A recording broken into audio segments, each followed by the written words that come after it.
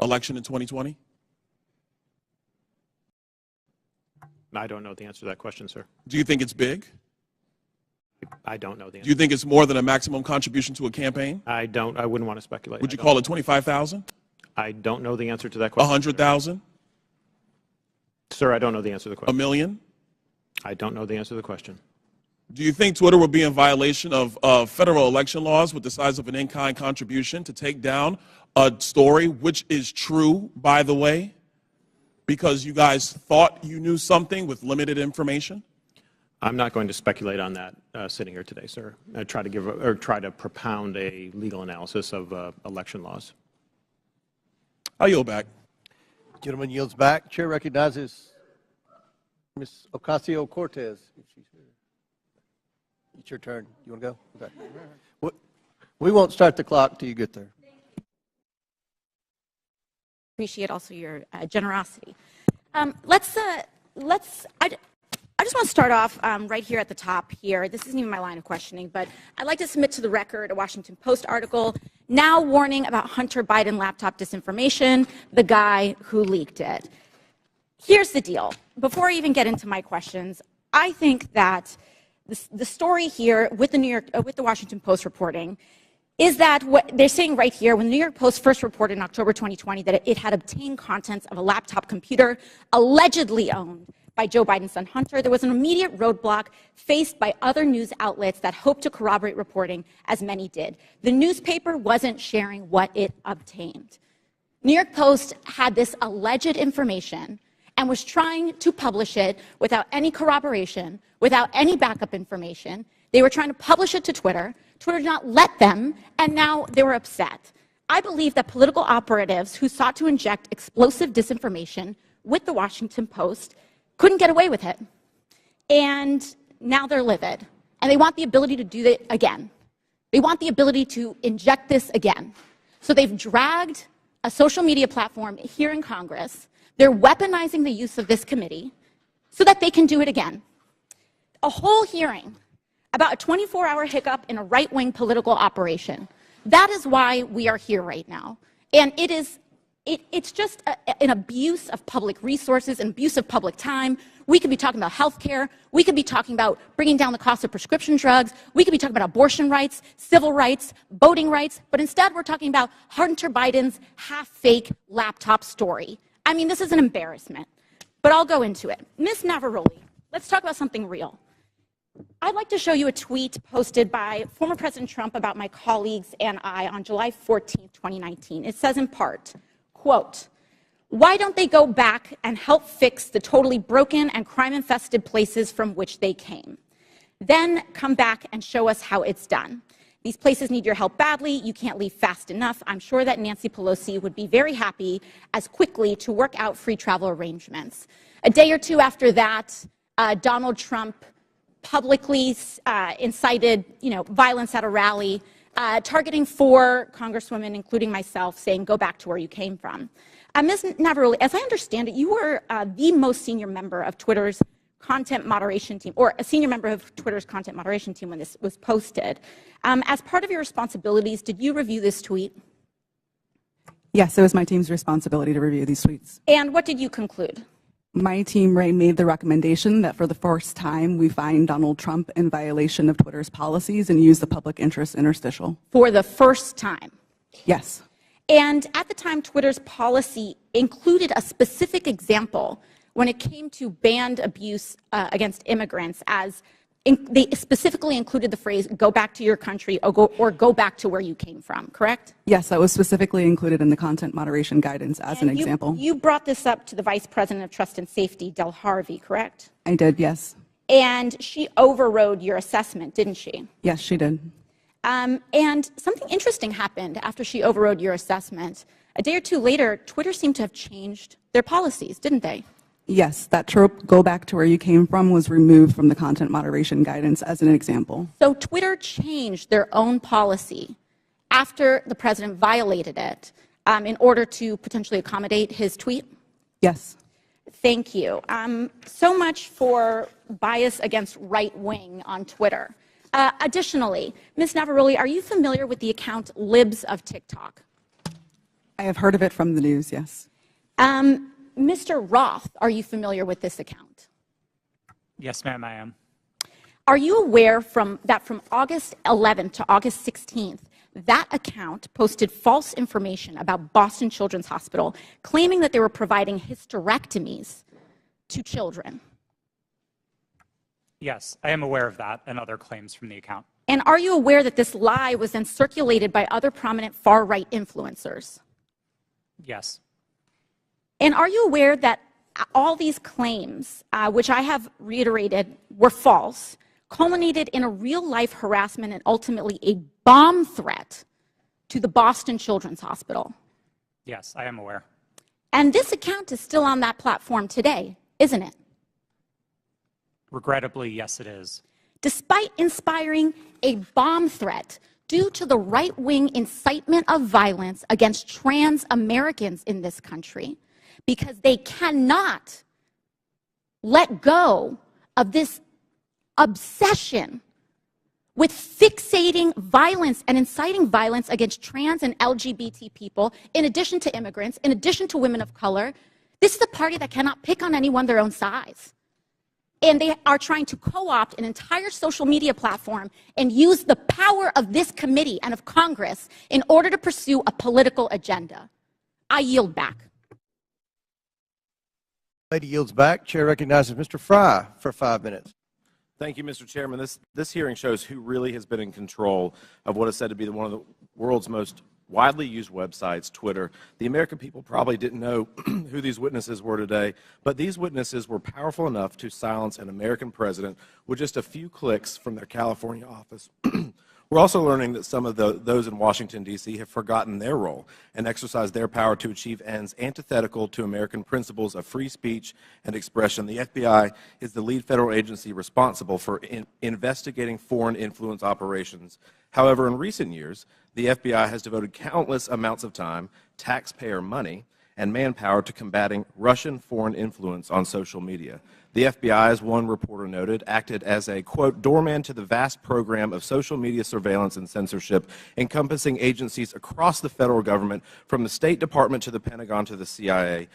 End quote. Reports suggest that thousands of reports from the FBI and the Foreign Influence Task Force were sent to Twitter. This isn't what the American people are paying for. This isn't what we trust the FBI to do. FBI agents shouldn't be sitting at a desk in Washington, D.C., scrolling through Twitter and emailing with social media companies. An email from one Twitter employee to another reads, quote, the FBI San Francisco Emergency Operations Center sent us the attached report of 207 tweets they believed may be in violation of our policies, end quote. Another email revealed that there are, quote, some folks in the Baltimore field office and at headquarters that are just doing keyboard searches for violations. Mr. Roth, Twitter usually found little evidence that the accounts the FBI flagged had ties to foreign influence. Is that correct? In part, but we received many reports from the FBI, particularly related to malign foreign interference, that were highly credible and were constructive. So I would say it was a bit of a mixed bag. And you pushed back to the FBI when they would send you a list of American-based accounts. Is that correct? Politely, but yes. Mr. Roth, it appears that Twitter employees were under pressure by the FBI and other government agencies to validate these theories of foreign influence. Would you agree with that? No, I wouldn't agree with the word pressure. The FBI was quite careful and quite consistent to request review of the accounts, but not to cross the line into advocating for Twitter to take any particular action. So flagging American accounts, in your view, is not foreign or theories of foreign influence. There's not pressure there just by flagging it to you. Again, domestic accounts. I don't think it's a great use of the Bureau's time, but I wouldn't characterize how they communicated with us as pressure. Mr. Roth, you enjoyed these meetings with the FBI, it seems, based on the tweets behind me or the communications behind me. In internal communications at Twitter, you said, definitely not meeting with the FBI, I swear. Is that correct? I believe I was joking with a colleague at the time, but yes. But I can assume that you were meeting with the FBI when you were communicating with your colleague. Is that correct? Yes, one of my job responsibilities was meeting with law enforcement about election security. And just so I'm clear, the person you're communicating with here says, very boring business meeting that is definitely not about Trump. I assume that's also sarcasm. Yes, that's my assumption. And we can assume that Twitter was having these meetings with the FBI about President Trump, correct? No, sir. The meetings that I was a part of with the FBI were almost entirely and exclusively focused on malign foreign interference, so accounts being operated outside of the United States by other governments, not on the accounts of Americans. So what is the basis of this communication, then, where you talk about not meeting with Trump or not meeting about Trump? Again, I think those comments are sarcasm, but the context for this interaction was the need to mark my calendar private after another Twitter employee joined one of those meetings with the FBI unexpectedly. And so I had to implement additional security measures around my calendar. This was a fairly banal interaction with a colleague. Mr. Chairman, I yield the rest of my time to Mr. Jordan. Can I ask Mr. Jordan? I thank the gentleman for yielding. Mr. Roth, was there ever any visibility filtering that was hard-coded by Twitter employees into accounts of specific users?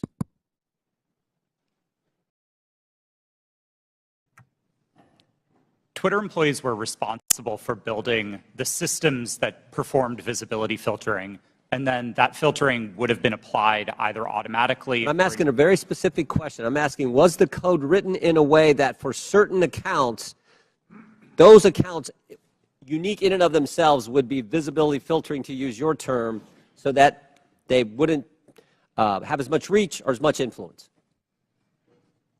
The term hard coding suggests that it was permanent and immutable, and I wouldn't agree with that, no. But it did happen, is what you're saying. There was hard-coded into some of these accounts of specific users by Twitter employees this ability to filter and limit the reach of that particular post, or that particular tweet, I should say. Again, I wouldn't say that they were hard-coded.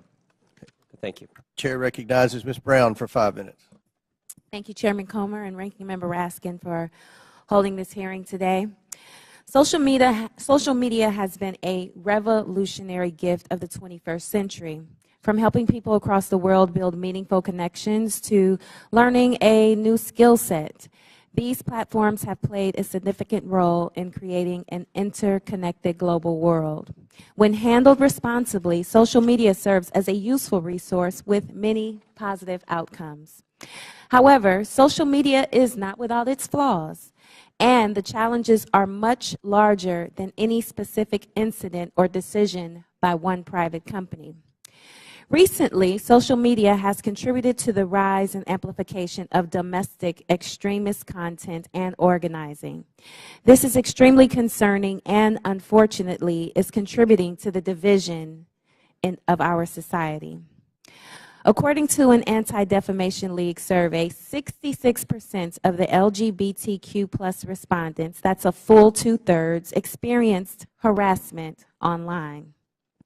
37% of Jewish respondents and 34% of African Americans respondents said the same. This is truly disturbing. The power that social media has to inspire real-world action, both good and bad, is well known to all of us. And sadly, the hate online does not stay online. Social media has the power to influence not just here at home, but those who are watching us abroad. For example, an online disinformation campaign by a hostile foreign power can have the power to sway a close election. So, Mr. Roth, in a recent interview, you stated, and I quote, beginning in 2017, every platform, Twitter included, started to invest really heavily in building out an election integrity function. So I ask, were those investments driven in part by bipartisan concerns raised by Congress and the U.S. government after the Russian influence operation in the 2016 presidential election? Thank you for the question. Yes, those concerns were fundamentally bipartisan. The Senate's investigation of Russian active measures was a bipartisan effort. The report was bipartisan. And I think we all share concerns with what Russia is doing to meddle in our elections. Thank you so much. Did those investments include better information sharing mechanisms with the federal government? Yes. I think one of the key failures that we identified after 2016 was that there was very little information coming from the government and from intelligence services to the private sector. The private sector had the power to remove bots and to take down foreign disinformation campaigns, but we didn't always know where to look without leads supplied by the intelligence community. That was one of the failures highlighted in the Senate Intelligence Committee's report and in the Mueller investigation, and that was one of the things we set out to fix in 2017. Thank you for that. And Mr. Roth, were those communication channels useful to Twitter as it worked to combat foreign influence operations? Absolutely. I would say they were one of the most essential pieces of how Twitter prepared for future elections. Thank you so much. So clearly, we must come together as a committee to stand up and protect our country from foreign election interference and disinformation. I sincerely look forward to spending more time with this committee, working to understand how to fight back against our adversaries and strengthen our democracy. And with that, Mr. Chairman, I yield back. Thank you very much. Chair recognizes Ms. Green for 5 minutes. Thank you, Mr. Chairman. Mr. Baker, Ms. Gaddy, Mr. Roth, and Ms. Navaroli, you can consider your speech canceled during my time because you canceled mine. You see, you permanently banned my personal Twitter account, and it was my campaign account also. So let's talk about election interference, shall we? January 2nd, 2002, you permanently banned my Twitter account. This was the account that I would put my campaign ads on, raise money on, fight back when attacked with lies, and be able to talk to my voters in my district. But you banned it. And then let me explain. My account was not reinstated until November 21st, 2022. That was after my election on November 8th. You know, at your company or your former company where you worked, Twitter employees, over 98% of them donate to Democrats. So while you coordinated with DHS, the FBI, the CIA, our government, and outside groups to permanently ban, shadow ban conservative Americans and candidates like me and the former president of the United States, President Donald J. Trump, you were censoring and wrongfully violating our First Amendment free speech rights. Guess what? None of you hold security clearances. None of you are elected, and none of you represent 750,000 people like I do. Let's explain. 52 United States Law 10101. No person shall intimidate, threaten, coerce, or attempt to stop any other person for the purpose of interfering with their rights to vote or to vote as he may choose. You didn't shadow ban or permanently ban my Democrat opponent. No, you did that to me. And that was wrong, and it was against the law. You see, not only that, was it me that you violated my First Amendment rights. You violated countless conservative Americans.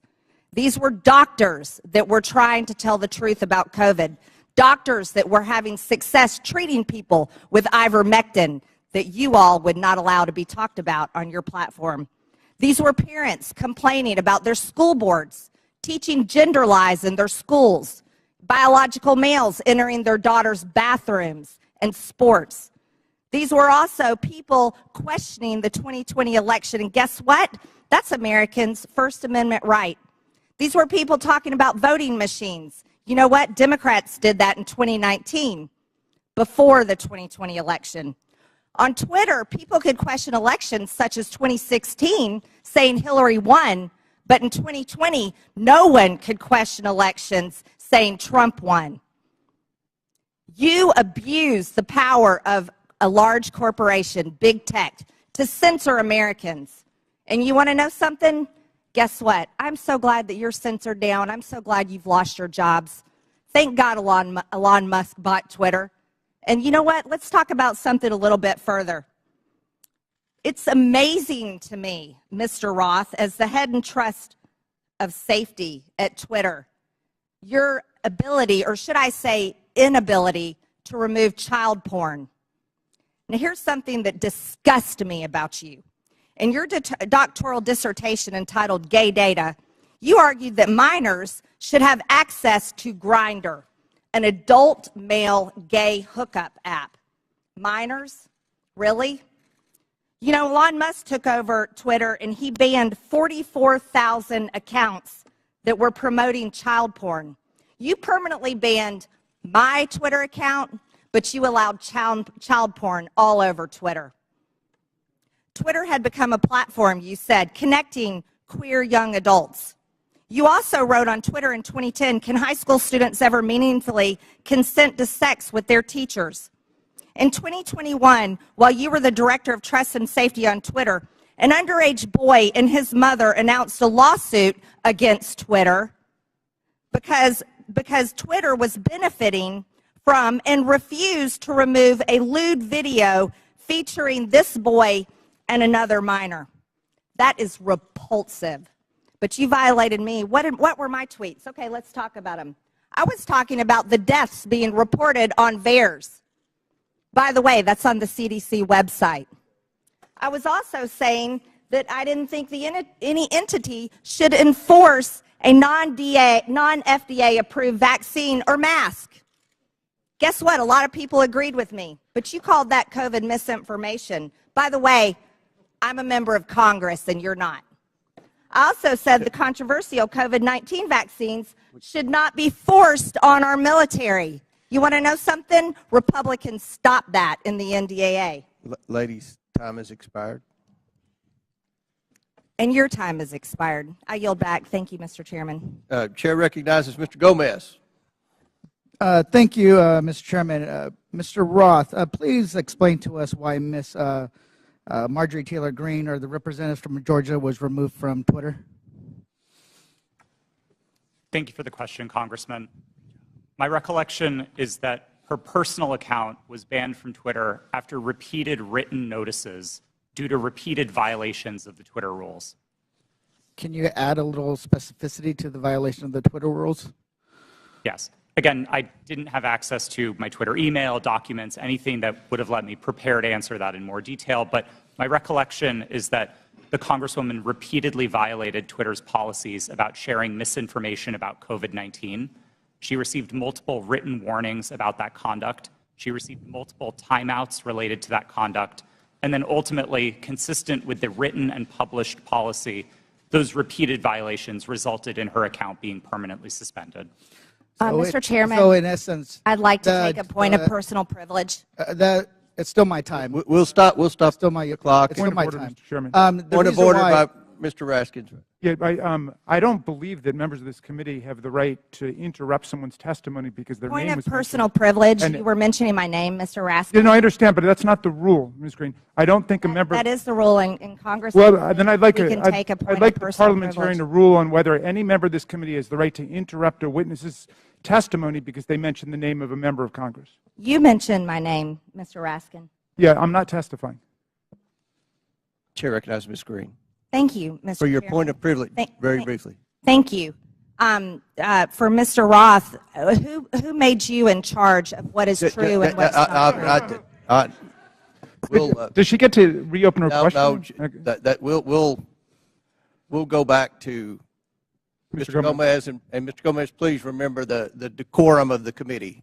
The clock, we'll restart the clock now. You didn't lose any time. Chair recognizes Mr. Gomez. Thank you so much. The gentle lady from Georgia was suspended from Twitter for knowingly and consistently spreading conspiracy theories about COVID-19 vaccine, right? Which is shameful, especially in a pandemic where a million people have lost their lives. With that, I yield my rest of my time to the gentleman from New York, Mr. Goldman. Thank you, Mr. Gomez. Let's talk about the so-called Twitter files, which my Republican colleagues seem to think are God's gift to journalism. In one about the Hunter Biden laptop, the author says that every single fact in the New York Post story was accurate. And Chairman Comer, I notice you blew up the cover of that New York Post story, which I appreciate you doing that because I'd like to dig into this article. The very first paragraph says Hunter Biden introduced his father to a top executive at a Ukrainian energy firm less than a year before the elder Biden pressured government officials in Ukraine into firing a prosecutor who was investigating the company. That is false. 100% false. Is the gentleman sure about that? Yes, in fact, I am sure about that. And as the lead counsel in the first impeachment investigation, we proved that he was actually fired because he was not prosecuting corruption, not that he was fired because he was prosecuting corruption. Corruption of the president's son's company. I'm sorry, would the gentleman yield? Corruption of the president's son's company? I'd like to reclaim my time. Gentleman's recognized. The fact that Joe Biden fired, consistent with U.S. policy and every single European country, the prosecutor general in Ukraine because he did not prosecute corruption, including at companies like Burisma, has been proven over and over and over. And if you want to know who actually prosecuted Burisma, Chairman Comer, you should talk to the British authorities, because they were the ones who were prosecuting Burisma, and they couldn't get any cooperation from the Ukrainian prosecutor general. So that's why he was fired. So right off the top, the very first paragraph of this so-called bombshell story is completely false. Now, what is the allegation that we are hearing from our Republican colleagues about the connection to Joe Biden and Burisma?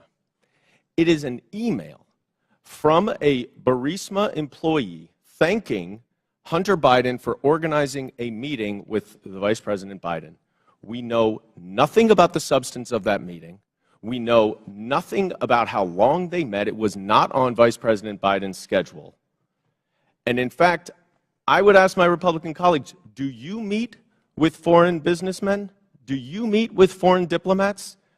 If we were to say to you every single time you met with somebody that you discussed something that you're voting on, how would you react? It's preposterous.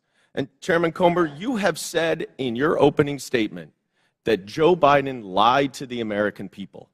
That is a bold, bold accusation.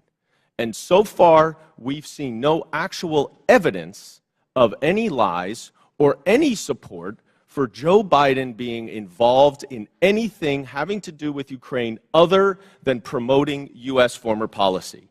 And I hope that you are not abusing the power as chairman of this committee, and that you are not wasting taxpayer dollars on a fishing expedition into a civilian child of a president for political purposes. I yield back. The gentleman yield to a quick question. You don't have to. It's your choice. You yield. Yeah, please. So, I would love to discuss this. are you admitting that Joe Biden did get the prosecutor in Ukraine fired? I think it's very clear that Vice President Biden, along with all of our allies in Europe, pressured Ukraine to fire a corrupt prosecutor general who was not charging corruption cases that would have included potentially Burisma. Corruption with his son's company? Yes.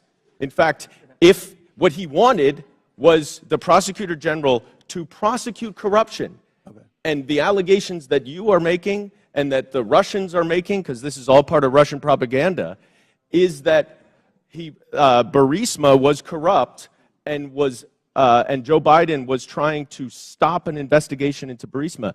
That is categorically false, and there is no evidence of it. Mr. Chairman, we're going to recognize one more speaker. We've been requested by the presenters for a brief bathroom break. If you'll allow us, we have one more questioner, and then we'll take that break. Chair recognizes Mr. Timmons for 5 minutes, and then we'll have a 5 to 10 minute break. Mr. Timmons. Thank you, Mr. Chairman. We have a big picture problem right now, and we're talking about Twitter specifically and Hunter Biden's laptop, but it's not just that. It's the general trend of the media, social media, the FBI, DOJ, doing one side's bidding. That's the issue. There's mistakes that have been made, and we keep looking back at these mistakes and say, oh, that shouldn't have happened that way. We are going to have a new policy to avoid that from happening again.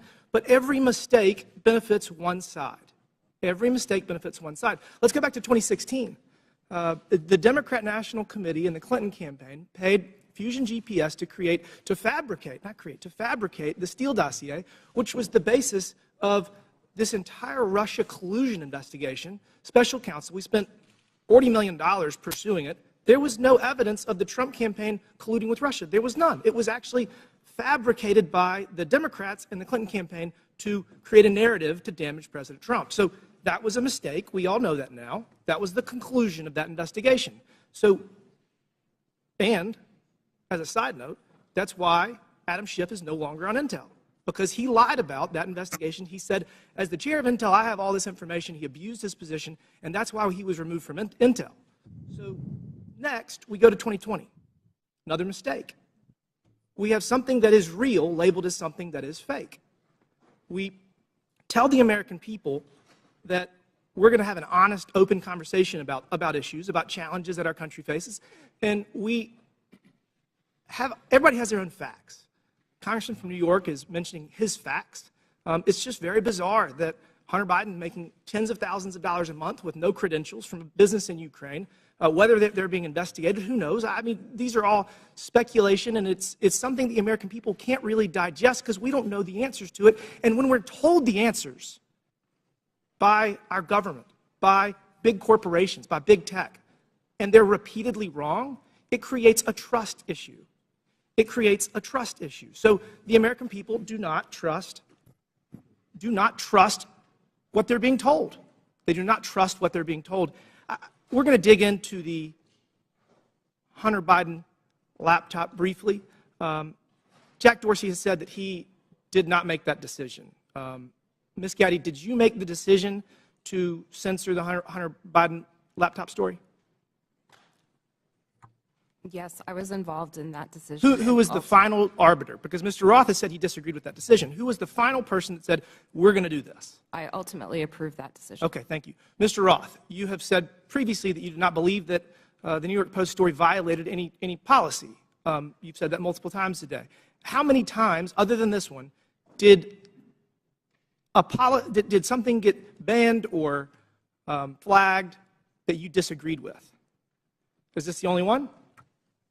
No, sir, not at all. Okay, so these are Twitter challenging. Twitter repeatedly banned and censored material that you thought shouldn't be censored. Is that fair? These are challenging judgment calls, and I think reasonable minds can differ about whether a given piece of content. Okay, but on this one you did disagree. I just want to say the American people need to have valid information to process decisions. I would argue that denying the American people the substance of Hunter Biden's laptop story was Hunter Biden's laptop was wrong. You got photos and text messages of Hunter Biden committing multiple felonies, which was never actually criminal. There were no criminal charges. Must be nice. Hunter Biden and James Biden were negotiating deals with Chinese Communist Party agents, one of whom Hunter Biden classified as the spy chief of China. We have evidence at least one of Hunter's deals with Chinese Communist Party linked entities. Joe Biden was given a 10% equity stake in the joint venture. You have evidence that the Bidens were trying to sell America's natural resources to the Chinese, and this is my personal favorite. Evidence that the Bidens and a Chinese energy company owned by the Chinese Communist Party had leased office space no further than 3 miles from where we're sitting right now.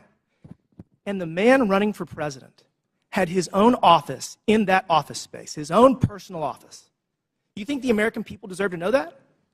I do. I think that there's a lot of smoke surrounding the Biden's relationship with the Chinese Communist Party. There's a lot of smoke surrounding the Biden's relationship with Ukraine. And they deserve to have the facts to make a decision for themselves. Y'all got it wrong in 2016 with Russian collusion. You got it wrong with Hunter Biden's laptop in 2020. You got it wrong regarding COVID at every turn. The American people deserve better. Will the gentleman yield for a question? Gentleman yield. Will the gentleman yield for a question? Gentleman yield. Yes. And Mr. Raskins. Mr. Baker, did you talk to any of the 51 former Intel officials who sent the now famous letter on October 19th, 2020, saying that the story in the New York Post had all the classic earmarks of a Russian information operation? Have you talked to any of those 51 prior to that letter being sent on the 19th or after? Sir, I can't remember who's on that group, but Clapper, Brennan, Morrill. I've talked to those people during the course of my career, yes. Have you talked to them in your time at Twitter? I can't remember who's on that list, so I'm afraid. No, how about the 3 I just mentioned, Clapper and Brennan? Okay. All right. Mr. Chairman, regular order. Last Regular. question, but feel free to answer. Then we'll recognize Mr. Raskin. Well, I was going to ask the gentleman before he left whether he's denying the Russian disinformation propaganda campaign that we've heard about from witnesses, or he's just denying Russian collusion, which was something that Mr. Mueller specifically did not address in his final report. He said collusion is not a legal concept. He was looking just at conspiracy, and he said there wasn't substantial enough evidence to charge conspiracy, but there were dozens of contacts between Donald Trump and the Russians that were documented in that report. That's all I wanted to say. The chair recognizes Mr. Jordan, then we'll recess for... Just to restate the question that's on the table to Mr. Baker. Did he talk with Mr. Clapper, Mr. Brennan, or anyone else that he knows of on that who signed that? Point of order, letter? Mr. Chairman. Whose time is this? Yeah, this was chairman's remaining 3 seconds of... He doesn't have remaining time. Okay. He's gone over by a minute. We're over. Mr. Baker, feel free to answer the question if you want, and then we'll take a recess. Mr. Jordan, I don't recall discussing that publication that they did about the Hunter Biden laptop with any of those people. We'll stand in recess for 5 minutes. When we return, Mr. Garcia will begin our questioning. We're in recess for 5 to 10 minutes. Mr. Chairman. Thank you, Mr. Chairman. I want to thank our witnesses, and I just want to start off also by just apologizing to our witnesses, in particular Mr. Roth, for just the homophobic rant and comments that were recently just made from the gentle lady from Georgia. That was really shameful. And I know that we're here to talk about serious issues, and we're having conversations about Grindr and other issues, which is not really what this hearing is about. So, apologize to all of our witnesses. Want to note that I am someone that you would probably call a Twitter super user. I use the social platform constantly. I communicate regularly. It's how I get my news. It's how I find out what's happening in popular culture. And I admire what Jack Dorsey, Evan Williams, and Christopher Stone actually tried to build as a company. I wish I could say the same for what the platform is today. I think to me and to many other users, we've seen the site currently degraded. We've seen Mr. Musk more interested in attacking journalists and uplifting conspiracy theories and actually running a company. And I think we can all agree that just overall the service has substantially degraded. I think just an example is the forced For You page mess that I personally don't like, and I think most folks don't as well. But I want to know more seriously that Mr. Musk and the current team has also done damage as far as trust and safety on the platform. He's gutted the trust and safety teams that have been described. He's eliminated content management systems, and the human rights team, which, as we know, has ceased to operate. I do want to just take a minute to thank Mr. Roth and particularly Ms. Navaroli and your teams. I know that you were trying your best. I want to thank all of the folks that worked at Twitter because they believed in its mission. A mission I'm not sure holds true today completely, but it's one that I know a lot of folks worked on. And so just thank you for that work. And mistakes were made, and clearly you have actually lived up to those mistakes and the issues that have existed. But I especially want to thank you for your work around the pandemic. The pandemic took over 1 million American lives, 1,300 in my own city back home. And your decisions in content moderation actually saved countless lives in this country, including the work you did by moderating or banning members even of this committee who peddled in lies and were actively causing death and harm to others. And so for that work on content moderation, I want to thank you. And I want to go back to something that Mr. Roth said briefly. You had mentioned earlier in this hearing that you thought that currently there's still systemic election interference and interference happening. How serious do you think the current threat from Russia and other countries is to current election interference? I think we can look to the evidence from the midterms to know that these campaigns are ongoing and they are serious. And it's not just Russia, Iran, and China, though they are the big players. There's now a playbook for how election interference works. And it's unfortunately all too cheap and all too easy for countries to try to carry this out. Thank you. And I think it's pretty clear what we've learned today. One thing we've learned, which hasn't been much, by the way, is that there's current election interference happening today by Russia and other actors. And so that is something that's serious. That's which the focus of this hearing should actually be about, versus all of this kind of nonsense and lies and conspiracy theories that this committee is actually focused on today. I want to take the remaining balance of my time and yield to Ms. Ocasio-Cortez. I thank the gentleman from California. I'd like to raise and follow up on a point that the opposition and the other side of the aisle is making. which is trying to insinuate that there is something scandalous or unusual about federal agency outreach to social media platforms and other organizations such as Twitter. The insinuation here is that in the FBI and other agencies reaching out to Twitter, that there's something nefarious about this, that this was some sort of partisan weaponization or attempt to intimidate. But we actually have quite a documented history of representatives from the Trump administration hailing the progress that the government had made in working with companies like Twitter to counter foreign influence operations and other areas of concern.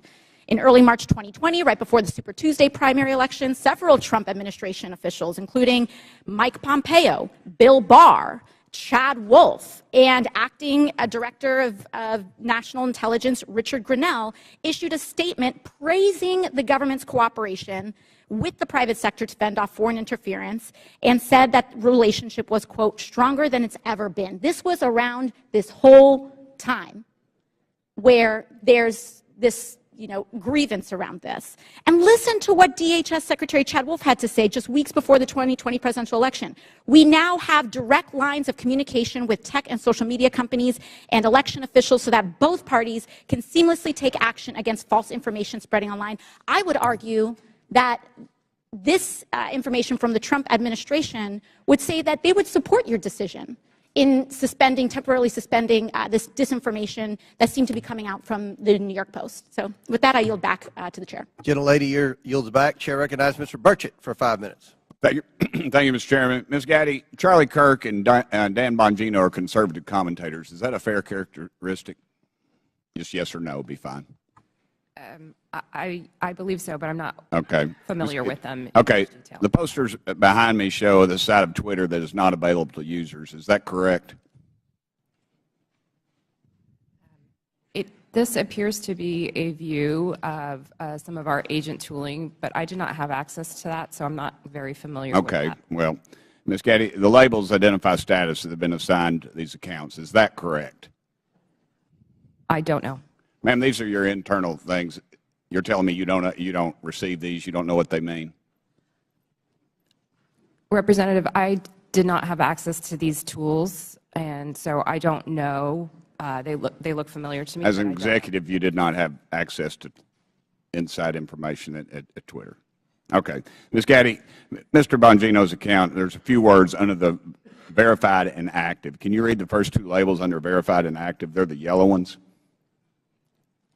Notification spikes, search blacklist.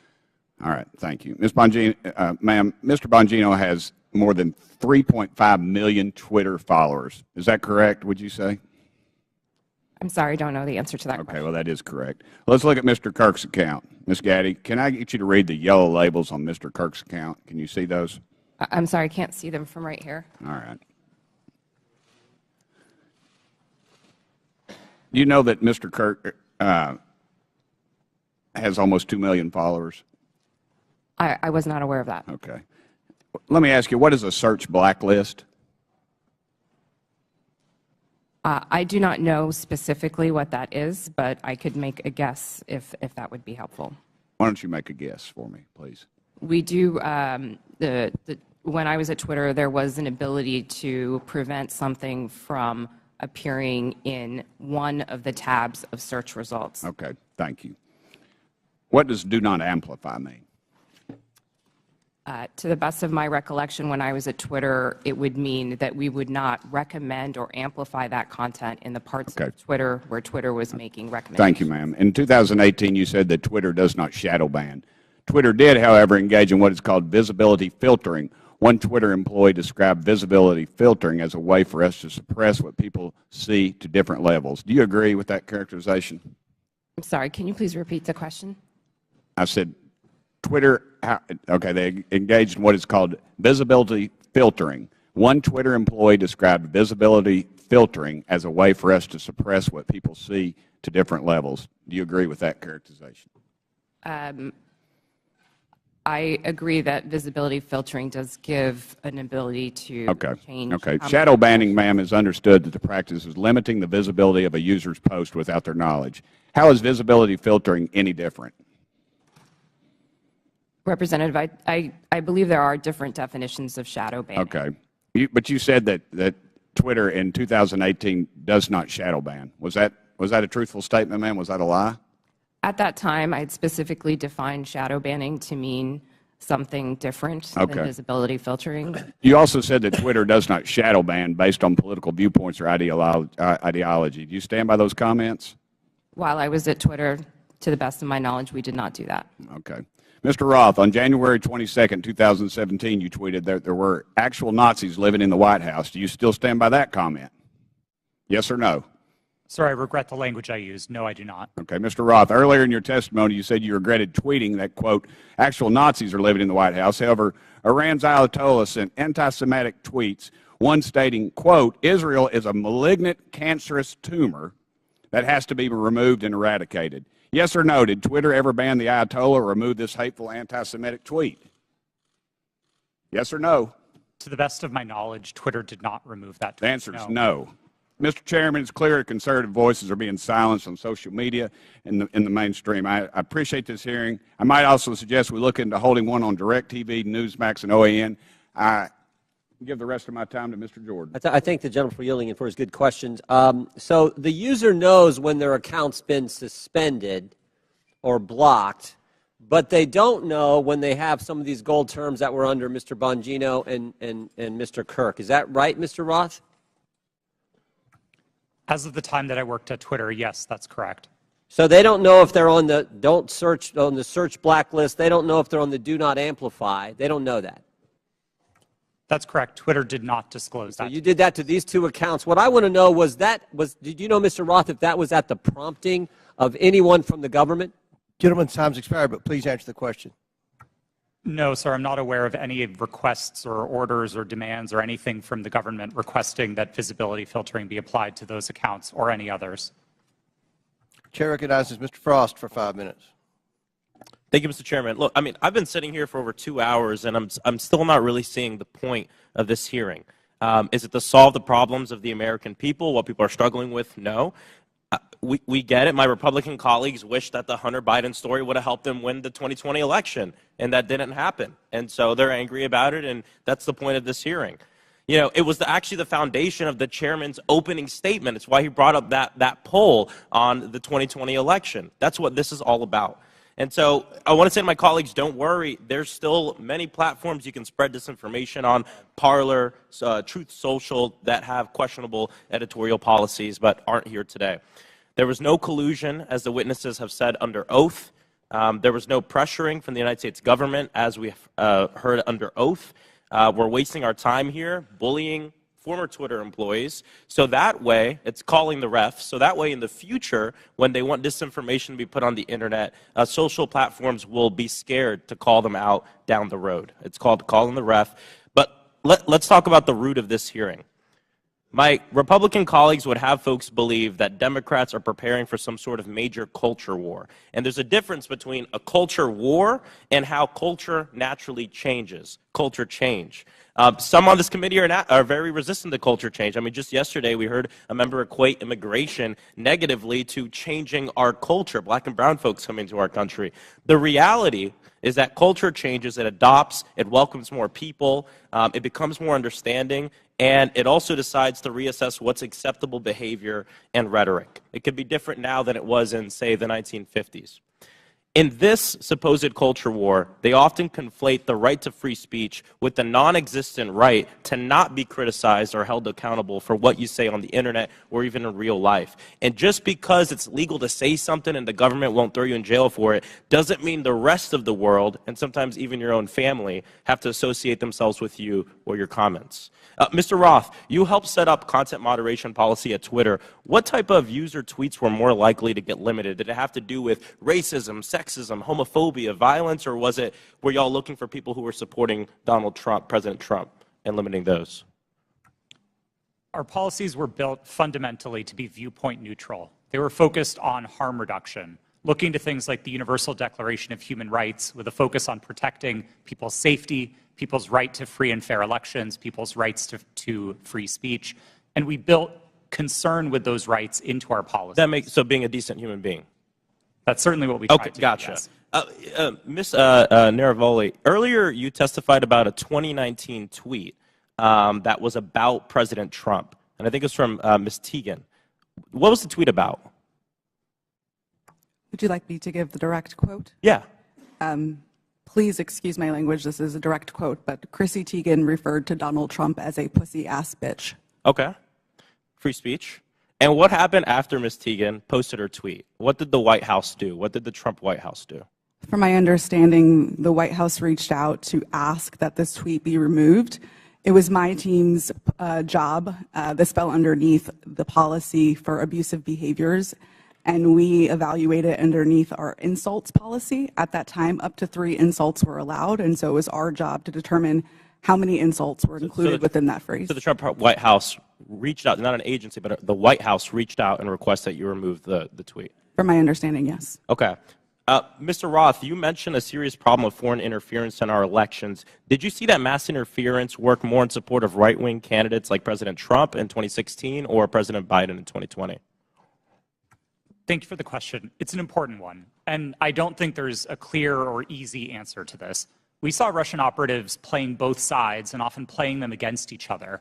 One of the most enraging interactions that my team saw were accounts operated out of the same Russian troll farm arguing with each other. And they were manufacturing drama both on Democratic sides and on the Republican. So it's still a huge issue. Absolutely. 100%. Well, there you have it. There's issues of big tech. There are serious issues we need to litigate. Hunter Biden's laptop is not one of them. And like many of my colleagues have said, we need to talk about these issues, how January 6th maybe could have been prevented if Twitter had taken action due to the hateful speech, and how we have foreign interference in our elections. Why are folks on this committee so obsessed with Twitter's editorial decision on Hunter Biden's laptop? Would they hold the same hearings of the editorial decisions of Fox News and Newsmax? Free speech is about the government limiting speech around about the public. My governor, Ron DeSantis, is doing that right now. I have a venue in my district that he's revoking the liquor license of, trying to close because they had a drag show. We have teachers who are not able to teach the curriculum that they want because they disagree with Ron DeSantis and his view of the world. That is limiting free speech, and I'd love to see this committee bring in some of these governors who are abusing their power, like Governor DeSantis in my state of Florida, to limit the free speech of people. I yield back. Gentleman yields back. Chair now recognizes Mr. Gosar for 5 minutes. Thank you, Mr. Chairman, for this important hearing, and thank you for our witnesses for appearing as well. I want to be clear. Despite claims in witness testimonies, government cannot deputize the private sector for actions that would be otherwise be restricted by the Constitution. In this case, the censorship of lawful speech. Now I want to direct you to a tweet over my shoulder sent by President Trump on October 5th, 2020, before Twitter banned him from the platform. This was after President Trump had become infected with COVID and received treatment at Walter Reed Medical Center. It says in part, "Don't be afraid of COVID. Don't let it dominate your life," end of quote. Do you see that, Mr. Roth? Yes, sir, I do. Less than an hour later, you received an email from James Baker at Twitter, reproduced behind me as well, saying, quote, "Why isn't this POTUS tweet a violation of our COVID-19 policy, especially the don't be afraid COVID statement," end of quote. Isn't that correct, Mr. Roth? Yes, I believe that's the email displayed. Now, Mr. Baker, was it your understanding that the Twitter COVID-19 policy was people should be afraid of COVID? Sir, my recollection. Yes or no? Could you repeat the question, sir? Was it your understanding that Twitter's COVID-19 policy was, quote, people should be afraid of COVID? Yeah. At that point in time, I did not fully understand what Twitter's COVID misinformation policy was, and so I was trying to understand. I'm recapturing my time. So maybe you thought that Twitter's policy was that it should dominate people's lives. Is that what you thought? I'm sorry, I'm having a hard time hearing you, sir. So is it the fact that Twitter, don't let it dominate people's lives? Is that the problem with the tweet? I didn't, at that point in time, I did not understand fully. I was relatively new at Twitter, and I was trying to understand what the policy was, and therefore I was. I just want to ask you, the other two were asked, where did you go to medical school? I beg your pardon? Where did you go to medical school? I did not go to medical school. Good. Now, I'd like to have a yes or no from each of the witnesses on these following questions. Did you or others at Twitter communicate with government officials by means of disappearing messaging systems like Signal, Snapchat, or Wicker? Mr. Baker, yes or no? Have I ever communicated with a government official using those? Yes or no? I don't recall. Ms. Gaddy? Not to the best of my Mr. recollection. Roth? Yes. Mr. Rowley? Not to my recollection, no. Once again, did you or others at Twitter receive requests from federal law enforcement to allow criminal activity or content whose distribution is criminal to proceed on Twitter? Mr. Baker? I'm sorry, I don't understand the question, sir. Ms. Gaddy? Can you please repeat the question, sir? Mr. Roth? If I understood the question correctly, it was whether we received requests to allow unlawful activity, and Yes. the answer is no. Okay, Ms. Navaroli? Not to my knowledge, no. Now, I'd like to submit for the record an article by the New York Post titled, quote, Twitter refused to remove child porn because it didn't violate policies. Ms. Gaddy, who was involved in this determination? I'm not familiar with this situation. Mr. Roth, are you familiar with it? No, sir, I'm not. Once again, I'd like a yes or no from each of the witnesses. Did you apply labels to users with an administrative tool to downrank them? Mr. Baker? I'm sorry, sir. I'm having a very hard time hearing your questions. Ms. Gaddy? I'm having the same problem, sir. Can you please repeat the question? Mr. Roth? I'm not sure I understood the question, sir. Well, I'm asking you, did anybody use an administrative tool to downrank users? Yes, sir. That's a part of Twitter's content moderation capabilities. Mr. Baker? Well, I'll rely on Mr. Roth. Okay, Ms. Gaddy? Yes, we're very public about our recommendation system Thank and how you. they work. Mr. Chairman, today's witnesses played a central, powerful, and disturbing role in limiting not only free speech, but even people's good faith inquiries and research regarding their own health. The Internet is increasingly where my constituents go to engage in civic discourse. Our liberties as Americans will be diminished if we do not recognize our speech is increasingly virtual and right now subject to hostility and threatened through bans and deplatforming. The suggestions by witnesses that all of the removal of, quote, lawful but awful speech, quote, was done in favor of users is bunk. You could just as easily provide content filter options to allow lawful speech, letting users decide what lawful materials they do or don't want to engage with. But you didn't. You censored and manipulated millions of people. Do not allow people like this sitting in front of us today to be the arbiters of truth.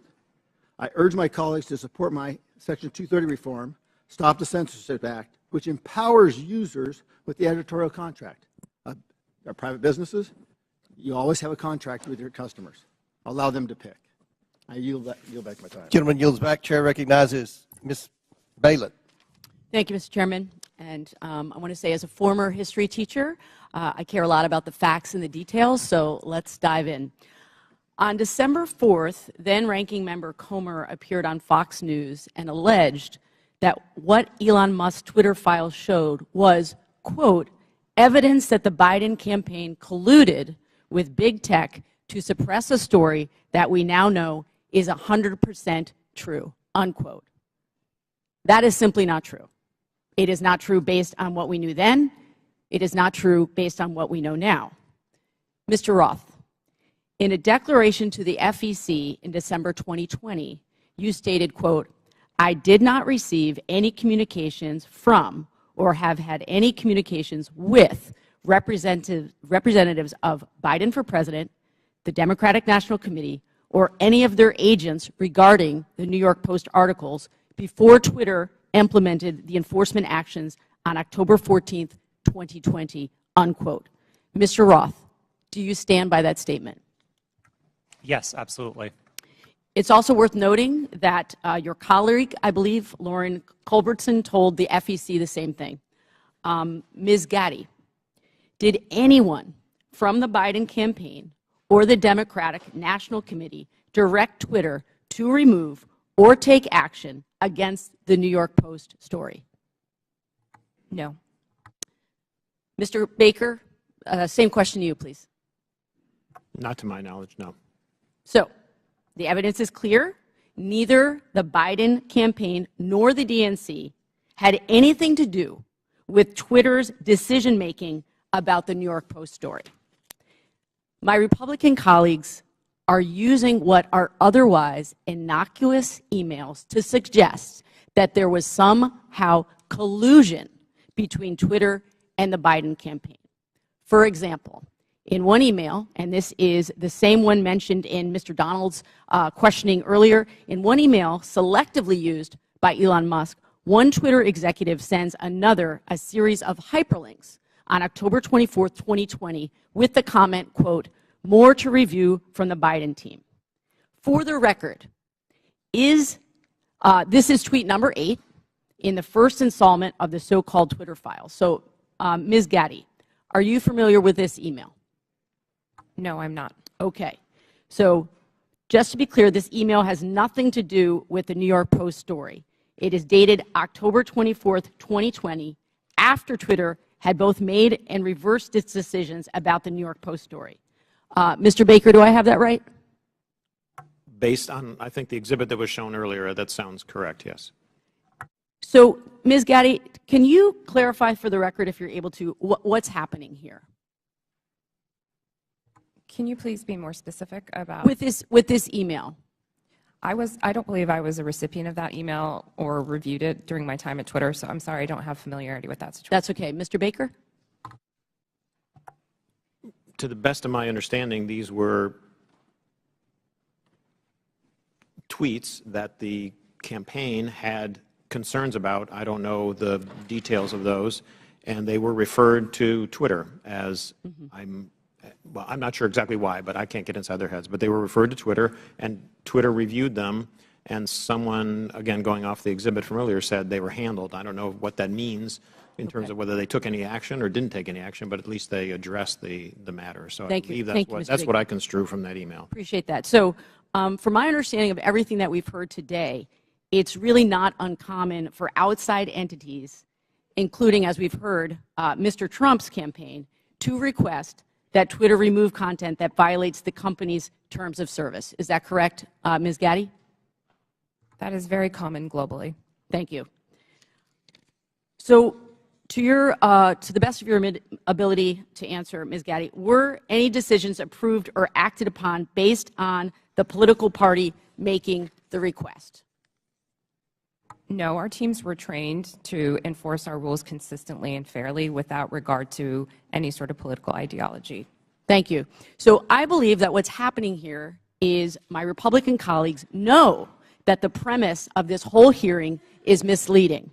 There is no evidence that the Biden campaign had anything to do with the Hunter Biden New York Post story. And the evidence we do have simply shows that the Biden campaign did what the Trump campaign and millions of Twitter users do routinely: flag content and ask Twitter to conduct its own review to determine whether it violates Twitter's own rules and policies. I yield back.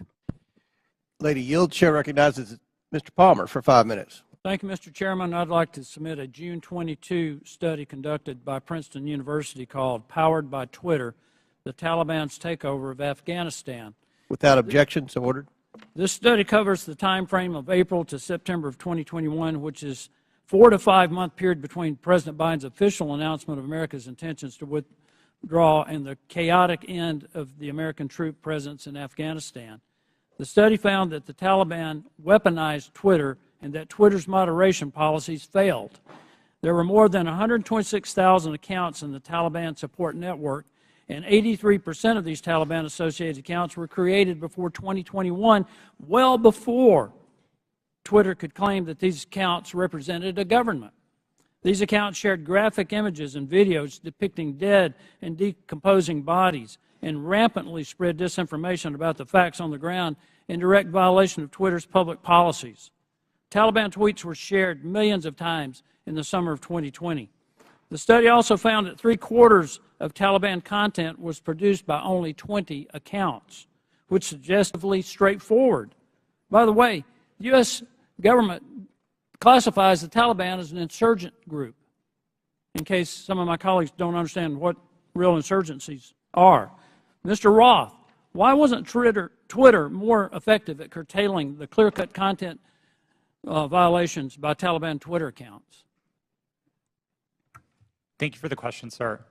the time that you referenced, I wasn't responsible for Twitter's work on counterterrorism. Do you have any idea why Twitter would allow clear-cut violations by an insurgent group? And by the way, they carried out multiple suicide attacks during the time frame they were sending out these tweets, killing dozens and injuring hundreds. It's my understanding that Twitter's policies at the time distinguished between some of the more violent portions of the Taliban and some of the more political portions of it. I'm not rendering judgment on it. That stuff's still up on Twitter, and I just wonder how many content moderators were assigned, if any, to check on these accounts. Additionally, it appears that Twitter was profiting from Taliban's presence on the platform in the lead-up to the overthrow of the Afghan government.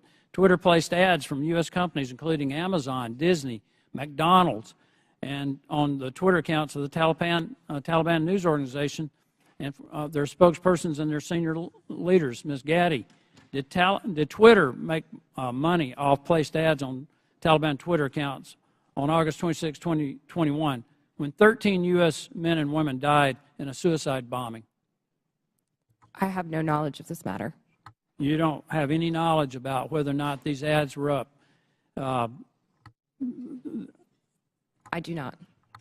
According to Twitter, the decision to ban President Trump was after a close review of his tweets and the context around them, specifically how they are being received and interpreted on and off Twitter. On June 3rd... Minutes remaining, so I now yield 3 minutes to Mr. Palmer. Thank you, Mr. Chairman. Let's try this again. According to Twitter, the decision to ban President Trump was after a close review of his tweets and the context around them, specifically how they are being received and interpreted on and off Twitter. On June 3rd, 2018, the Iranian Ayatollah Khomeini tweeted, "Israel is a malignant, cancerous tumor in the West Asian region and has to be removed and eradicated. It is possible and it will happen." This tweet remains on Twitter to this day. Mr. Roth, how do you believe this tweet from the leader of Iran calling for the eradication of Israel was received and interpreted on and off Twitter? I couldn't say for sure how that tweet was interpreted. You would have a pretty good idea, though, of how many retweets and the amount of traffic it got. Only from what I can see in that illustration. Why does the Iranian leader who has explicitly pledged to eradicate the Jewish state of Israel get to remain on Twitter? Mr. Roth. Like all of Twitter's users, the Ayatollah is subject to the same set of rules. And while I can't speak for Twitter's decisions today, I can say that Twitter took a number of enforcement actions against the Ayatollah's account, the same way that we would against That's still up. You understand how hypocritical this is, right? You banned a sitting U.S. president and a sitting member of Congress, Marjorie Taylor Greene, while a man who has pledged death to America and can openly call for the death of millions of Jewish people and yet not be removed from Twitter. Do you understand how that looks? How hypocritical that is? I'm asking Mr. Baker, Ms. Gaddy, Mr. Roth, Ms. Navarro. That's amazing. But it shows the hypocrisy at Twitter. I want to pivot here, Mr. Chairman. Mr. Goldman made a very troubling statement claiming that as Vice President Joe Biden fired the Attorney General of Ukraine, since he had knowledge of this prior to becoming a member of Congress, Mr. Goldman should provide to the committee documentation about this action. We should know who authorized Vice President Biden to take this action against the Ukrainian Attorney General. We need to know, was there an investigation to justify the firing of the Ukrainian Attorney General, and if yes, who conducted it? He needs to provide all details involving this action, including Vice President Biden's threat to withhold $1 billion of U.S. funding if the Ukrainian AG was not fired, and who authorized Vice President Biden to make that threat. I would request that the committee look into this, and I yield back. Gentleman yields back. Chair now recognizes Ms. Lee for 5 minutes. Thank you, Mr. Chair. This has been an incredibly electric hearing. It'd be funny if it weren't real life. I understand my colleagues on the other side of the aisle want to be victims so very badly. But Ms. Navaroli, if I understand you correctly, public criticism and allegations of anti-conservative bias are actually making Twitter and other social media companies less willing to enforce their own policies against political conservatives, correct? Yes, that was my understanding based on research that was done at Twitter. Meaning the same Republicans insisting on making themselves a victim is working? Could you repeat the question? The same Republicans, folks on this panel who are insisting on making themselves victims in this conversation about Twitter censorship and other accusations they've made, is this working because of the conservative bias and the implications of it? Or the allegations of conservative bias? In other words, are the allegations of conservative bias making it harder for those in Twitter or those who are working there to enforce these policies against folks who incite hate speech or make... Thank you for rephrasing that question, and thank you for asking it. Yes, these allegations are very much having an impact on the leadership within every social media company as they hope to not receive allegations of being biased or in any way being politically leaning. Thank you. I'm not the only lawyer in the room, so you all know that while the Constitution does provide us the right to free speech, there are, of course, limitations. As Ms. Navaroli pointed out, we cannot yell fire in a crowded theater. Compromising freedom of speech may seem dangerous until we weigh that compromise against the men and women massacred in Buffalo, for instance, or the many other places where radicalized violent extremists found their motivation to kill on social media. This isn't about oppression. It's about public safety. This isn't about censorship. It's about protecting our democracy from misinformation. Ms. Navaroli, it was your job to decide whether someone was yelling fire in the theater. Could you describe the coded incitement to violence policy Twitter did not implement? Yes, thank you for that question. The coded incitement to violence policy was an incredibly nuanced policy that was created in order to fill the gaps that were existing in the already existing policies around violence. The policies around violence were explicit. So these were calls that said, I'm going to, I want to, I plan to, I wish to. Those sorts of incitements would have come down. Things like stand back, stand by. Things like I am locked and loaded and ready for a civil war were dog whistles that were not covered underneath the policy. Thank you. Could it have saved lives if it were implemented on January 5th, 2021, or possibly in November of 2020? I can't speculate as to what might have happened, and I do wish we would have acted. Thank you. Ms. Gaddy, the very same words that were plastered across Twitter were shouted at the January 6th insurrection. What threats do Americans face now that Elon Musk has removed all guardrails and welcomed back Donald Trump to the platform? Thank you for the question. I'm actually not really familiar with what the content moderation policies of Twitter are today. Okay, thank you. Social media platforms like Twitter must own up to their responsibility in spreading violence and chaos. I'd argue so too do members of this panel and institution. Thank you. I yield the balance of my time to Mr. Raskin. Thank you very much. Mr. Roth, I want to go back to the whole question of your finding hundreds of thousands of fake accounts set up by Vladimir Putin and the Russian Internet Research Agency, I think they called it, which was the propaganda arm in 2016, and I suppose to this day.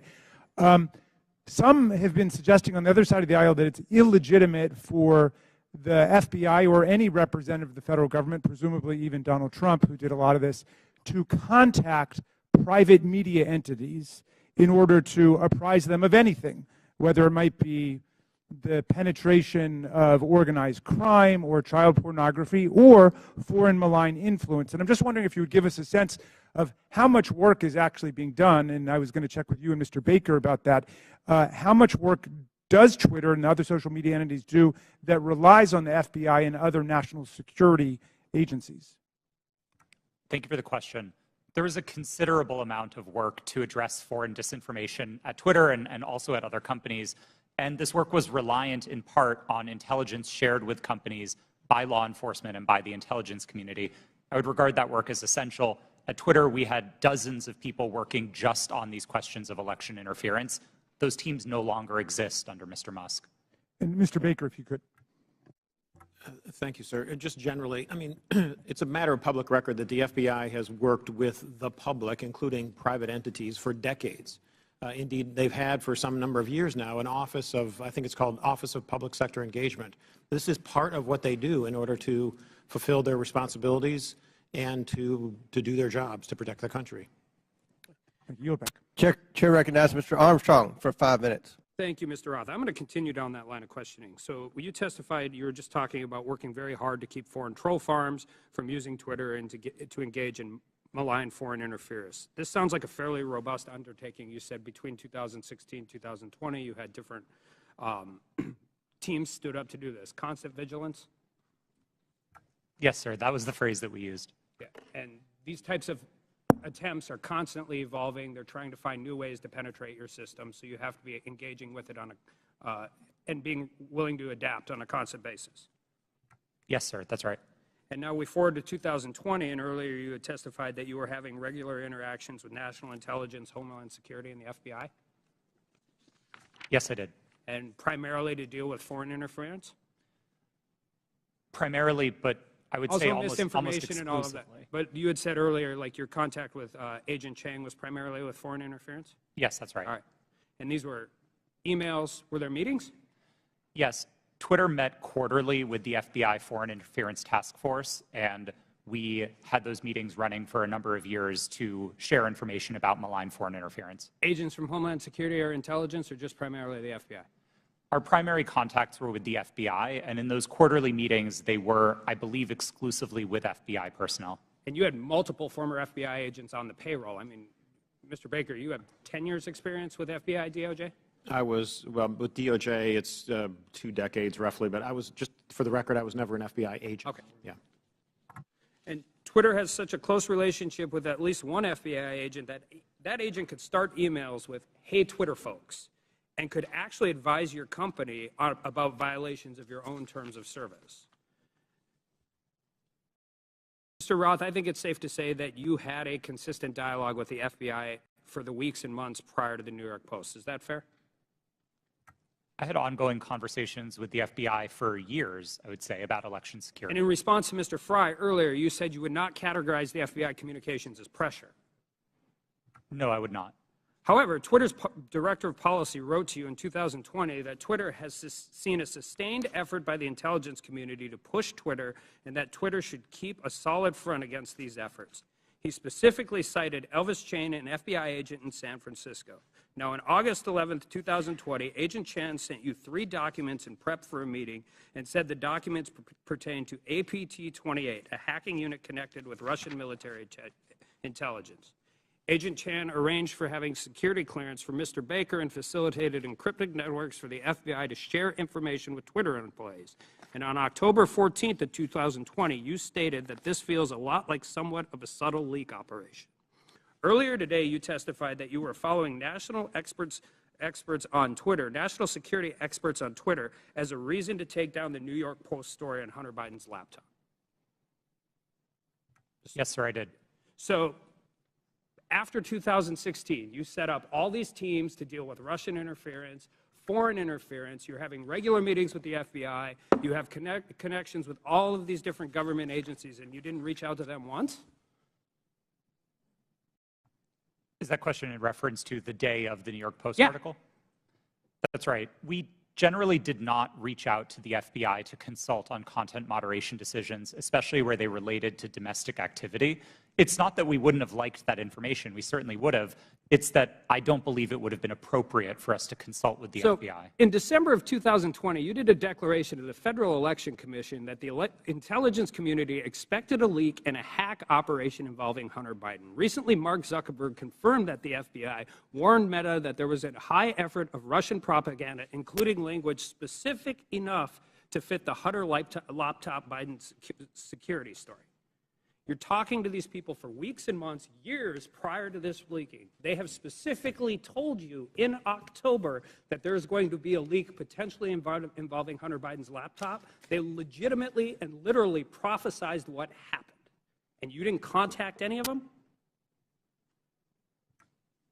No, sir, I did not. Did they reach out to you?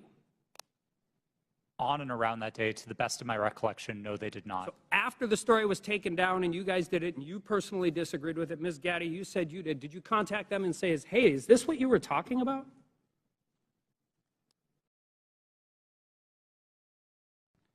If that question was directed to me, no, I did not. Ms. Gaddy, did you talk to anybody from the FBI? Not to the best of my recollection. So I guess my question is, what is the point of this program?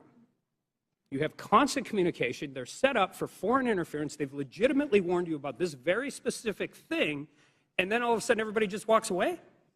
Like, this is what you planned for. This is what you prepared for. This is the information. They told you exactly what was going to happen, and then you want, I don't care if it's members of Congress, you legitimately want the American people to believe we just completely cut off contact with all of the people who we were supposed to defend against? I don't think it passes the smell test, and neither do the American people. I yield back. Chair recognizes Mr. Kassar for 5 minutes. I'm honored to be a new member of Congress, where our purpose is to listen to the people and represent their voices and lift up our communities. After talking to thousands of people across Texas, asking them, what do you want me to work on for you as a new member of Congress? Not a single person told me they were concerned about a New York Post story on Twitter about Hunter Biden. Is that really what we're dedicating this committee's time to? Is that really what we're going to dedicate the next 2 years to? Our constituents of all political backgrounds are worried they're getting pushed out of their neighborhoods by spiking housing costs. They see their public schools suffering because we aren't supporting our teachers. In my state, our rural hospitals are closing. We have more uninsured people than anywhere in the country. We have the highest number of food insecure kids, and reproductive rights have been stripped away. We're talking about none of that. It seems to me that we're having these hearings so that people can beat their chest about Hunter Biden, maybe do some fundraising, get some headlines, and ironically post those on Twitter. If that's what House Republicans want to spend their time on, then that's their prerogative. But to me, it's a damn shame. We're here for a bigger purpose than that. Under the leadership of the legendary chairman, Jack Brooks from Texas, this committee implemented the Great Society through the creation of Head Start and the creation of Medicare. They investigated Watergate. They built the U.S. space program. Anything is possible if we all come together to work on what our constituents demand, if we make sure that we say to our constituents that your voice matters here. We could be ensuring that the historic investments in infrastructure and domestic manufacturing create good union jobs where we need them the most. We could take on free speech and civil liberties issues at home and across the world. We could be investigating and taking a look at these real threats of domestic terrorism and civil unrest. We could be making sure that our constituents' lives are better. But instead, we're focusing today on Twitter. The American people deserve better. I yield back my time to Mr. Raskin. Thank you very much, Mr. Kassar. Let's go back to this point about the Russian disinformation campaign. And just to refresh everybody's recollection, Mr. Roth, you learned, was it before 2016 or after 2016, that Vladimir Putin had commanded an entire campaign to try to invade the American election with social media messages on Twitter, Facebook, and so on? Was that before the election you learned or after? While there was some public discussion of it before the election, most of the confirmed information was only declassified after Election Day. Okay, so there was this powerful, massive campaign unleashed by a malign foreign actor interested in undermining American democracy with a specific electoral objective, right? Did you find that? Was he just trying to create chaos, or did he want to put the thumb on the scale with his intervention for either Hillary Clinton or Donald Trump? A bit of both, honestly. I think there was a significant amount of the troll activity on social media in particular that wasn't tilted one way or the other. It played both sides and it played them off of each other. And I think that's bad for America and it's bad for democracy. I think the hack and leak campaign was a bit more skewed because that focused very specifically on the DNC and on John Podesta. Okay, and so the hack and leak campaign against the DNC and Hillary Clinton was one meant to damage Hillary Clinton's campaign. Is that right? That's what most research concludes was the objective, yes. All right. So some people are suggesting that if the U.S. government finds out about a malign foreign influence disinformation or propaganda campaign in our elections at any level, the government shouldn't say anything to the public or the news media about it. What do you think about that proposition? I believe that would be a profound failure. I think there's a collective responsibility across the private sector and the public sector to address our shared threats, and Russian interference in American democracy is one of those shared threats. Okay. Ms. Gaddy, do you agree with that? Yes, I do. Okay. And just back to you, Ms. Navaroli, for a moment. Did you follow the attempt to overthrow the official election result in Brazil? I was not working at Twitter at the time, but I paid attention to the news, yes. Okay, and were you struck by any of the resemblances between what happened in Brazil and what happened here on January 6th? Yes, it was the exact same playbook that was played on January 6th, in which a ruling party claimed that an election was stolen and that misinformation continued to spread and lead to political violence. Thank you. I yield back, Mr. Chairman. Chair recognizes Mr. Fallon for 5 minutes. Thank you, Mr. Chairman. If there was ever, if there's ever a time where our government becomes the sole arbiter of truth, then we've lost the United States. Twitter's become the virtual town square. It now has the power to transform public opinion like no other medium in history, with their algorithms shaping and molding the public mind to their own ends. Mr. Roth, to the best of your knowledge, what percentage of your colleagues when you worked at Twitter donated to Democratic causes or candidates in 2020? I don't know, sir. We have it here. It was 98.4% of Twitter employees gave to Democratic candidates or causes in the 2020 election cycle. And believe it or not, those numbers actually went up in the 2022 cycle to 99.7% of Twitter employees donating to Democratic candidates and causes. So clearly, Twitter as a whole had a political bias. Mr. Roth, do you personally think that you have a political bias, and did you have one when you worked at Twitter? A personal political bias? No, sir. You didn't. That's remarkable because it's pretty obvious you did have strong biases when you compared, ironically using Twitter, people that worked in the Trump White House to Nazis. They were good folks that you simply disagreed with politically in our representative republic, and you compared them to the most evil people on the planet that murdered 60 million people, or at least were responsible for those deaths. You think that was a little bit hyperbolic? Yes, I do. As I said, I regret the language. I agree with you. It was. And so your political opinion spilled over into censorship work at Twitter. I think your biases had consequences, which you intentionally expressed through your propaganda and censorship role at Twitter. Additionally, you may have collaborated with the U.S. intelligence community regarding stories that you all didn't want the public to see. So namely, what we refer to as the Hunter Biden laptop story that ran in the New York Post.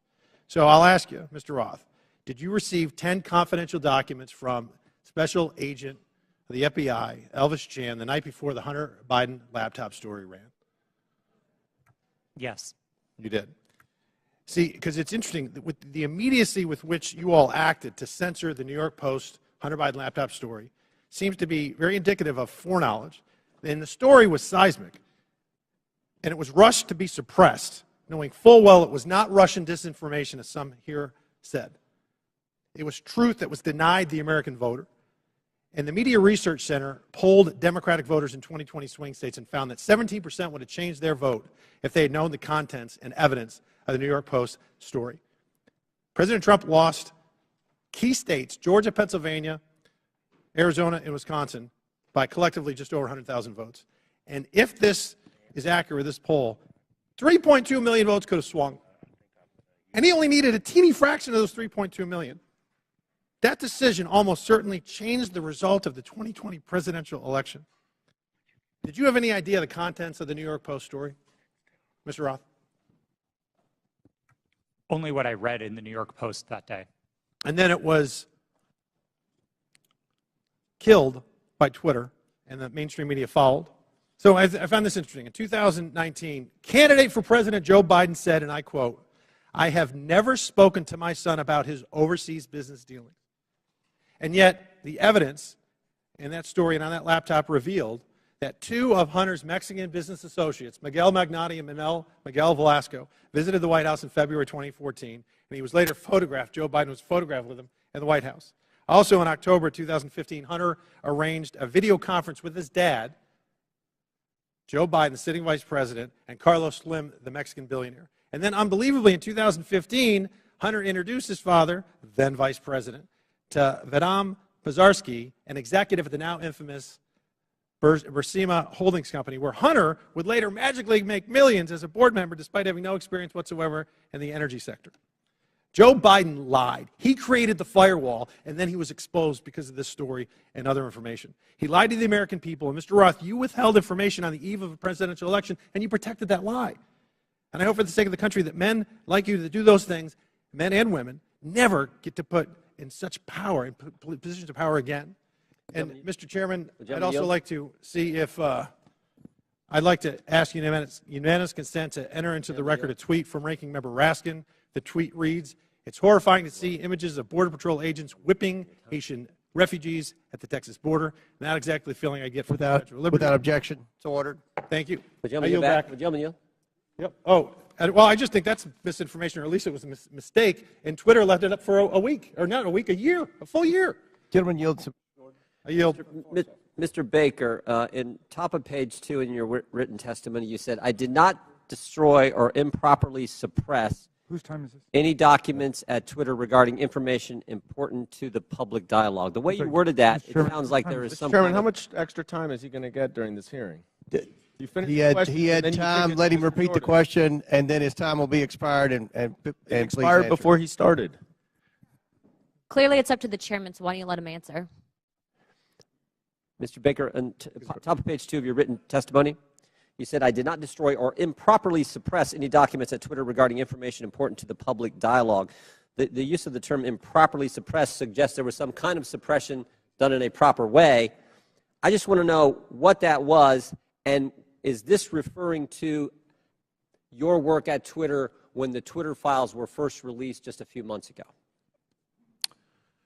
Unfortunately, sir, I think I'm constrained from answering that question any more fully than in my testimony because of attorney-client privilege.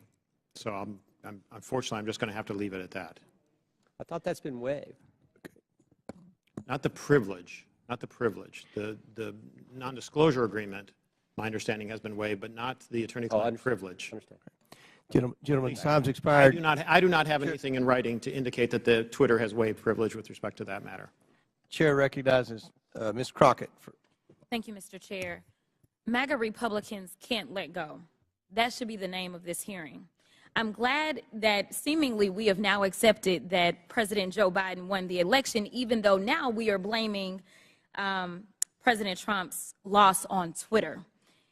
Can we finally let it go? This is why Democrats are reinforcing that in this hearing we should be talking about the threats to our democracy. That's the real threat, not an old article that seemingly couldn't reach the viewership it sought through its own platform to disparage and attempt to skew the election in favor of a twice impeached former president who lost a secure and fair election. As a Texan who served in the House and fled the state as MAGA Republicans there pushed an agenda just as insidious as the foreign interference we experienced in the 2016 election, we should be talking about what they don't want to talk about as they continue to cut you off as you try to talk about things such as interfering with our democracy, and how there has been an inciting of political violence against individuals as well as our democracy as a whole. We are supposed to live in the land of the free, and when some people are afraid of losing power, they engage in conspiracy theories and distractions, such as the Joe Biden, a candidate at the time, not government actor at the time, colluded with social media to win. So let me say thank you for showing up for this political theater. Unfortunately, the American people deserve better of its leaders. They deserve a robust conversation around the very real and very present threats to our democracy, the greatest democracy in this world. So with that being said, let me be clear. I believe that there has been testimony previously by Miss Navaroli. I hope I'm not just killing your name right now. At some point, you stated if January 6th and anything like it, that language, if we would have seen that happen in any other country with any other leader, Twitter would have acted completely differently. It is my understanding from this statement, and correct me if I'm wrong, that you almost felt as if Trump was treated differently. In fact, that you may have been of the impression that he was treated with more deference than other world leaders. Is that true? Yes. As I testified earlier today, Twitter bent and broke its own rules in order to protect dangerous speech, like the tweets that were directed towards Representative Ocasio-Cortez. And when we talk about bending, it's my understanding from another deposition that there were actual alarms that would go off if someone would access Trump's Twitter account other than, I believe, the CEO. It was my understanding that alarms would ring within Twitter if the account was accessed outside of a select group of individuals who had access to that account. Are you aware of this being an ongoing practice for other individuals' Twitter accounts? At my time at Twitter, the former President Donald Trump's account was the only account that I did not have access to. Okay, so we know that there weren't individual actors running around Twitter setting off alarms every other day. Is that correct? Not to my knowledge, no. Okay. Now, as we talk about January 6th, because I think that's the only thing we should be talking about, what I want to talk about is what, and anyone can answer this question. Did you see a correlation between a rise in homegrown domestic white supremacy online as it correlates to leading up to January 6th? I can answer that. So some of the things that we were seeing specifically on Twitter related to white supremacy fan fiction. I mentioned earlier in my testimony that we saw things like people wishing that the day of the rope would occur. That comes from things like the Turner Diaries, which are, again, white supremacy fan fiction. You would also agree with me that it was clear that white extremists were seemingly triggered and activated to take action against our very democracy here at home by some of the activity that was going on Twitter, correct? Yes, I believe so.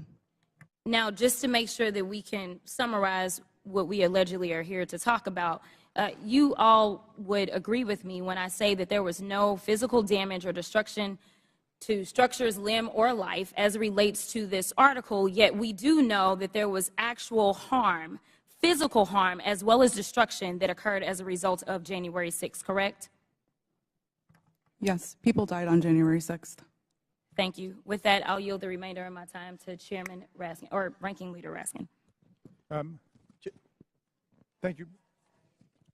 Mr. Chairman, I would just use the second to ask unanimous consent to submit for the record an extraordinary article just published called "Twitter Kept Entire Database of Republican Requests to Censor Posts," published on February 8th. It was just published by Rolling Stone. So for everybody's reading enjoyment, if people think it was biased against conservatives, this would lead us to believe it was definitely biased against liberals and progressives.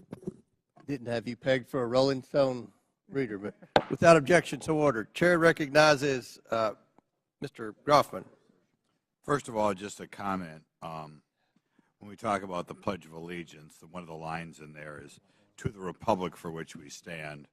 Ben Franklin, when he was asked about our Constitution, he said, "We give you a republic if you can keep it." Just two lines that maybe some people around here haven't heard. Now, this is kind of a little story for the three of you on the left here. In January of 2021, the Christian magazine called the Daily Citizen tweeted about President-elect Joe Biden's announcement that Dr. Rachel Levine was his nominee for Assistant Secretary of Health. They commented that Dr. Levine is a transgender woman. This was banned from Twitter. Are you familiar with this story? I'm not familiar with it, sir. Do you have any reason why it would have been banned?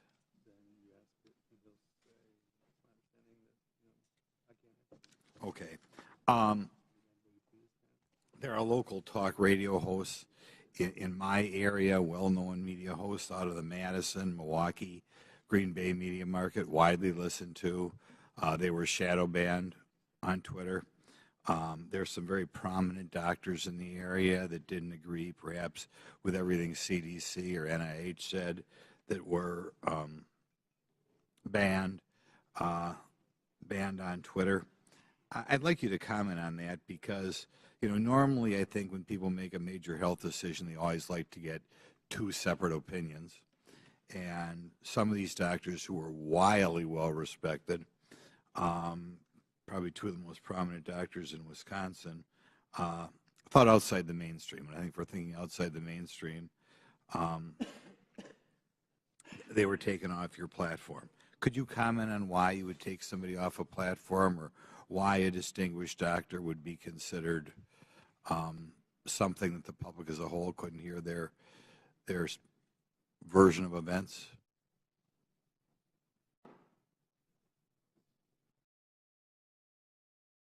No, you're not aware that ever any doctors who commented outside the mainstream version of what was going on with COVID, going on with the vaccine, going on with treatments, that there were people who disagreed with the NIH recommendations and you took them off of Twitter? You're not familiar with that?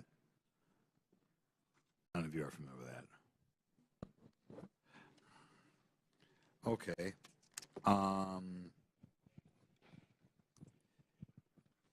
I'll yield some time to Jim Jordan then. I thank the gentleman for yielding. Mr. Baker, Mr. Roth earlier said he thought it was a waste of time for the FBI to be sending you accounts that they thought violated Twitter's terms of services and Twitter's policy. I was just curious, did you ever tell Twitter executives or FBI acquaintances that the FBI had no legitimate interest in enforcement of Twitter's policy? Sir, I'm going to give you the same answer I gave before. I think the advice that I was giving internally to folks would be covered by the attorney-client privilege. And as let me yes, stop, Mr. Baker. Although you're testifying today by subpoena, you nonetheless have raised the attorney-client privilege to avoid answering this committee's question. Congress does not recognize the common law attorney-client privilege. With that, I'm going to allow Mr. Jordan to ask the question again. Well, there's been two questions I've asked that he's refused to answer. So let me, if I could, Mr. Chairman, I'll ask both again. I'll go back to the one asked a couple minutes ago. Top of page 2 of your testimony, you said, quote, "I did not destroy or improperly suppress any documents at Twitter regarding information important to the public dialogue." I would like to know what you're referring to that you, in your mind, properly suppressed, and when that took place, specifically if it took place during the time that the Twitter files were first being released just a few months ago.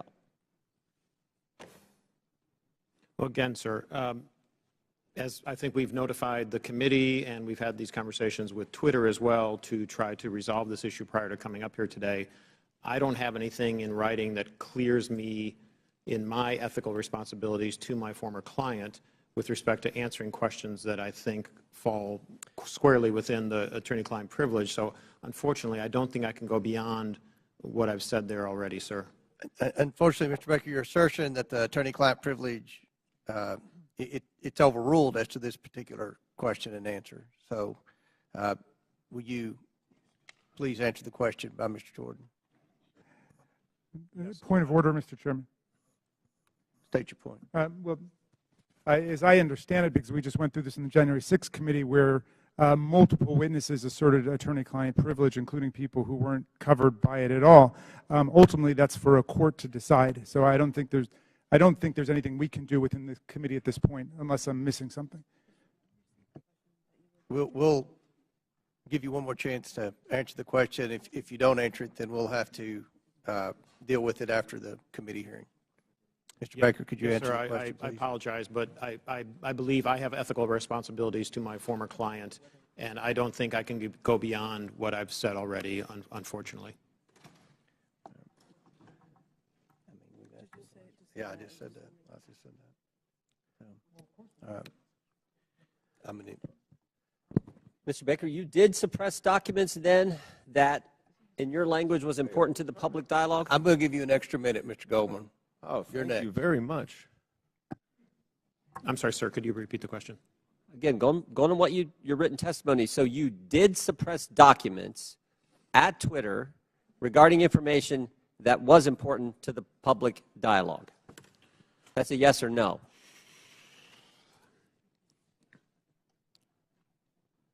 I'm going to answer the question with the following sentence, which is right after that. At all times, I sought to help my client understand and comply with its legal obligations.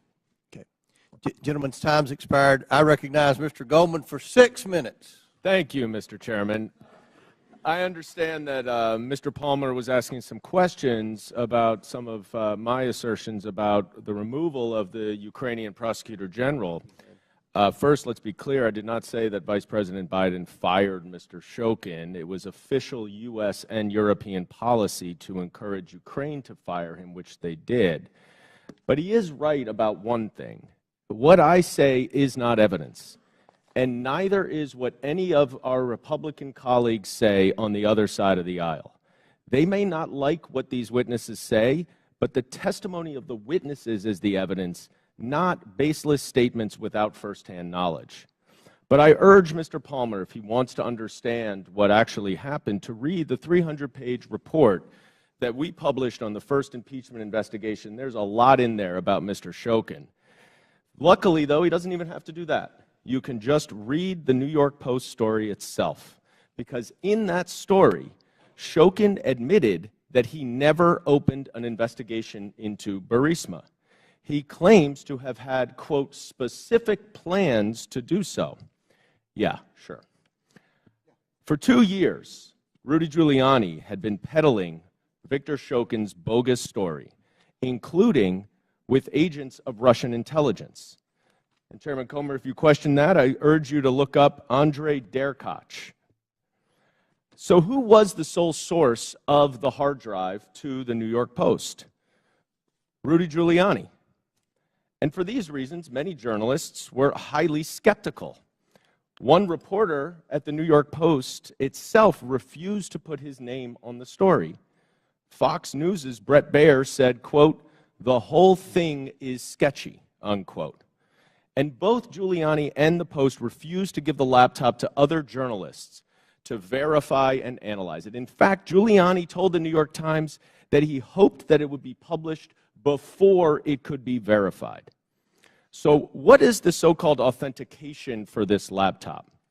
Well, Chairman Comer said in his opening statement that it's a subpoena to the computer repair shop owner, which happened about a year before the New York Post story. But that is not the same hard drive that Rudy Giuliani received months later from that repair shop owner and passed along to the New York Post after he was in possession of it for several months. Now, Mr. Baker, based on your understanding of Russian malign influence campaigns, does Russian intelligence have the capacity to manipulate a hard drive? Yes.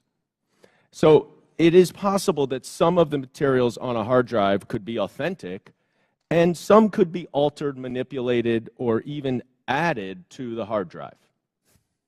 Is that right? I believe so, yes. Mr. Roth, you have testified today that Twitter was keenly aware of the hacking efforts by Russia in connection with the 2016 election. Is that right? Yes, sir. And those efforts, I believe you said, and correct me if I'm wrong, by Russian intelligence to interfere in our electoral process continued up and through and including the 2020 election. Is that right? Russian efforts certainly continued through the 2020 election and even through the midterms. I couldn't say specifically if it was military intelligence, as was the case in 2016, but certainly the Russian government was involved. So let's run down what Twitter knew about this hard drive and this story when it was published. First, the sole source of the hard drive was Rudy Giuliani, who had been working closely with Russian intelligence agents throughout 2020. Second, Russian intelligence interfered in the 2016 election and was actively trying to do it again. And third, numerous journalists, including at the New York Post and Fox News, raised suspicions about the hard drive, and they refused to allow an independent analysis and verification of it. Now, Mr. Baker, based on your experience in law enforcement, wouldn't this give anyone concerned about Russian interference in our elections serious pause? Well, I think as reflected in the public record, at the time, I thought there were great concerns on that side of the equation, because in part with respect to all the things that had happened since 2016 with respect to the hack and leak or hack and dump issues, there were facts that indicated that the computer might have been abandoned and so on, but which made it a very difficult case, which is why we're sitting here today talking about it. Right, and there was a 24-hour delay in continuing to spread the publication of it, isn't that right? Yes. Okay. You know, that is exactly what 51 former intelligence officials, many from Republican administrations, even the Trump administration, said in that letter that is being distorted by Mr. Jordan and others at this hearing. Let me quote one paragraph of what they say. We want to emphasize that we do not know if the emails provided to the New York Post by President Trump's personal attorney, Rudy Giuliani, are genuine or not, and that we do not have evidence of Russian involvement. Just that our experience makes us deeply suspicious that the Russian government played a significant role in this case. And unless Twitter, like Special Counsel Mueller concluded about the Trump campaign in 2016, wanted to welcome Russian interference in an election, all of you sitting here today were entirely correct to be highly concerned about the legitimacy of this story. I yield back. Chair recognizes Mr. Higgins for 5. Thank you, Mr. Chairman. I'm going to be yielding some time to my colleague, Mr. Jordan, here momentarily. But for the record, Mr. Baker, Ms. Gotti, Mr. Roth, Mr. Navaroli, are you here under the advice of counsel, and do you have counsel present? Yes, sir. That was a yes? Yes, sir. Yes, sir. Yes, I do. Yes, I was subpoenaed That's to good appear. to know. I'm glad you all have counsel present. Mr. Chairman, for the for submission for the record, I'd like consent to submit the Twitter files dated December the 8th, posted by the New York Post regarding the suppression of conservative commentators. I'd like that submitted. Without objection, so ordered. Mr. Chairman, thank you. I'd like to also submit for the record a timeline of events with cited sources outlining strong evidence of the Biden family organized criminal actions would certainly indicate that we've crossed the threshold of reasonable suspicion. I'd like this timeline submitted for the record. Excuse me, Mr. Chairman. Where is that from, that timeline? Timeline in my hand, boss. I'll get it to you shortly. Bottom line is that the FBI had the Biden crime family laptop for a year. They knew it was leaking. They knew it would hurt the Biden campaign. So the FBI used its relationship with Twitter to suppress criminal evidence being revealed about Joe Biden 1 month before the 2020 elections. You, ladies and gentlemen, interfered with the United States of America 2020 presidential election, knowingly and willingly. That's the bad news. It's going to get worse, because this is the investigation part. Later comes the arrest part. Your attorneys are familiar with that. Mr. Chairman, I'd like to spend 5 hours with these ladies and gentlemen doing depositions surely yet to come. But for right now, I'll yield the balance of my time to my colleague, Mr. Jordan. I thank the gentleman for yielding. I think he made the right point. And I would just respond to to our colleague from New York. You know who knew the laptop was real was the FBI. They had it for, or maybe they had it for a year and just said, you know what, we're going to put it on the shelf, we're not going to look at it. But if anyone knew it was real, it's them. That's why I asked the question, again, back to my colleague from New York, what he was talking about. That's why I asked the question earlier. I said, did anyone at the FBI or Mr. Baker know, did Mr. Baker talk to any of those 51 former intel officials who sent the letters saying this has all the classic earmarks of a Russian misinformation operation? Maybe they could have checked with the FBI because the FBI had the actual laptop in their possession. So I appreciate the gentleman from Louisiana. I think it's a great point that he made. Mr. Roth, I'm going to come back to you on something we were at a few hours ago. And we're talking about this visibility filtering, which in my mind I understand to be something short of suspending and blocking the account, which the user then knows has happened because there's a notification in a public way, like you did to Ms. Green when you suspended her account. But there's other things, this search blacklist, this do not amplify, that are some kind of filtering that account that the user doesn't know about. And I asked the question earlier, was there any bit of this visibility filtering that was hard-coded by Twitter employees into the account of specific users? And you said, you hesitated for a while, and you said, well, you wouldn't use the term hard-coded, but it seemed to me like something like that went on. Can you elaborate? Thank you for the question. Twitter's visibility filtering system, as has been reported in the Twitter files, is based on applying labels to user accounts. And so in that sense, if the application of a label is what you meant by hard-coded, yes, Twitter systems did apply those designations to those accounts.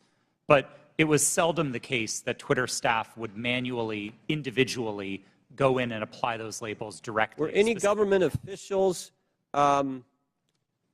were those labels and therefore that filtering done to any government officials, any elected officials, where the user wouldn't know about? I don't know, sir. I didn't have access to my Twitter computer, to any Twitter systems to prepare me to answer that question. So I'm just talking your time there and your experience there. Do you know if that happened? It would not surprise me to know that visibility filtering labels had been applied to the accounts of elected officials. So visibility filtered labels applied to the accounts, but the user doesn't know. Yes, it was not Twitter's practice to notify users. But you think that happened to elected officials and government officials? Again, I couldn't say for sure. I appreciate it. I yield back. Chair recognizes Mr. Mafumé for 5 minutes. Well, Mr. Chairman, it's been a long morning and afternoon. And at this point in time, there's an adage that says everything that can be said has been said, except that not everyone has said it. So if you will indulge me for a few minutes, I'd just like to reflect on some observations having sat here and gone through this. And I'm hoping and praying that this is not a problem in search of a solution, because we're dedicating an awful amount of time here, and I don't want a few things to escape us.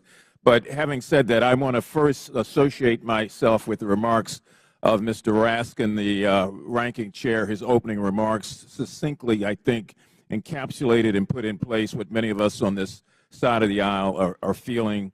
And I also, as a point of personal privilege, would like to just express how many of us share the concern of the gentlewoman from South Carolina who indicated her ongoing medical condition, which she said she might have to live with the rest of her life. That just got me for a moment, and I wanted to make sure that that's on the record. Now, I would disassociate myself with her remarks when she said, as did the gentlewoman from Georgia, God bless Elon Musk. For me, it's God bless my country, God bless my family, God bless my friends. Mr. Musk can take care of himself. I would also caution, if I might, all of us, but particularly the gentleman from South Carolina who said earlier that there is proof that Hunter Biden committed multiple felonies. The gentleman said that without offering anything for the record. And I know we're all covered by congressional immunity in terms of when we're on the floor and when we're in these committees, but sometimes we probably don't want to feed into hot rhetoric. I mean, we campaign in that kind of poetry, but we are elected to govern in prose. And when you do that, there's a different sense of responsibility that goes with all of us. Mr. Roth, I listened to you, and I feel bad that you were attacked. And You know, you had to sell your home, you had to move your family. And I just want to remind you and remind myself that there are members of this committee who are also always under attack because of their race or because of their surname or because of their political affiliation. That kind of reckless incitement, I think, is best dealt with when you have content moderation. Otherwise, we gin up the rhetoric. The people who can't control themselves oftentimes don't, and then we see violence occurring against whether it's members of Congress through threats or persons like yourself in the private sector. Ms. Navaroli, you in your testimony stated that on the morning of January the 6th that you sent lawyers a message warning them that your team was hamstrung by leadership. And 2 days later, when it looked like that might happen again, you asked management whether or not they wanted more blood on their hands. What was their response, and what did they do? Yes, thank you for that question. On the morning of January 6th, I did send that message to a Twitter lawyer, specifically because I believe that Twitter was going to be facing liability for what was going to occur that day. I do not remember their exact response, but I do remember there coming in a response of confirming that the information had been received. Would you repeat the second question that you asked? I wanted to know what was their response. What did they do? Nothing. Okay, you went on to say that in January of 2020, after the United States assassinated an Iranian general, that the president at that time, Mr. Trump, decided to justify it on Twitter, and management literally instructed you to make sure that we were not about to start World War III on that platform. Is that correct? Yes, that did occur. And what happened after that? It was up to me and my team to create what we called enforcement guidance, so a document that explained how we would apply our policies specifically related to content moderation in that specific instance. I believe the document was relating to foreign policy discourse. So my point here about content moderation on the front end prevents some of the crazy things we see on the back end. Mr. Chairman, I have from the Anti-Defamation League their latest report on murder and extremism in the United States, oftentimes fueled by the lack of content moderation, that I would ask unanimous consent be entered into the record. And I also have the National Threat Assessment done by the Secret Service of our country. This was just released, and it talks about how 25% of all of these acts are being conducted by people who are not moderated, but who in fact end up breaking the law and threatening the lives of people. And I would ask unanimous consent that also be. Without objection, so ordered. Thank you, sir. Chair recognizes Mr. Sessions for 5 minutes. Mr. Chairman, thank you very much. So I will say it, God bless Elon Musk, because I think I feel that way. It was Elon Musk that revealed data that uncovered a disturbing cabal. Let's be clear, we're here today because Twitter got caught, not because people wanted to admit mistakes got made, or perhaps because they got bought. If not for the Twitter files released by Mr. Elon Musk, this activity we're discussing today would still be going on. It's no secret that the political bias of Twitter and their previous leadership bled into politics and merged that with practices of the company. And that is a big concern. But a bigger concern is where our government, on a political basis by law enforcement, becomes engaged in things that a timeline would show were not truthful. That's the concern. The fact that Twitter was working hand in glove with the Federal Bureau of Investigation and the intelligence community to suppress free speech and things that were not true is disturbing. That is why we are here today. So, Mr. Roth, I would engage you, if I could, for a minute. By the way, I want to compliment all four of you. You've been here all day. This is hard to do. You've kept your cool. To the best of your ability, you're expressing honesty. I admire that.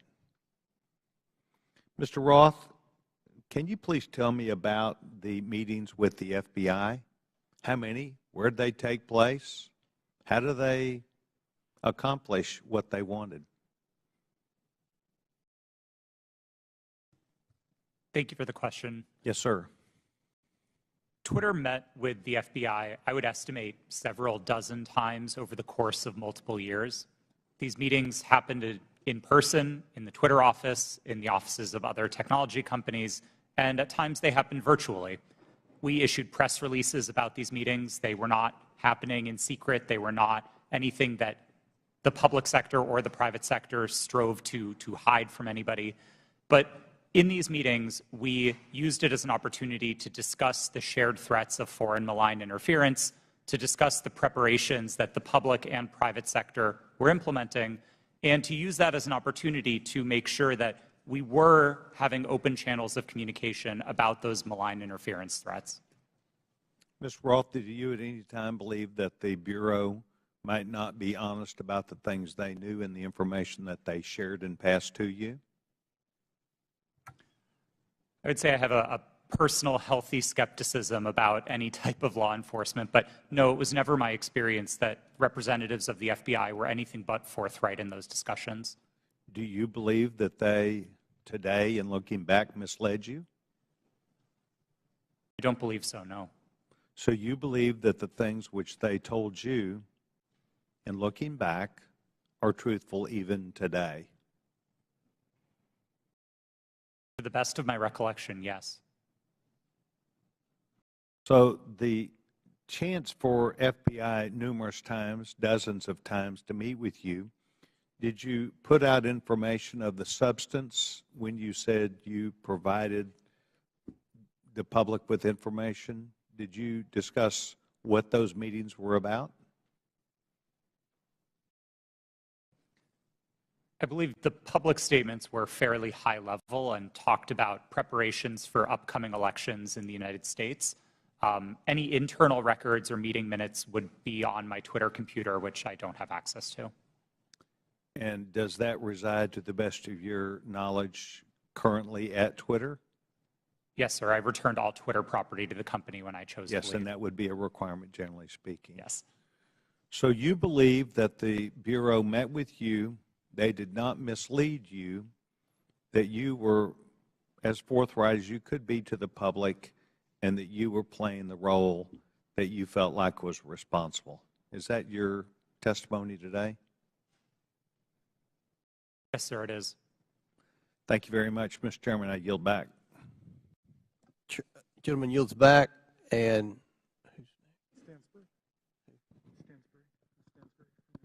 Stansbury. Yeah. Oh, yeah, yes. I'm sorry. Thank you, Mr. Chairman.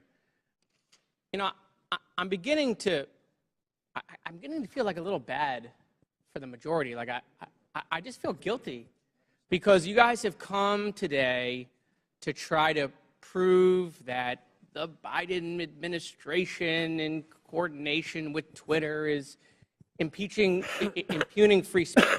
And the problem is that Donald Trump, he is just this thing that hangs around your neck. Because at every turn, he undermines whatever credibility you want to have on this subject. I mean, Donald Trump and his administration, it's been proven, reached out to Twitter to take down tweets that got under his skin. The tough guy, Donald Trump, right? He got called the B word. Let's reach out to Twitter. Let's get the tweet taken down. You guys have no credibility.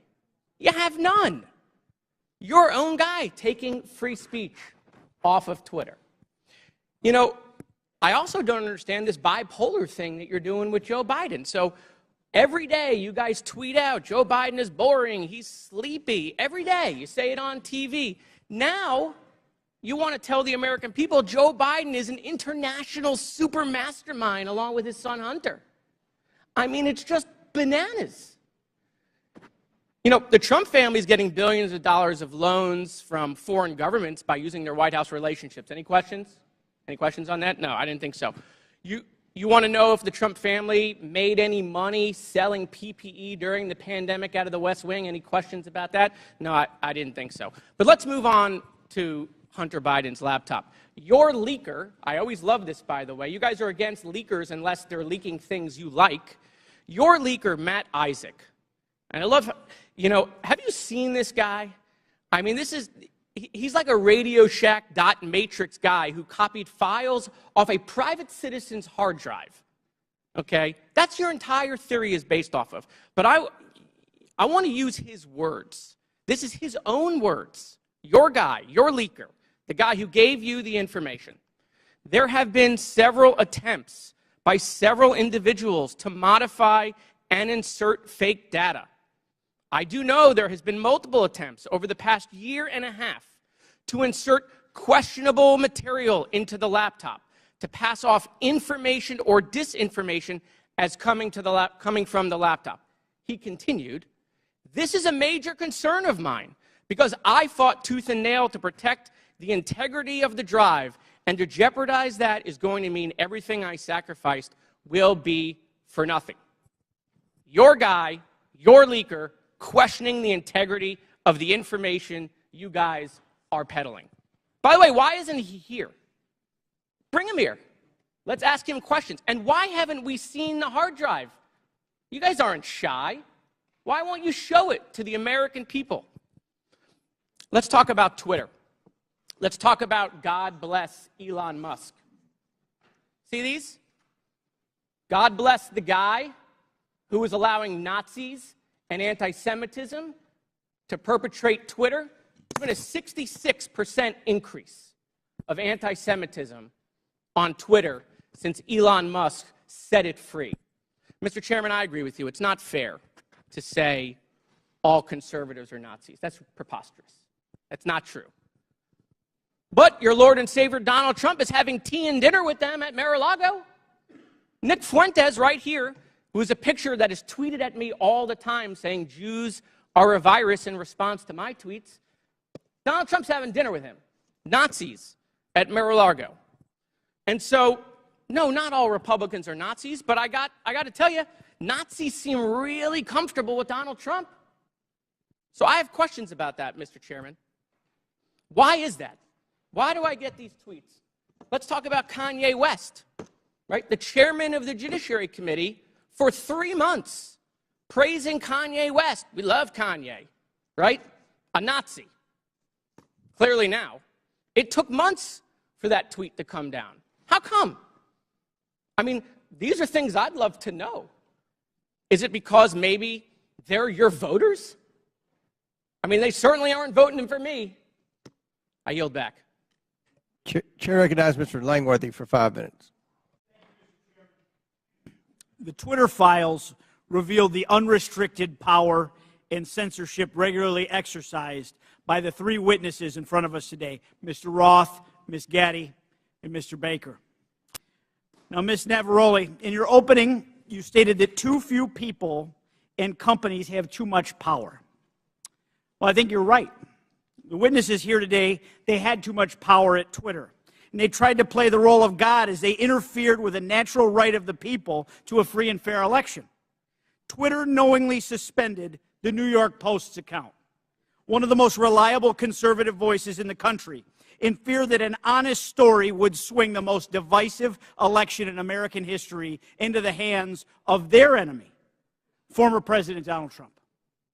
Now, Mr. Roth, you were part of the secretive SIP-PES censorship team at Twitter, correct?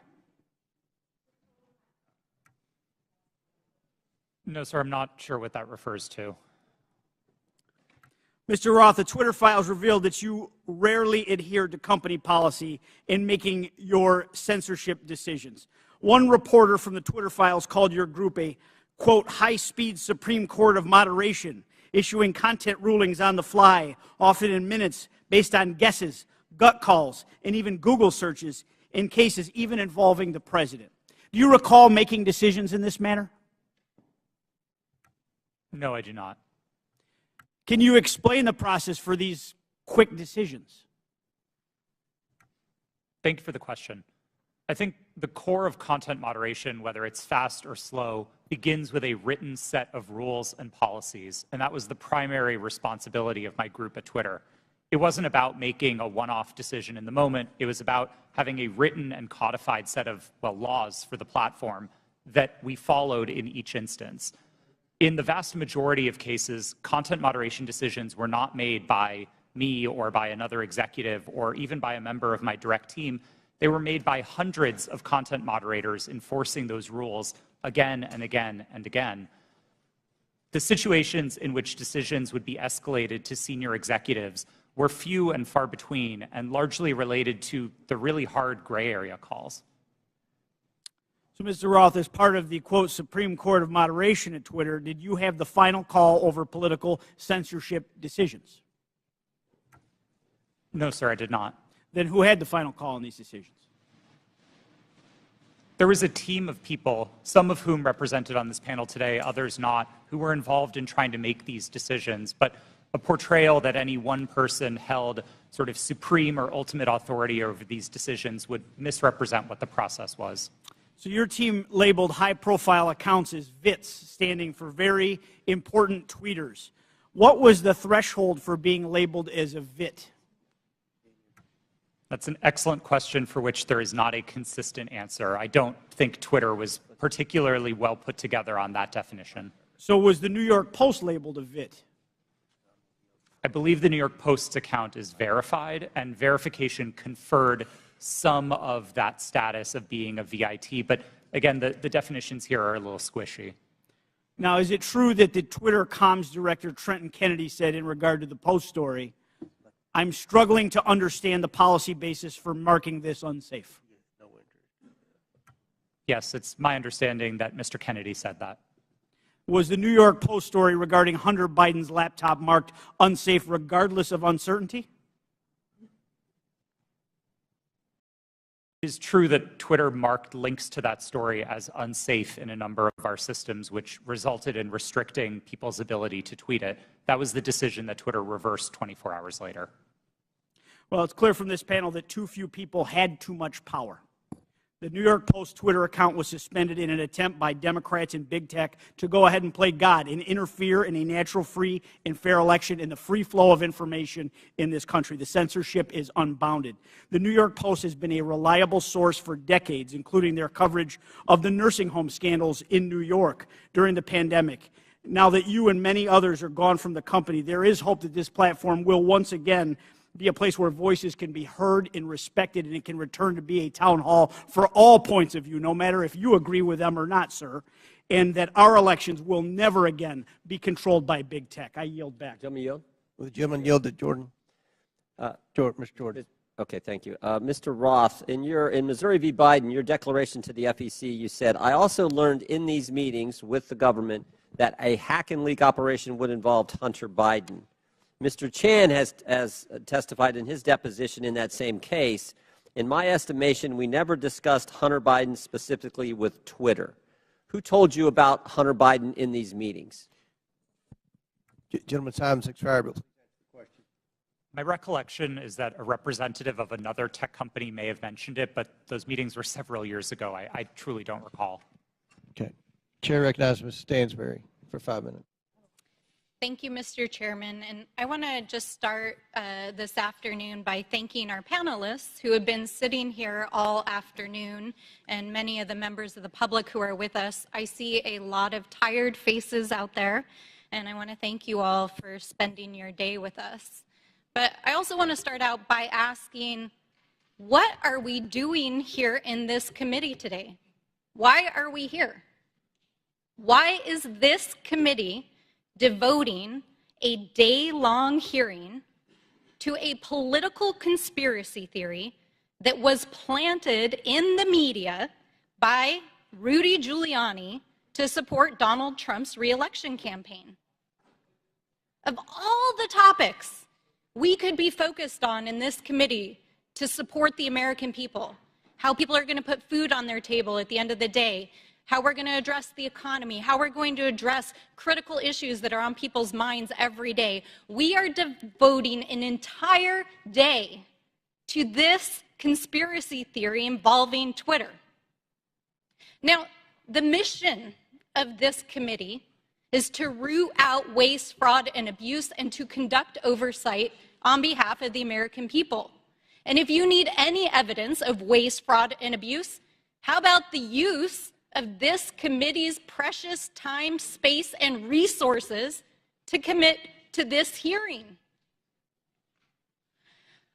You know, I don't even understand why we're here right now, but I do want to clarify some key facts about what we've heard today.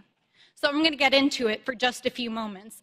Ms. Gaddy, thank you for being here today. Mr. Baker, you have already stated publicly that Twitter's handling of this issue was a mistake. Is that correct? Yes or no is fine. Yes, that's correct. I don't think I have stated that publicly yet, but that is what the CEO of the company said. Yes, and at the time, only weeks before, one of the most consequential elections of our lifetime in 2020, Twitter made a decision based on policies put into place to protect the public from political disinformation and from foreign interference. Is that correct, Mr. Roth? Yes. In fact, the failure of Twitter and other social media companies to moderate political disinformation not only fueled its use in election tampering in 2018, but allowed for election denialism to run rampant in 2020, and that is exactly what led to the insurrection here on January 6th in the Capitol. So, Ms. Navaroli, I want to ask you, thank you for sitting here all day answering these questions. Do you believe that Twitter has put into place policies that would adequately protect free speech, but also protect the American people from another violent insurrection and the kind of hate speech that we are seeing run rampant right now on the platform? Thank you for that question. I cannot speak to Twitter's current policies because I have not worked there in quite some time, but I can say that my job at Twitter was to balance free expression and safety. And one of the things that I constantly pushed for was for us to include more analysis within that simple balancing act. And instead of asking just free expression versus safety, to say free expression for whom and safety for whom. So whose free expression are we protecting at the expense of whose safety? And whose safety are we willing to allow to go to the wind so that people can speak freely? Exactly, right? Because Twitter refused to sanction Donald Trump's account long before it was actually banned, when violent rhetoric and other rhetoric was already being used on the platform. And in fact, since the latest acquisition of Twitter by Elon Musk, the company's Trust and Safety Council, as represented here today, has been dissolved. And the accounts of individuals like Donald Trump who incited violence in the Capitol have been restored. And we are seeing anti-Semitism, hate speech, dangerous rhetoric, violence being put on Twitter every single day. Election tampering, disinformation, violence, the attack on our Capitol. Mr. Chairman, that is what we should be holding oversight hearings on in this committee. I have traveled to every corner of my district, and New Mexicans are depending on us to defend our democracy and to ensure that we are holding not only those who are committing waste, fraud, and abuse accountable, but ourselves. So let's not waste the precious taxpayers' time and dollars holding hearings about Four Seasons landscaping style conspiracy theories and actually get to work for the American people. Would the gentlelady yield to a question? Mr. Chairman, I yield back. All right, Chair recognizes Ms. Boebert for 5 minutes. Thank you, Mr. Chairman. Mr. Matt Taibbi, a respected reporter who published much of the Twitter files, said, quote, Twitter's contact with FBI was constant and pervasive, as if it were a subsidiary. Now, I want to better understand why he would suggest that. Mr. Roth, while at Twitter, how many meetings did you have with the FBI? I couldn't say for sure, but I would More say than 10?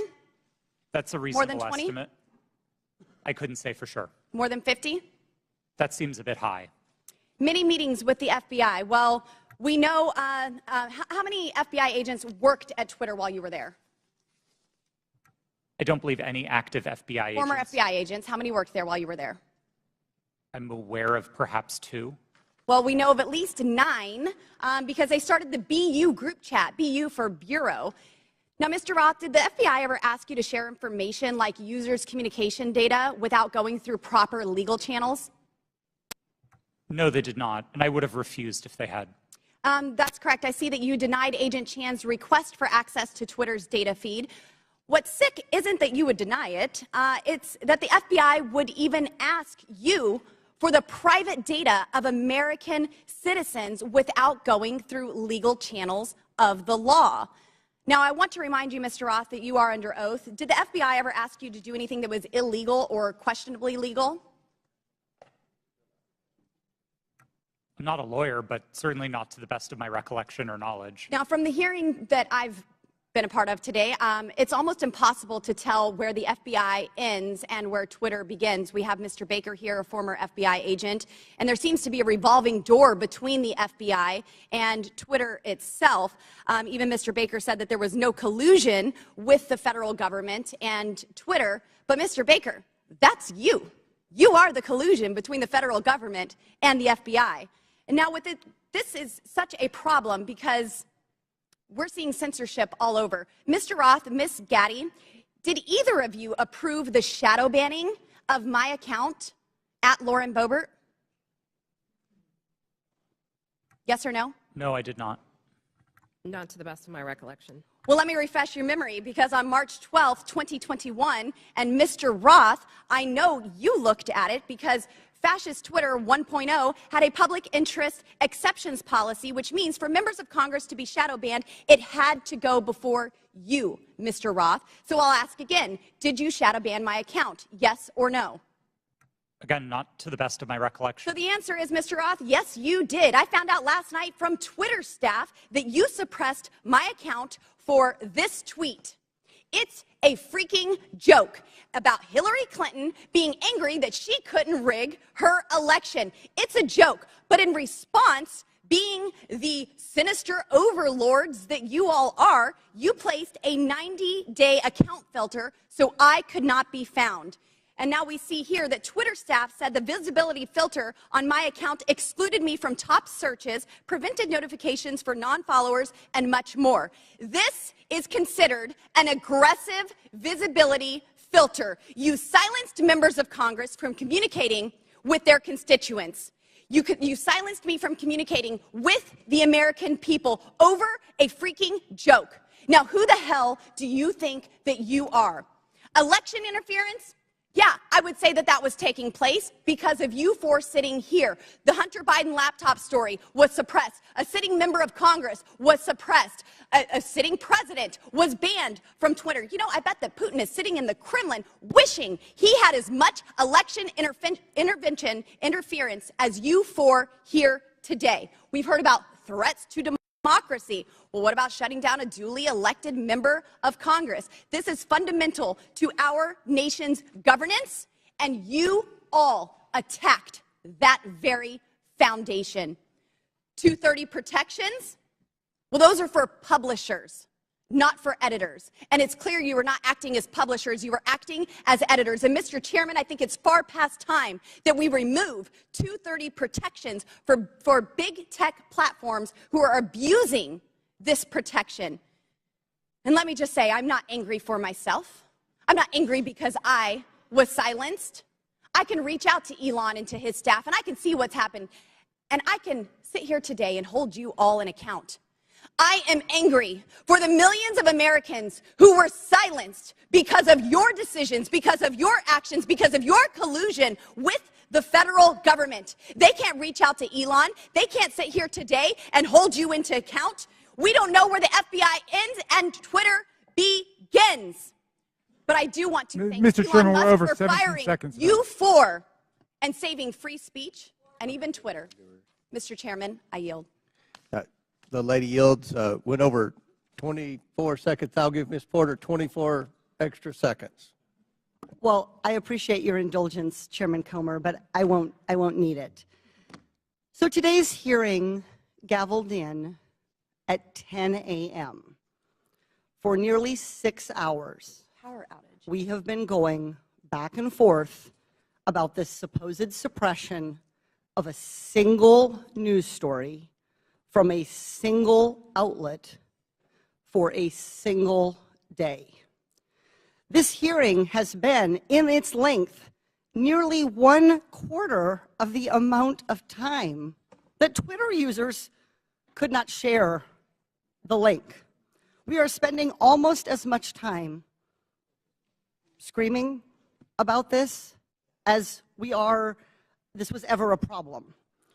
Look, criminal activity is always a concern, but if there is criminal wrongdoing on Hunter Biden's laptop, that is a matter for the FBI and our law enforcement agencies.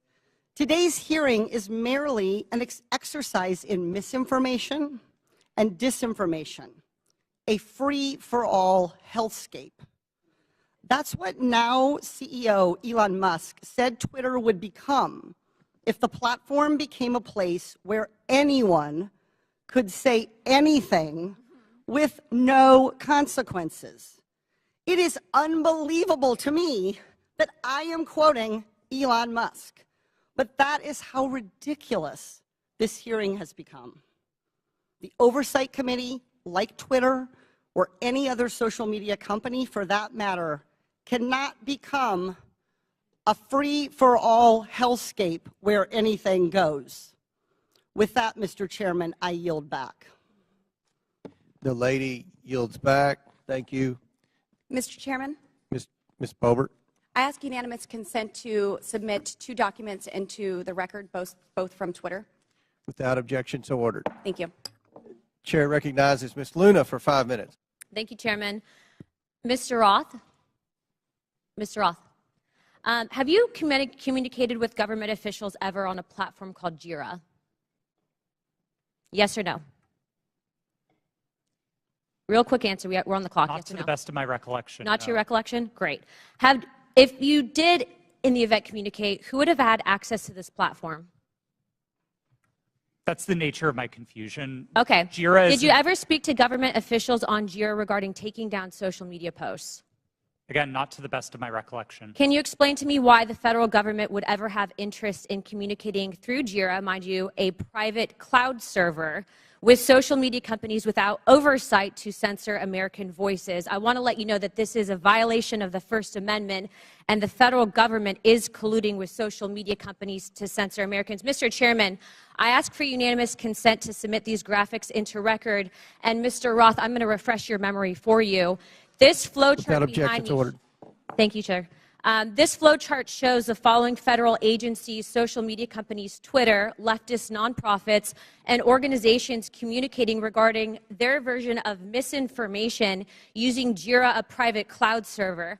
On this chart, I want to annotate that the Department of Homeland Security, which has the following branches: Cybersecurity and Infrastructure Security Agency, also known as CISA, Countering Foreign Intelligence Task Force, now known as the Misinfo, Disinfo, and Malinformation, MDM. This was again used against the American people. The Election Partnership Institute, or Election Integrity Partnership, EIP, which includes the following: Stanford Internet Observatory, University of Washington Center for Informed Public, Graphica, and Atlantic Council's Digital Forensic Research Lab, and potentially, according to what we found on the final report by EIP, the DNC. The Center for Internet Security, CIS, a nonprofit funded by DHS, the National Association of Secretaries of State, also known as NASS, and the National Association of State Election Directors, NASED, and in this case, because there are other social media companies involved, Twitter. What do all of these groups, though, have in common? And I'm going to, again, refresh your memory.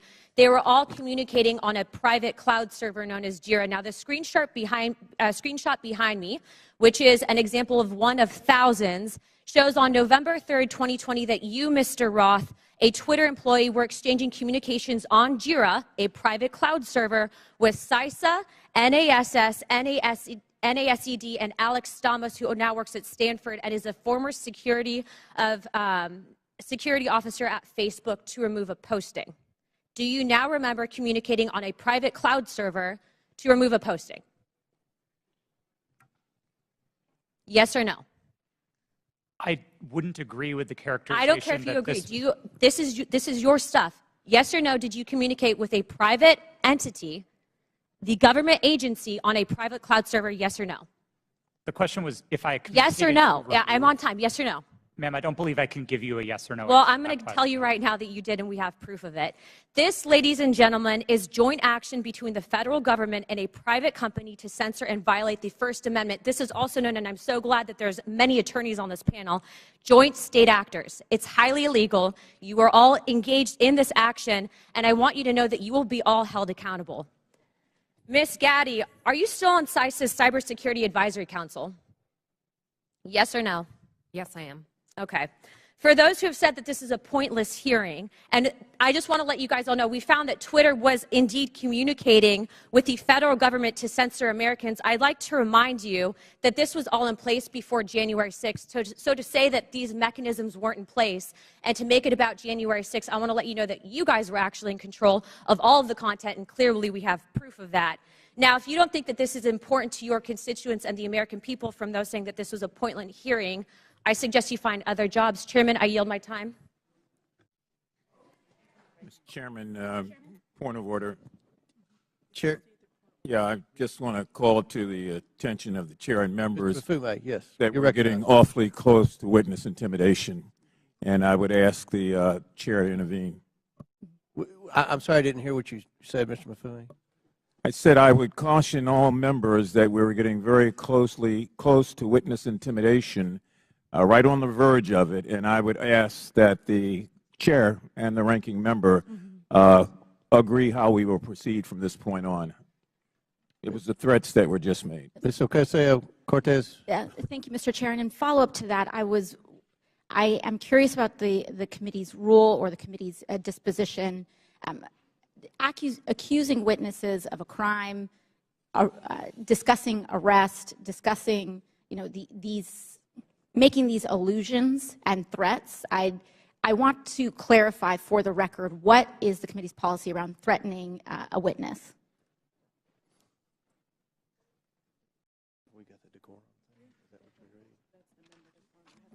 We have the member decorum. Do we have a witness decorum?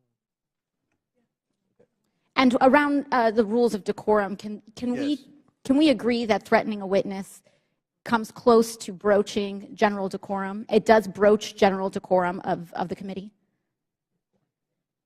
With all due respect, Ms. Ocasio-Cortez, we don't agree that there was any witness threatening. In threatening, when we discuss arrest, when we discuss a potential arrest of a witness and alluding to a witness or suggestion of a witness committing a crime without evidence and without documents being supported to the record. Can you be more specific? When we talk about arresting a witness, or when we talk about a witness, insinuating that a witness is lying without documentation, I fear that this constitutes threatening a witness, and that will broach the rules of decorum of this committee. And I'd like to ask that we request witnesses be treated with respect. Thank you. Appreciate that, and I will remind everyone of the member decorum and witness decorum to treat everyone with respect. I thank you, Ms. Ocasio-Cortez. Do you have anything to add? No, thank you. I agree with you, Mr. Chairman. I have a separate point of order I just wanted to raise, which is it seems as if several members now seem to have access to some information from Twitter that people on our side don't have, and I would just hope that anybody who's communicated directly with Twitter or received any information relating to witnesses who has that, who plans to use it, distribute it to the committee in advance. If that's okay. I think that most of the evidence is coming from. I think a lot of the quotes and emails are on the laptop. Well, I think that at least one member indicated the Twitter files that Elon Musk has. Well, one member had indicated that she had received information directly from Twitter. Okay. Chair recognizes Mr. Edwards.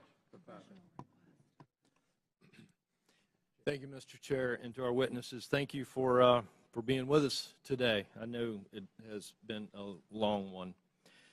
Just so that we're clear and to stage my next line of questioning, in December 2019, we've established that the FBI subpoenaed Hunter Biden's laptop from a computer store owner. And then we've established that nearly a year later, in October 2020, the Hunter Biden laptop story is published by the New York Post. Within hours, Twitter and other social media companies began limiting the distribution of the Hunter Biden story. My question is for Mr. Roth. In September 2020, a few weeks before the New York Post published the first story on the Hunter Biden trading on his name, you participated in an exercise hosted by the Aspen Institute with other media outlets, social media companies, and national security reporters. Isn't that correct? Yes, I did. And Mr. Roth, that event was hosted specifically by the Aspen Digital Hack and Dump Working Group. Is that correct? I know it was hosted by the Aspen Institute. I couldn't say who specifically within that. Mr. Roth, this event was before the release of the Hunter Biden laptop story, correct? That's my recollection, yes. And during that event, a scenario that was discussed was a hypothetical October 2020 release of records related to Hunter Biden. Is that correct? Again, that's my recollection of the event, yes. And Mr. Roth, did you participate in the design of this hypothetical scenario? Not to the best of my recollection, no. Are you telling me that you never had any conversation with anyone regarding the contents of this scenario? No, sir, I didn't say that. I met with the Aspen Institute on a number of occasions. I wouldn't say that I was involved in the development of the scenario in a specific way, no. So you're telling me that I will find no witnesses that would testify they had conversation with you regarding the development of this scenario? I genuinely could not say what other witnesses might or might not say. Why was Hunter Biden chosen as the subject of this scenario just weeks before the October 14th, 2020 publication of the first Hunter Biden story?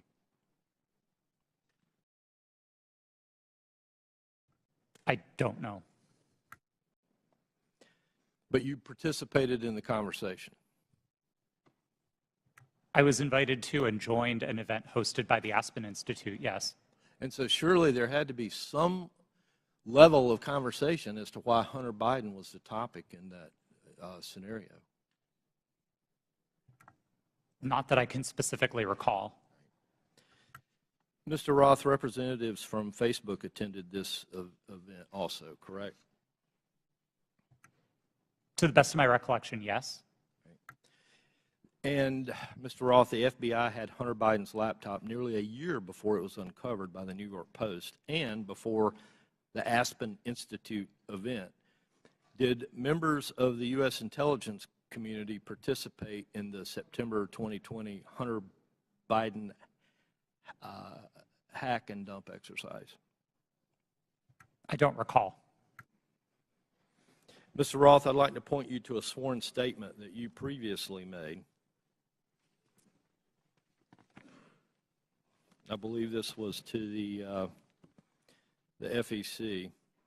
You've given a sworn declaration stating that federal law enforcement agencies communicated that they expected hack and leak operations by state actors might occur in the period shortly before the 2020 presidential election, likely in October.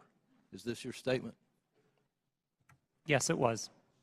And Mr. Roth, you said since 2018 you had been meeting with the Office of the Director of National Intelligence, the Department of Homeland Security, the FBI, and industry peers regarding election security, correct? Yes, sir. And Mr. Roth, you were told there would likely be a hack and leak operation occurring in October. Is that correct? I believe the FBI has objected to the word likely or expected, but we certainly discussed that possibility with them. All right. Thank you. Mr. Chair, I yield back. Gentleman yields back. Chair recognizes Ms. Bush for 5 minutes. St. Louis and I are here today to talk about the crisis posed by the power of private companies that operate social media platforms. Republicans are holding this hearing because of their ridiculous, politically motivated obsession with Hunter Biden. This is a distraction from their inability, again, to govern, and it hides the shared concerns raised by Republicans and Democrats alike about the vast power, impunity, and lack of accountability of social media platforms.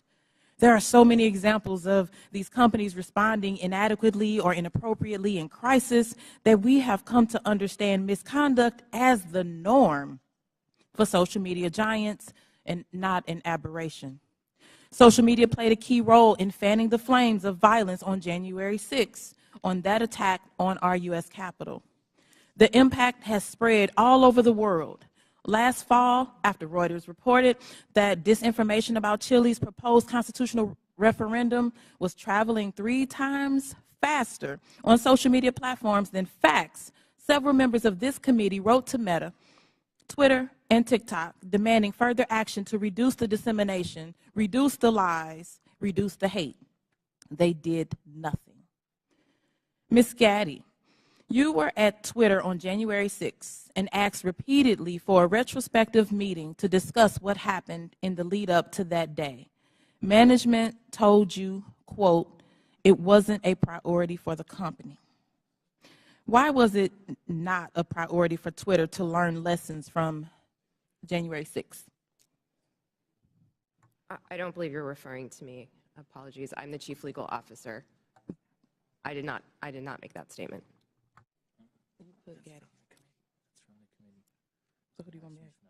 Okay, Ms. Navaroli. Would you mind repeating the question? Sure. On January 6th, you were at Twitter and asked repeatedly for a retrospective meeting to discuss what happened in the lead up to that day. Management told you, quote, it wasn't a priority for that company. Why was it not a priority for Twitter to learn the lessons from January 6th? I can't speak to leadership's motivations or why it would not have been a priority for them. What I can say is myself and individual members of my team repeatedly asked that we do a retrospective to understand not just what happened on January 6th, but leading into January 8th and the permanent suspension of the president. And what can you say is Twitter's top priority? I can't speak to Twitter's top priority at this moment. I can say that, again, my team's responsibility was to balance free expression and safety and to ensure the safety and lack of harm for people on the ground. Thank you. Twitter's top priority seems to be to maximize its profit. The people on this panel were among the top experts moderating content for equity and safety at Twitter, and your concerns were consistently steamrolled by executives pursuing profit. We know this situation must change, but I would argue that the structure of these corporations ensures this malpractice will continue. These social media companies have shown themselves unfit to maintain a digital public square with almost universal usage and vast power. Their purpose is not to facilitate healthy, fact-based discourse. It is to aggressively pursue profit for their billionaire executives and shareholders.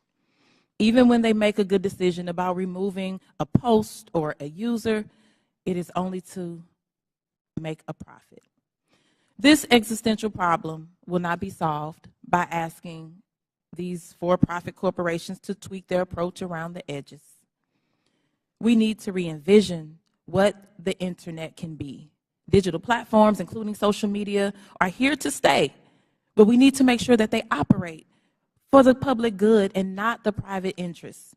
We need to invest in better alternatives to big tech, and we need to establish public ownership and control to ensure these platforms serve everyone fairly.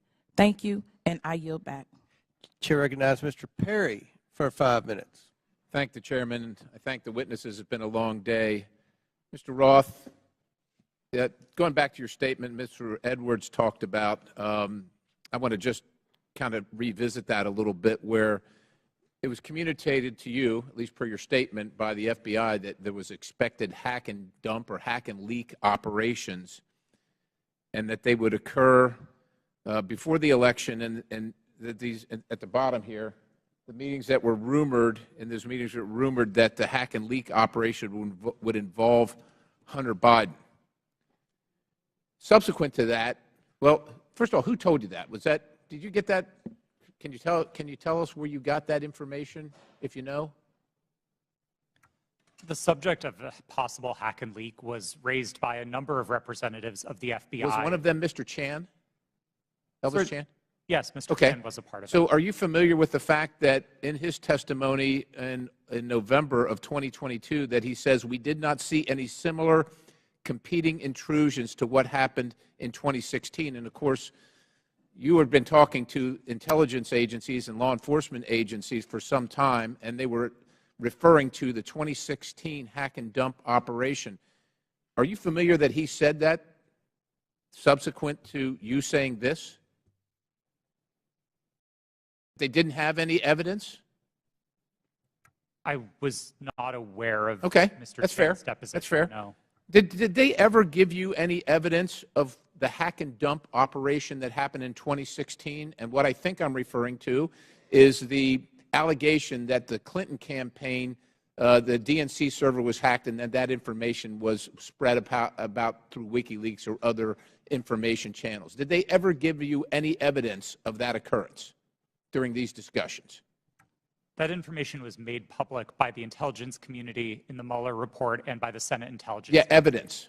Did they ever give you evidence? Because as far as we know, CrowdStrike looked at the servers. Did the FBI ever look at the servers from the DNC, to your knowledge?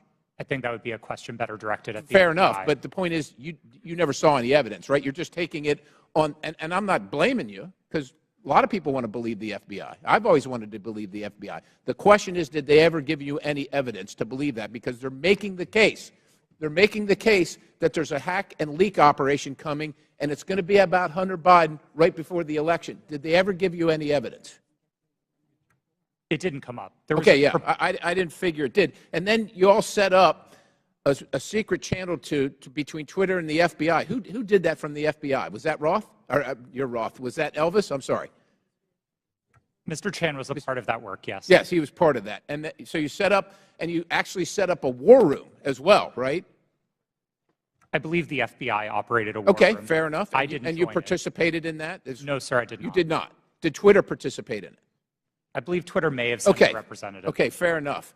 And then you did this table talk exercise about Hunter Biden and about a leak about Hunter Biden that would come out right before the election, essentially 10 days, and that happened in September, right before the election. And you participated in that, right? Yes, I did. Who facilitated that exercise? I know the Aspen Institute, but who facilitated the exercise proper? Was anybody from a government agency facilitating any part of that? Were they involved in the discussions during the exercise? No, I don't believe so, no. So they were just spectators? I wasn't aware that they were spectators either, but I don't recall exactly who was there. I know you don't recall who was there. Then who facilitated it? Do you recall that? My recollection is that the event was facilitated by Garrett Graff, who was a member of the Aspen Institute and Aspen Digital. All right. Do you find it odd now, after the fact, and I know you've already testified here, that you don't see, to Mr. Sessions, that you didn't see that you were misled or potentially duped? It sure seems highly coincidental. Would you agree? It at least seems highly coincidental. Knowing that the FBI had the laptop, that the FBI set up the war room and the channel and told you, per your statement, that this was going to happen, do you find it highly coincidental that it actually happened and it was Hunter Biden at all? I want to be clear that my statement to the FEC does not suggest that the FBI told me it would involve Hunter Biden. That's a popular reading of that declaration, but it was not my intent. I think there is a coincidence there, and I really can't speak as to how that came about. Yeah, it's really coincidental. One last question. Did the CIA or the other governmental agency ever ask Twitter to look at something that violated Twitter's policy? I don't recall specific outreach by the CIA specifically. Other government agency is what it was called in the Twitter files. Yes, Twitter regularly received reports from government requesting review under our rules. So the other government agency, that one, did they ever request information regarding violations of Twitter's policies? The CIA. Gentlemen, time's expired, but please answer the question. I thank the Chairman. Again, I don't recall specific contact from the CIA, no. Chair recognizes Mr. Burleson for 5 minutes. Thank you, Mr. Chairman.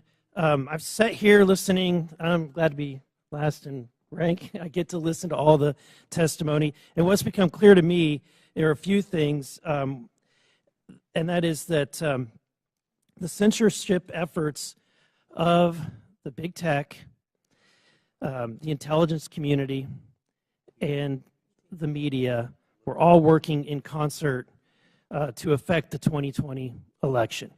I find it unbelievably ironic, and I hope others do too, see the irony that people who were so concerned and hell-bent and worried about the interference of outside groups on the 2016 election became willing participants to interfere in the following presidential election.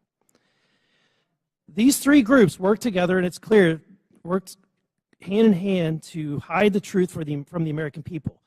The fact that the FBI had the Hunter Biden laptop, heck, it was in their possession for a year before the election, is appalling.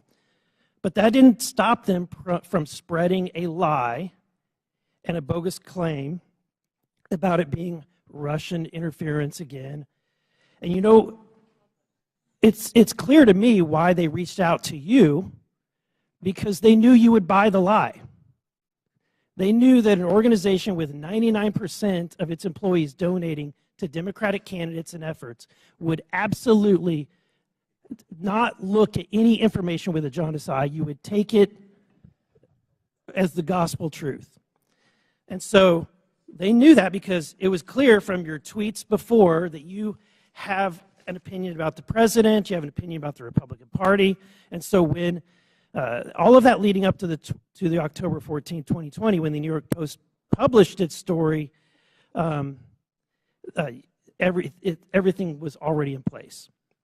So, Mr. Roth, my question to you is, when 51 intelligence officials told us that the Hunter Biden laptop was Russian disinformation, the Democrats, the mainstream media, the president, all repeated this lie. Now that you know what you know years later, do you still believe that the Hunter Biden laptop is not real? Or do you believe it's real? Sir, I never held that belief. Do you believe that the story is Russian disinformation? No, sir. I didn't then, and I don't now. Okay. I have a question for Mr. Baker. You started your role as Twitter's deputy general counsel in June of 2020, correct? Yes, sir. Who hired you for that role? Who specifically hired me? My boss was a person named Sean Edgett, who was the general counsel. Sean Edgett? Edgett. Edgett. E-G-E-T-T. And that's who you interviewed with? I interviewed with numerous people, but Sean was my boss. Anyone that comes to mind outside of Sean? Ms. Gotti I interviewed with. You're saying other people that I interviewed with at Twitter? But ultimately, the hiring agent was Sean Edgett. I'm not sure exactly who made the decision, to be frank with you, but Sean was my boss. Okay. My next question is, when you were fired from Twitter in December of 2022, after the release of the first installment of the Twitter files, did you destroy any internal communications related to that first batch of the Twitter files? As I said in my testimony, I didn't destroy any documents, period. What reason were you fired? You'll have to ask Mr. Musk about that. That was not given. You were not given any information. He made a public statement about it in a tweet, but I think you would have to ask him for the precise reason. Okay, thank you. Back to Mr. Roth. Is it true that Twitter whitelisted accounts for the Department of Defense to spread propaganda about its efforts in the Middle East? Did they give you a list of accounts that were fake accounts and asked you to whitelist those accounts? That request was made of Twitter. To be clear, when I found out about that activity, I was appalled by it.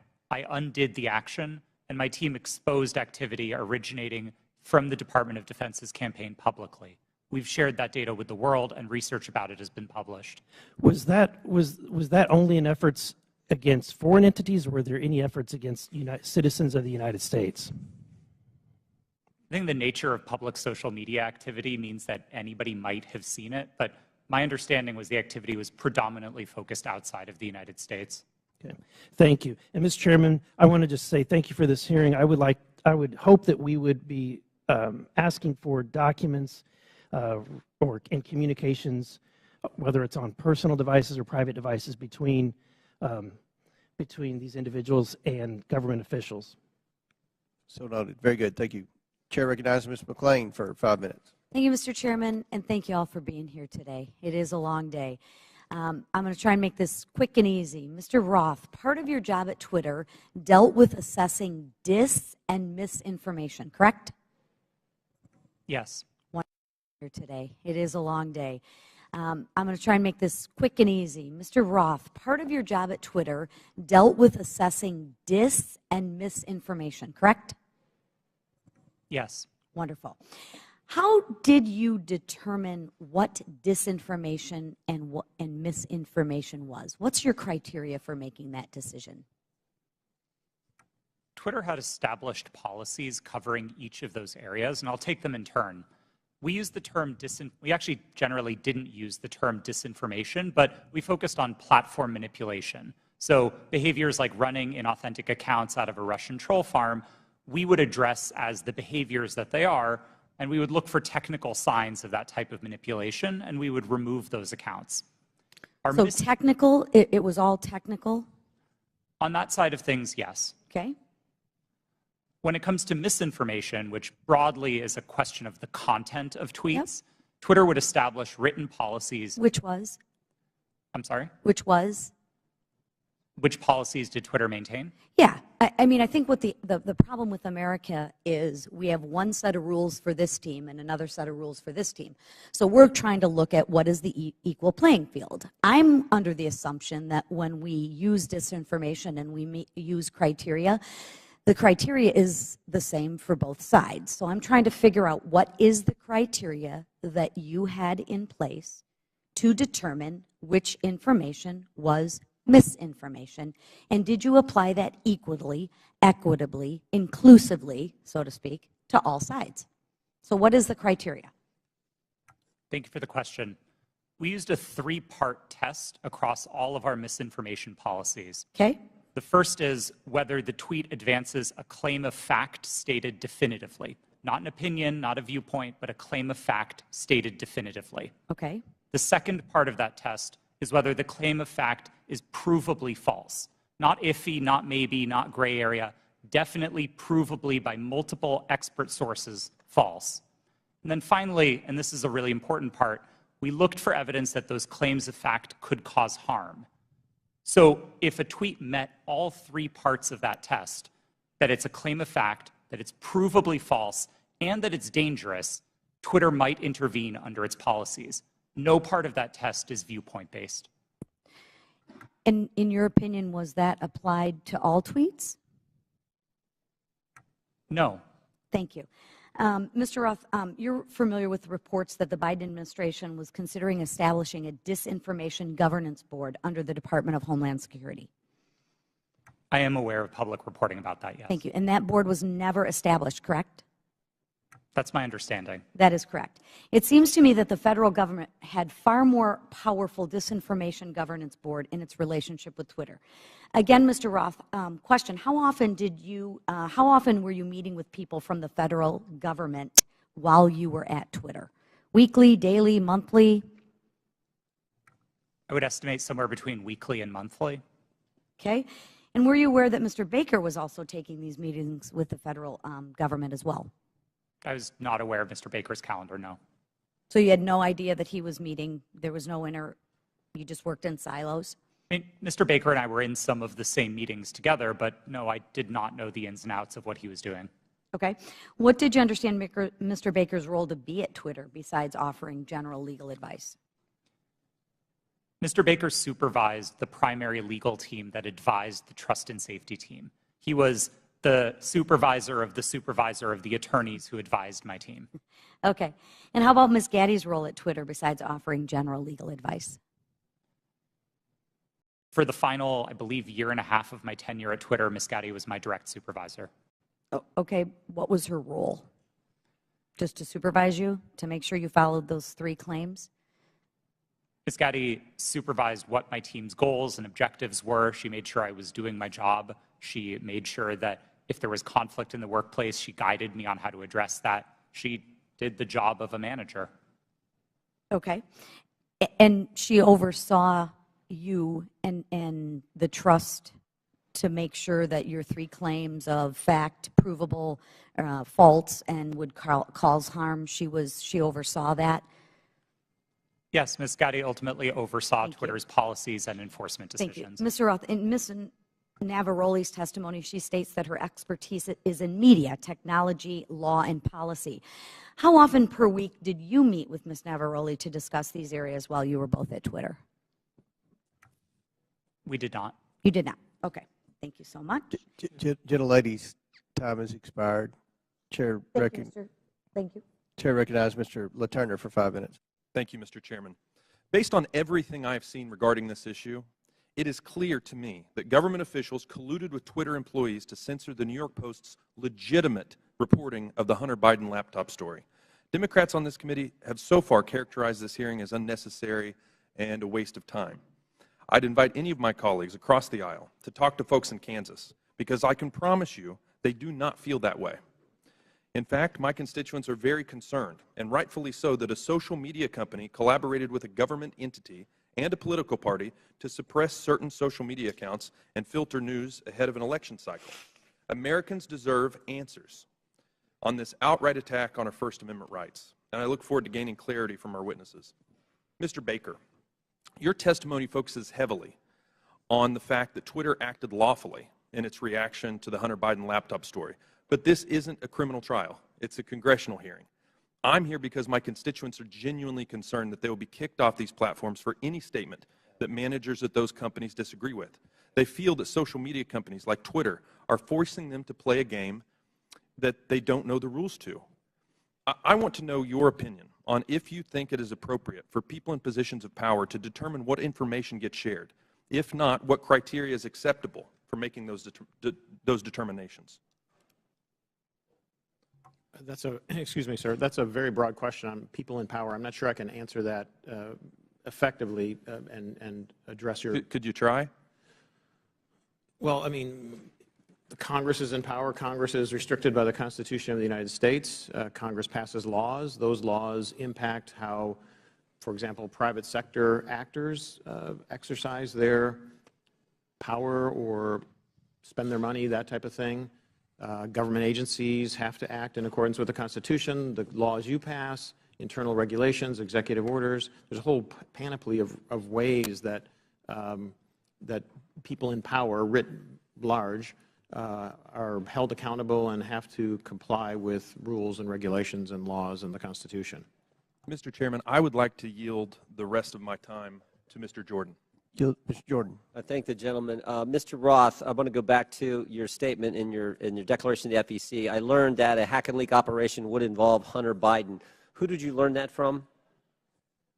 My recollection is it was mentioned by another technology company in one of our joint meetings, but I don't recall specifically whom. You don't know the person's name?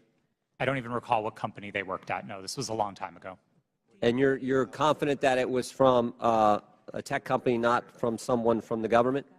To the best of my recollection, yes. Did anyone from the government in these periodic meetings you have, did they ever tell you that a hack and leak operation involving Hunter Biden was coming? No, Did Hunter Biden's name come up at all in these meetings? Yes, his name was raised in those meetings, but not by the government, to the best of my recollection. Okay. Mr. Baker, I want to go back to the question we had a few hours ago. But I want to frame it in a way I think you can answer. Did you ever tell the FBI that they had no legitimate interest in enforcement of Twitter's policies?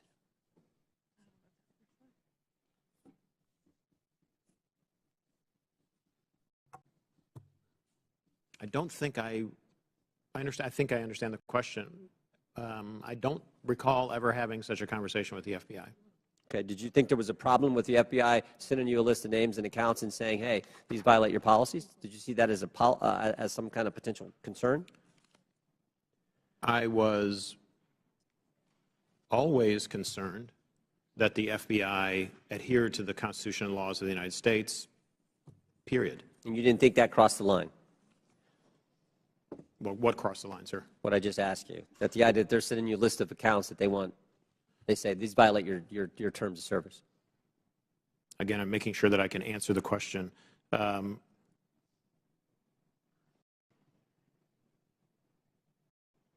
Had I thought that they were doing something unlawful, I would have taken appropriate steps to address it. Okay, Mr. Roth, why were you reluctant, based on what I read in the Twitter files, why were you reluctant to work with the GEC? It was my understanding that the GEC, or the Global Engagement Center of the State Department, had previously engaged in at least what some would consider offensive influence operations. Not that they were offensive as in bad, but offensive as in they targeted entities outside of the United States. And on that basis, I felt that it would be inappropriate for Twitter to engage with a part of the State Department that was engaged in active statecraft. We were dedicated to rooting out malign foreign interference, no matter who it came from. And if we found that the American government was engaged in malign foreign interference, we'd be addressing that as well. Yep. Gentlemen's time's expired. In closing, I want to again thank our panelists for being here. I know it's been a long day. We apologize for the electricity going out. That's never happened in my 6 years in Congress. But before we close, the ranking member and I are going to have very brief closing statements. I yield to the ranking member. Well, thank you kindly, Mr. Chairman. Thank you to the witnesses for your endurance and patience today. I hope you don't feel as bad about the day as you seem to look right now, but it's going to be over soon. I want to start with a simple point that I hope will be sympathetic to you, and I began the long day with this. It's even more important now that we have members who are actually threatening witnesses with arrest and prosecution for clearly imaginary offenses, or at least offenses that might make sense in their minds, but I don't quite know what they would be.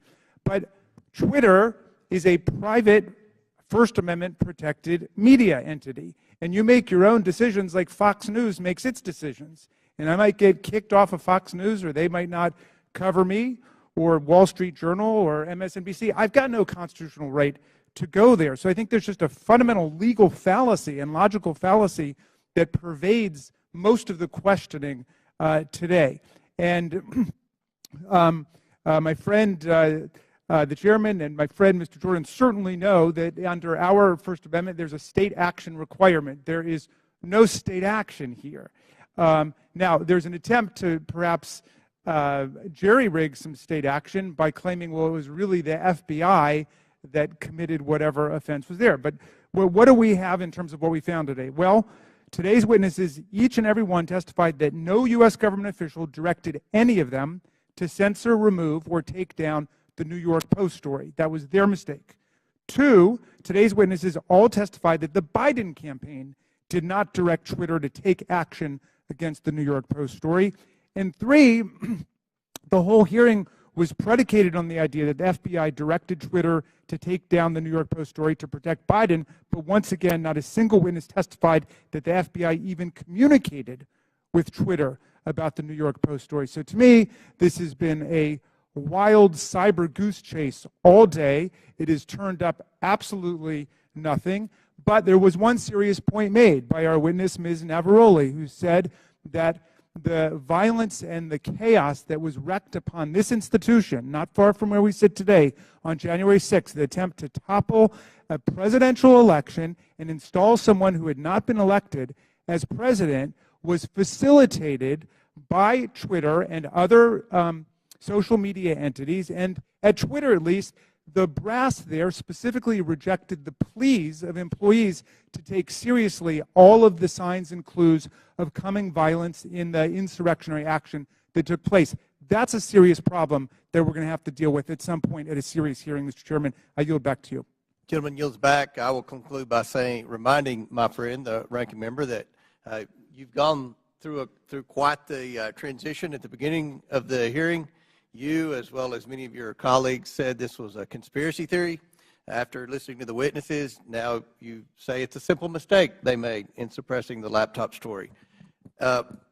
Twitter is a private company, but they enjoy special liability protection, Section 230. They also, according to the Twitter files, receive millions of dollars from the FBI, which is tax dollars, I would assume. And that makes it a concern of the Oversight Committee. The reason that we've had this hearing is because the laptop has been mislabeled by many in the mainstream media as being Russian disinformation, and that started with Twitter, as well as being tampered with, and you had several people, including Mr. Goldman, that implied that it had been tampered with, even though CBS News and other credible media outlets. You mean mainstream media outlets? CBS? Yeah. You don't think CBS is credible? No, I thought you were just calling the mainstream media. No. Okay. CBS News. CBS News has done a forensic audit that shows that the hard drive is legitimate and it was not tampered with. So these are misconceptions that are out there, and they started because of the suppression of the laptop story. The reason the laptop's important is because there's evidence on there that should concern every American about potential corruption, as well as evidence that would suggest that there's a possibility that this administration could be compromised because of the millions and millions of dollars that they've received from our adversaries around the world. We believe that's worth investigating. We believe national security is important. We had a hearing yesterday on our border. We believe there's a crisis at the border, and it threatens our national security. We had a hearing today. We believe that we need to make sure that this administration is not compromised because of the millions of dollars that they've received from our adversaries around the world. That much of that evidence is contained in the laptop. So I think this was a very successful hearing. I appreciate the witnesses' time. I know it was a very long day, and again, we've never had the electricity go out before. But again, we appreciate your sincere testimony.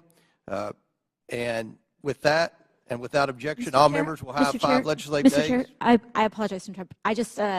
It's come to my attention that I have to seek your unanimous request in order to submit some additional documents. Without objection, so ordered. Thank you. Apologies. With that and without objection, all members will have 5 legislative days within which to submit materials and to submit additional written questions for the witnesses, which will be forwarded to the witnesses for their response. If there's no further business, without objection, the committee stands adjourned. Other big tech companies and reporters attended as well. This exercise prepared them for their future collusion to suppress and delegitimize information contained in Hunter Biden's laptop about the Biden's family business schemes. On October 14, 2020, the New York Post published its first story based on information contained in Hunter Biden's laptop story. The Post provided proof of the laptop's legitimacy by releasing a computer repair store's signed receipt for the laptop and the federal subpoena used by the FBI to retrieve it in 2019. The article revealed that a top executive at Burisma, who was paying Hunter Biden $50,000 a month, had spent time with then Vice President Biden in Washington, D.C. Throughout his presidential campaign, Joe Biden assured the American people that he had never spoken to his son about his overseas business dealing. However, the details exposed in the Post article indicate that Joe Biden lied to the American people.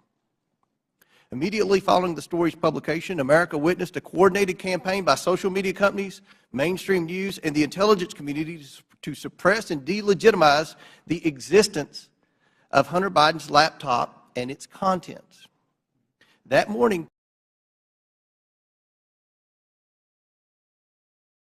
Twitter and other social media companies took extraordinary steps to suppress that story. Twitter immediately removed the story and banned the New York Post account.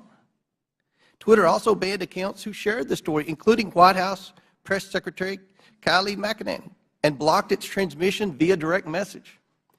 This episode marked the first time Twitter directly limited the spread of information from a mainstream news organization. And the New York Post would not get its account back for 2 weeks. Twitter would finally admit its mistake, but the damage had already been done. On October 19th, 51 former intelligence officials published a letter that Hunter Biden's laptop was Russian disinformation, which Joe Biden used as a talking point at a presidential debate on October 22nd. But we all know now this was not Russian disinformation. It wasn't disinformation. I want to make sure the American people truly understand the timeline here because it's very important. The Hunter Biden laptop story was published on Wednesday. Twitter did not acknowledge a mistake for at least 24 hours. Then on Monday morning, 51 former intelligence officials published their letter. That letter was then wholeheartedly accepted by mainstream news as proof that the laptop was fake. Joe Biden used that letter to brush aside the few questions he received about the story. During that time, the mainstream media was more concerned about what flavor of ice cream Joe Biden had ordered on a particular day. All this happened 2 weeks before the 2020 election. 2 weeks. One survey found that 17% of Biden voters would not have voted for the Biden-Harris ticket if they had known about the Biden laptop. But many Americans did not know about it because of a coordinated cover-up by big tech, the swamp, and mainstream news. Now mainstream media outlets have verified the laptop, but the damage has been done. Today we are joined by 3 former high-ranking employees at Twitter.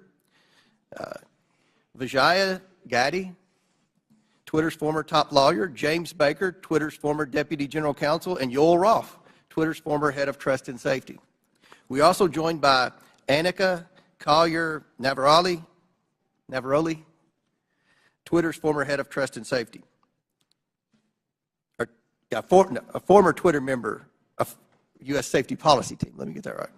I would like to thank you all for your participation in today's hearing.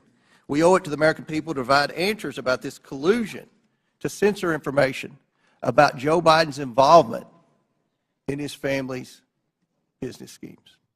With that, I yield to the ranking member for his opening statement. Thank you kindly, Mr. Chairman. Last night in his State of the Union address, over all the heckling, President Biden reviewed significant achievements his administration and congressional Democrats are delivering for the American people: the lowest unemployment rate in over 50 years, a manufacturing boom in clean energy, semiconductors, and infrastructure, expanding health care for veterans and lowering prescription drug costs for seniors and people with diabetes, beating the opioid epidemic and addressing our national mental health crisis, historic action on climate change. But this morning, we return not to focus on advancing this robust agenda of progress, but instead to take up an authentically trivial pursuit, all based on the obsessive victimology of right-wing politics in America. The majority has called a hearing to revisit a 2-year-old story about a private editorial decision by Twitter not to allow links to a single New York Post article made for a 2-day period that had no discernible influence on anyone or anything.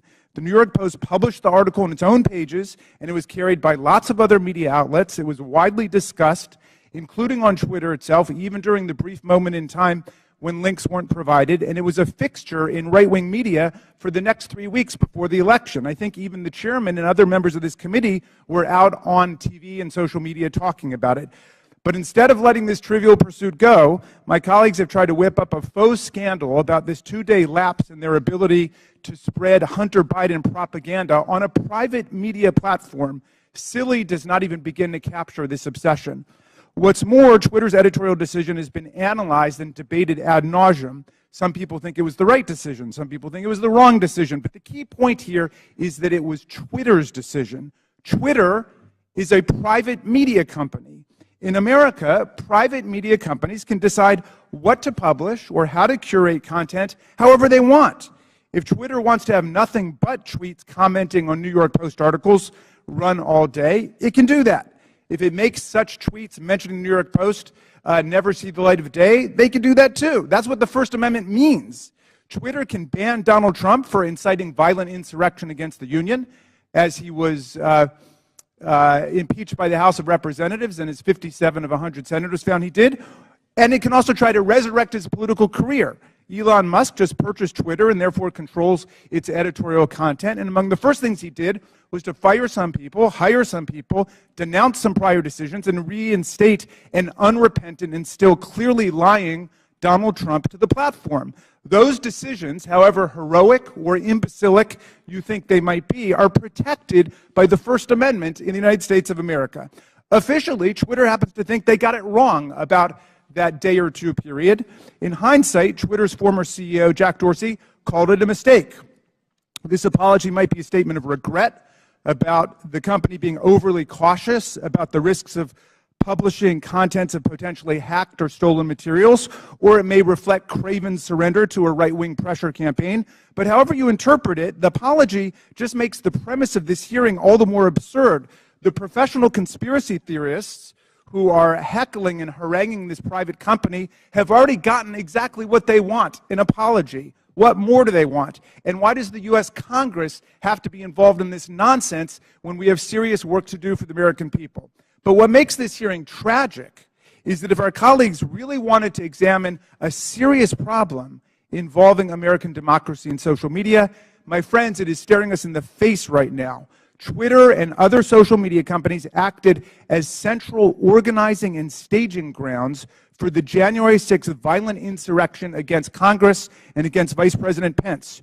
Twitter became the national and global platform for incitement to seditious violence against our government, and a forum on the day of attack for coordinating logistical movements and tactical maneuvers in the mob violence against our police officers. In the lead up to January 6th, Twitter decided to allow Donald Trump and countless MAGA extremists to use the platform to spread Trump's ridiculous big lie and disinformation about the election. And soon the internet was replete with incitement for civil war, race war, insurrection, revolution, and mob violence. Twitter did so despite increasingly desperate appeals from its own employees to act in the interests of public safety approaching January 6th. The First Amendment is robust and expansive, but it stops at this point. It does not protect anyone's right to engage in incitement to imminent lawless action and violent action against the government or against other people. This is the Brandenburg Principle. There's no carve-out to free speech for speech relating to the New York Post or Hunter Biden or laptops, but there is a significant carve-out when the speech is deliberately calculated to produce imminent violence and chaos against the government. That's why Twitter's deliberate indifference to Trump's big lies and incitement, its decision to ignore the pleas of its own employees to deal with the impending explosion against our police and against Congress on January 6th, are matters that require real investigation and reflection. Rather than conspiring to suppress right-wing MAGA speech, as my colleagues astonishingly claim, Twitter and other media companies knowingly facilitated Trump's spread of disinformation, or what his own sycophantic Attorney General William Barr would come to call bullshit, and gave voice to his followers' glorification of violence and calls for civil war. Today, we will hear from Anika Collier-Navaroli, a former Twitter employee turned corporate whistleblower and patriotic hero who raised the alarm inside Twitter and about numerous accelerating warning signs that she saw leading up to the violent and catastrophic attack on the Capitol on January 6, 2021. Ms. Navaroli is here today to publicly testify about how senior officials at Twitter resisted her efforts to put policies in place or to enforce existing policies to promote public safety and to defend our national security. Twitter management, however, did not want to cross Donald Trump.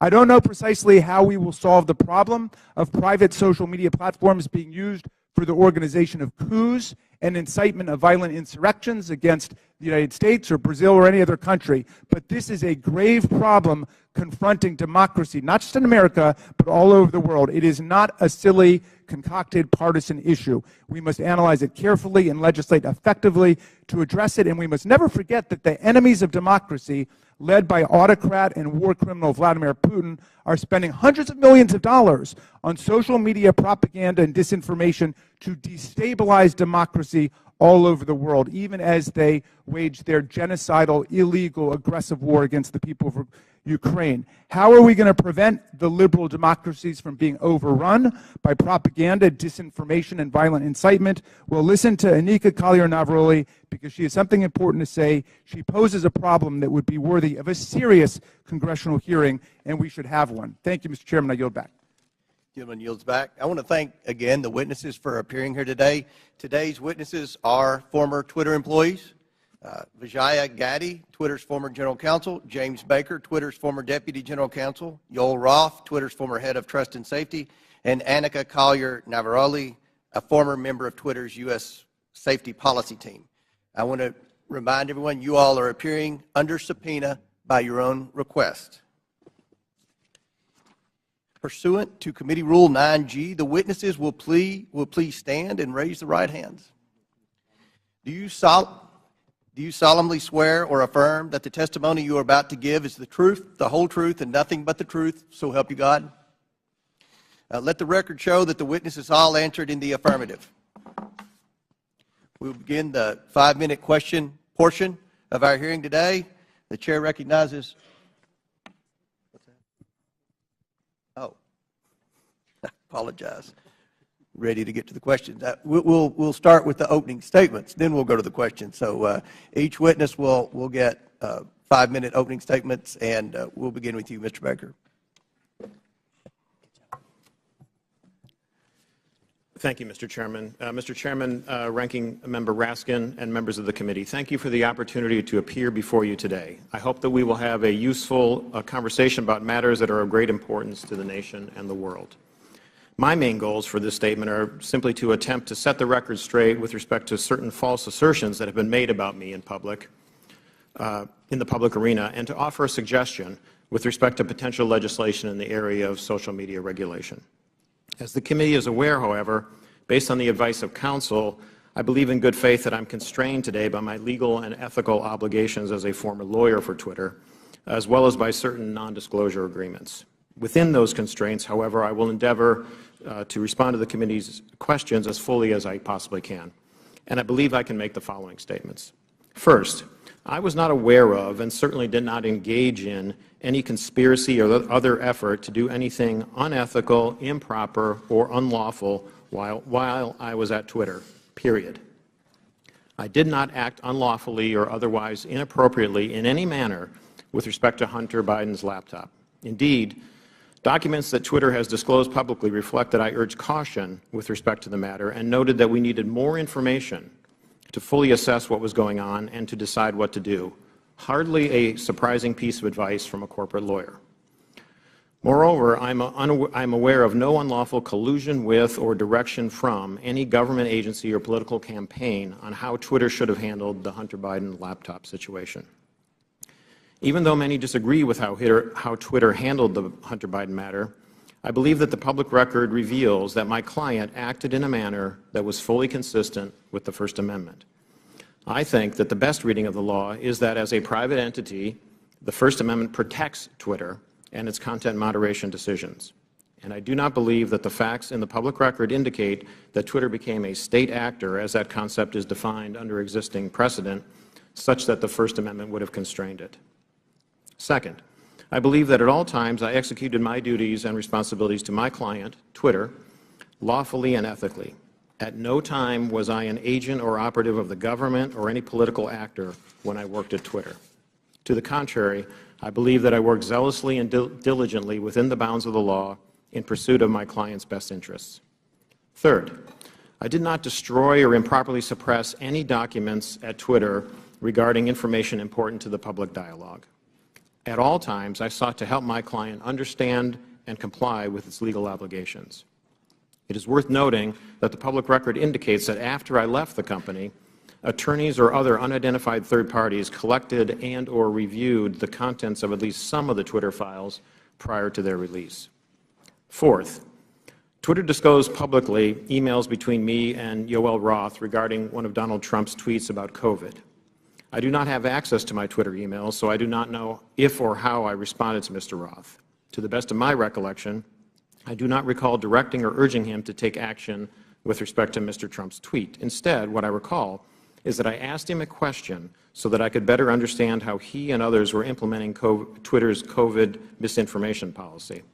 Asking questions and learning more about what a client's activities are is what I think good lawyers should do, and again, hardly surprising.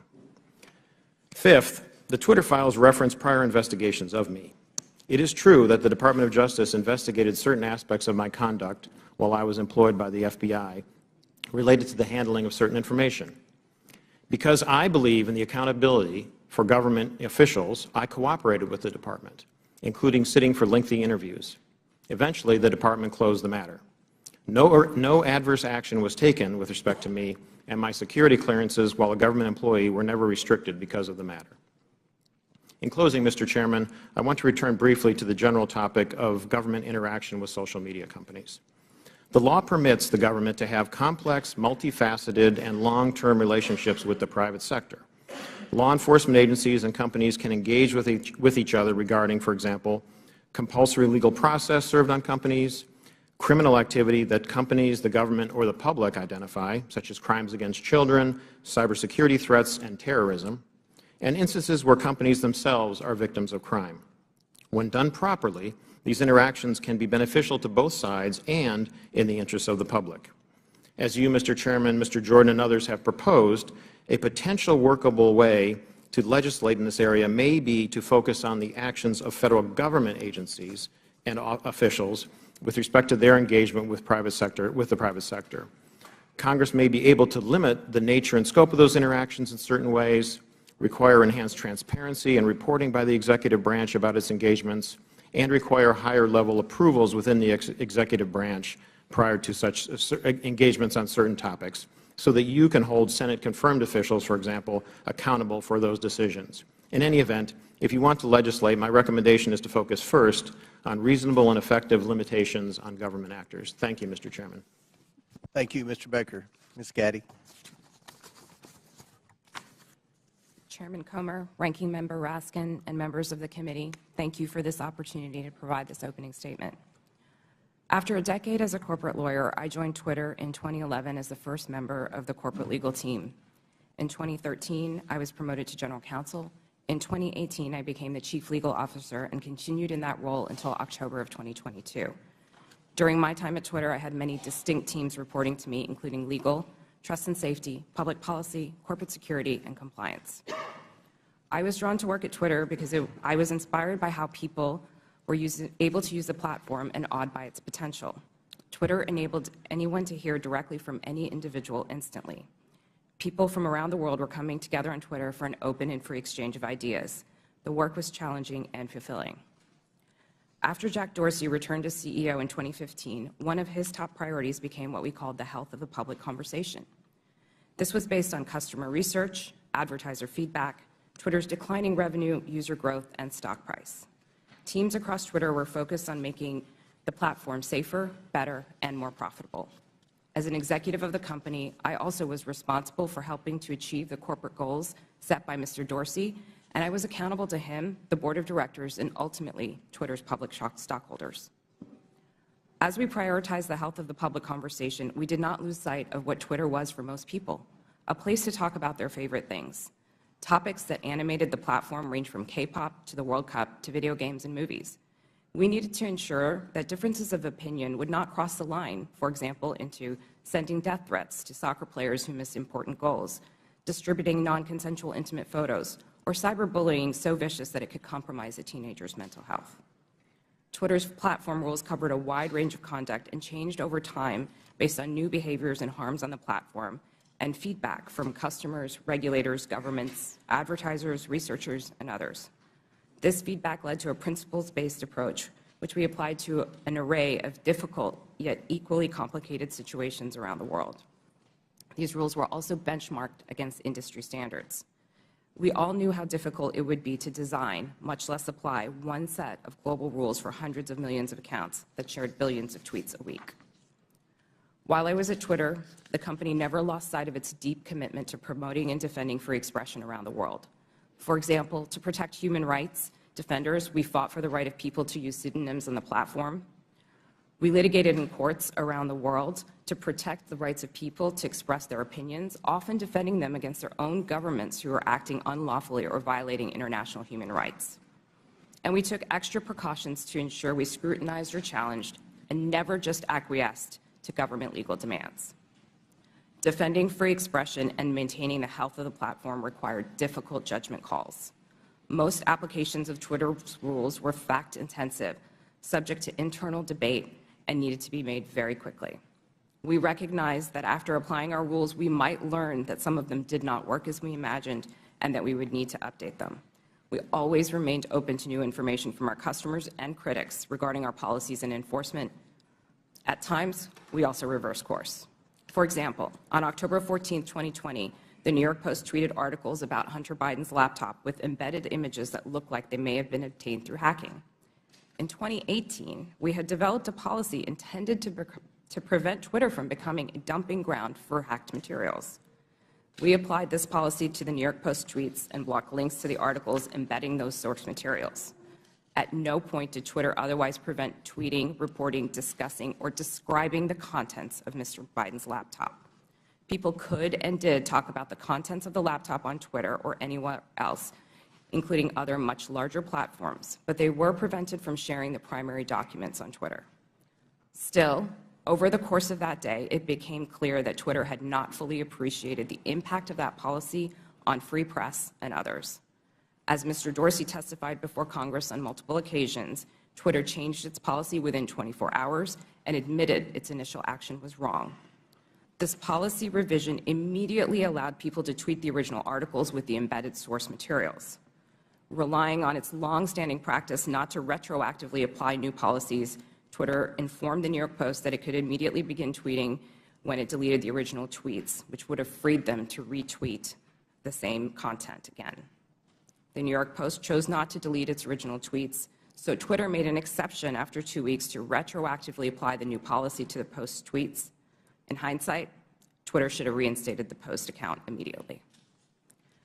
There is no easy way to run a global communications platform that satisfies business and revenue goals, individual customer expectations, local laws, and cultural norms, and get it right every time. Still, while I was at Twitter, we worked hard every day to make Twitter a healthy platform and ultimately a healthy business. Thank you for your attention. I look forward to your questions. Thank you very much. Mr. Roth. Thank you, Chairman Comer, Ranking Member Raskin, and members of the committee for the opportunity to speak with you here today. In nearly 8 years at Twitter, I worked in and led a division called Trust and Safety. Trust and Safety's core duty is content moderation, removing tweets that violate Twitter's terms of service and suspending users who repeatedly break the rules. This work is sometimes dismissed merely as censorship, but it represents a key way that Twitter and other companies live up to their responsibility to keep the users of their products safe. Much of this work is uncontroversial. For example, taking down accounts that engage in child sexual exploitation or promote terrorism. The gray area of this work, though, is when trust and safety teams have to make decisions about so-called lawful but awful material, content that may be legal in many jurisdictions, but isn't something most people would want to experience. Think of things like posting someone else's home address without their permission, or bullying somebody for a disability or for how they look. A free speech absolutist might say, yes, that kind of content is unpleasant, but it's not against the law. What right do you have to remove it? The answer is the need to make Twitter an appealing product for millions of people. Consistently, in its own research, Twitter found that users were unhappy with the company's approach to content moderation, and that this dissatisfaction drove people away from the service. This has consequences for what we mean by free speech on social media. Again and again, we saw the speech of a small number of abusive users drive away countless others. Unrestricted free speech, paradoxically, results in less speech, not more. And it was our job in Trust and Safety to try to strike an appropriate balance. But the importance of this work goes far beyond Twitter's business prospects and into the realm of national security. In 2017, I led the team at Twitter that uncovered significant interference in an American election by agents of the Russian government. Their mission was to stoke culture war issues on social media to try to further divide Americans. My team and I exposed hundreds of thousands of these accounts from Russia, but also from Iran, China, and beyond. It's a concern with these foreign interference campaigns that informed Twitter's approach to the Hunter Biden laptop story. In 2020, Twitter noticed activity related to the laptop that, at first glance, bore a lot of similarities to the 2016 Russian hack and leak operation targeting the DNC. And we had to decide what to do. And in that moment, with limited information, Twitter made a mistake. Under the distribution of hacked material policy, the company decided to prevent links to the New York Post stories about the laptop from being shared across the service. I've been clear that in my judgment at the time, Twitter should not have taken action to block the New York Post's reporting. And just 24 hours after doing so, the company acknowledged its error. But the decisions here aren't straightforward, and hindsight is 2020. It isn't obvious what the right response is to a suspected but not confirmed cyber attack by another government on a presidential election. I believe Twitter erred in this case because we wanted to avoid repeating the mistakes of 2016. And so the basic job of trust and safety is to try to strike this balance between the harms of restricting too much speech and the dangers of doing too little. I'll be the first to admit that we didn't always get it right. Even rare mistakes add up when you're carrying out content moderation at the scale of hundreds of millions of unique posts per day. While I was head of trust and safety at Twitter, I strove to do this work with impartiality and with a commitment to the fair enforcement of Twitter's written rules. But whether it's me or Elon Musk or someone else in the future, someone will have to make choices about the governance of online spaces. Those decisions should not be made behind closed doors or based on personal whims. I hope that we can work together to find ways to bring greater trust and transparency to social media, and I look forward to answering the committee's questions about any of these topics to the best of my ability. Thank you. Ms. Navaroli. Good morning, Chairman Comer, Ranking Member Raskin, and members of the committee. Thank you so much for the opportunity to speak with you all today. I'm here because there is an urgent need for us to understand the impact that social media companies are having on our democracy. I will be very clear. I was not involved in the decision around Hunter Biden's laptop, but I was involved in decisions that were made leading up to, during, and after the January 6th attack on the Capitol. If we are going to talk about social media in the government, we need to talk about Twitter's failure to act before January 6th. I am here to tell you that doing nothing is not an option. If we continue to do nothing, violence is going to happen again. My background is as a trained lawyer and journalist, and my expertise over the past decade has been in the areas of media, technology, law, and policy, with a particular focus on social media and free expression. I joined Twitter in 2019, and by 2020, I was the most senior expert on Twitter's US safety policy team. My team's mission was to protect free speech and public safety by writing and enforcing content moderation policies around the world. These policies included things like abuse, harassment, hate speech, violence, and privacy. So if no other algorithm or no other human could decide if a tweet violated my team's policies, the safety team policy acted as the final moderators. If a high-profile individual like any member of this committee or President Trump tweeted something controversial, it was sent to my team's desk. Every day, we had to decide whether a particular piece of content equated to yelling fire in a crowded theater. My work at Twitter and subsequently at Twitch put me in the middle of key events in history. What I've learned from them is that social media played and continues to play a role in these events. And 2 years after January 6th, we still need to better understand the role that Twitter played in order to prevent it from happening again. So what do we need to understand? First, Twitter's leadership bent and broke their own rules in order to protect some of the most dangerous speech on the platform. I'm going to talk a little bit about what happened in the months leading up to January 6th. During this time, my team worked to try to minimize the threat of violence that we saw coming. After President Trump instructed the Proud Boys to stand back and stand by in a debate, we considered the danger that that statement would have if it was tweeted. So we crafted what we called a coded incitement to violence policy to address dog whistles like this. Instead of approving it, management bent over backwards to find ways to not approve it. On January 5th, when the policy was still not approved, I led a meeting where one of my colleagues asked management whether someone was going to have to get shot before we were allowed to take down tweets. Another colleague looked up live tweets and read them to management to try to convince them of the seriousness of the issue. Still, no action was taken. On the morning of January 6th, I sent Twitter lawyers a message warning them that our team was hamstrung by leadership. 2 days later, when it looked like it was going to happen all over again, I asked management whether they wanted more blood on their hands. Only then did they act. The second problem is that there is way too much power concentrated in the hands of too few. With January 6th and many other decisions, content moderators like me did the very best that we could. But far too often, there are far too few of us, and we are being asked to do the impossible. For example, in January 2020, after the U.S. assassinated an Iranian general and the U.S. president decided to justify it on Twitter, management literally instructed me and my team to make sure that World War III did not start on the platform. No person, people, or company should have that kind of unchecked power or that kind of responsibility. The modern-day public conversation should not be susceptible to the whims of any one individual or any one company.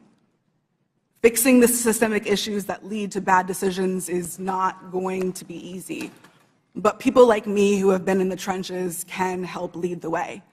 But I must say, coming forward and offering this information is risky and it is difficult. Doxing and harassment are real, and people are afraid to tell what they know. So we need to make sure that there are protections for those who speak the truth. We need to create space to hear from people on the front lines. We need to give them protection so they can share their experiences. Only then can we begin to understand the full scope of the problem and to find solutions.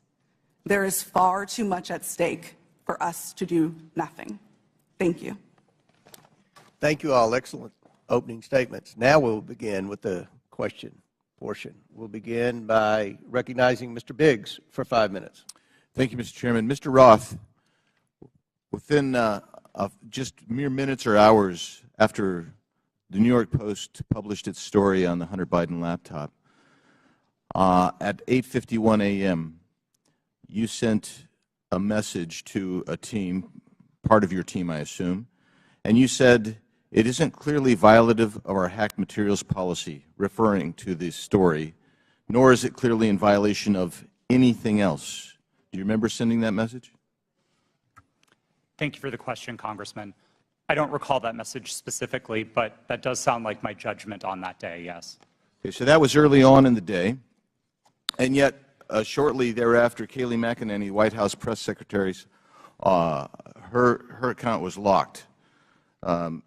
So an inquiry was made the next day by a person named Carolyn Strom. You know Carolyn Strom? Yes, sir, I do. Yeah, and Carolyn Strom asked what's going on here, and somebody named Elaine Ong Soto said the user was bounced by site integrity for violating our hacked materials policy. Do you remember that incident? Yes, sir, I do. And somebody named Trenton Kennedy said, "I'm struggling to understand the policy basis for marking this as unsafe."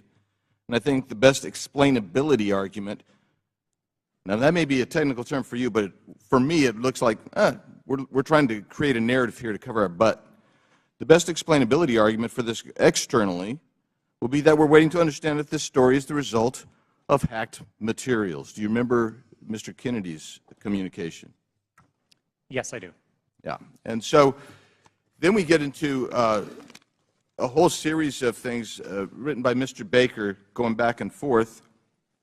And he says on that same day, now at 9:26, which is about a half an hour after your statement that you don't think that anything's been violated here, He says, I've seen some reliable cybersecurity folks question the authenticity of the emails in another way. And then you seem to later, but by the way, that's almost inconceivable. I mean, it just seems inconceivable that would have happened so quickly that he would have that. And then you sent out something right after that said, the key factor informing our approach is consensus from experts monitoring election security and disinformation that this looks a lot like a hack and leak that learned from the 2016 WikiLeaks approach. I'm wondering if you can name for me today any of the experts that seem to have a consensus at 10:12 a.m. on the morning of October 14th that you put out saying that we're going to rely on some group of experts. Who were they? Thank you for the question. Twitter did not give me access to any of my documents or emails to prepare for this hearing, and so unfortunately I can't give you a direct answer. Were there, Mr. Roth, were there experts? Were there people that you consulted that were cybersecurity experts between 9 a.m. and 10:15 a.m. on that day? My recollection is that we were following discussions about this incident as they unfolded on Twitter. So cybersecurity experts were tweeting about this incident and sharing their perspectives, and that informed some of Twitter's judgment here. But I want to emphasize, as I said in my statement, I didn't think that the evidence or those perspectives warranted removal, and I advocated against taking that action. I understand. Let's look at one other document. Our teams made the determination that the materials fall under our hacked materials policy. It's my understanding from reports and internal sources that normally a hacked material policy would require a government official or law enforcement determination that there had actually been a hacked account before that hacked policy were to be in place or imposed. Is that accurate? No, sir, it's not. So the policy did not require that there be any kind of official finding by the government, by a government source?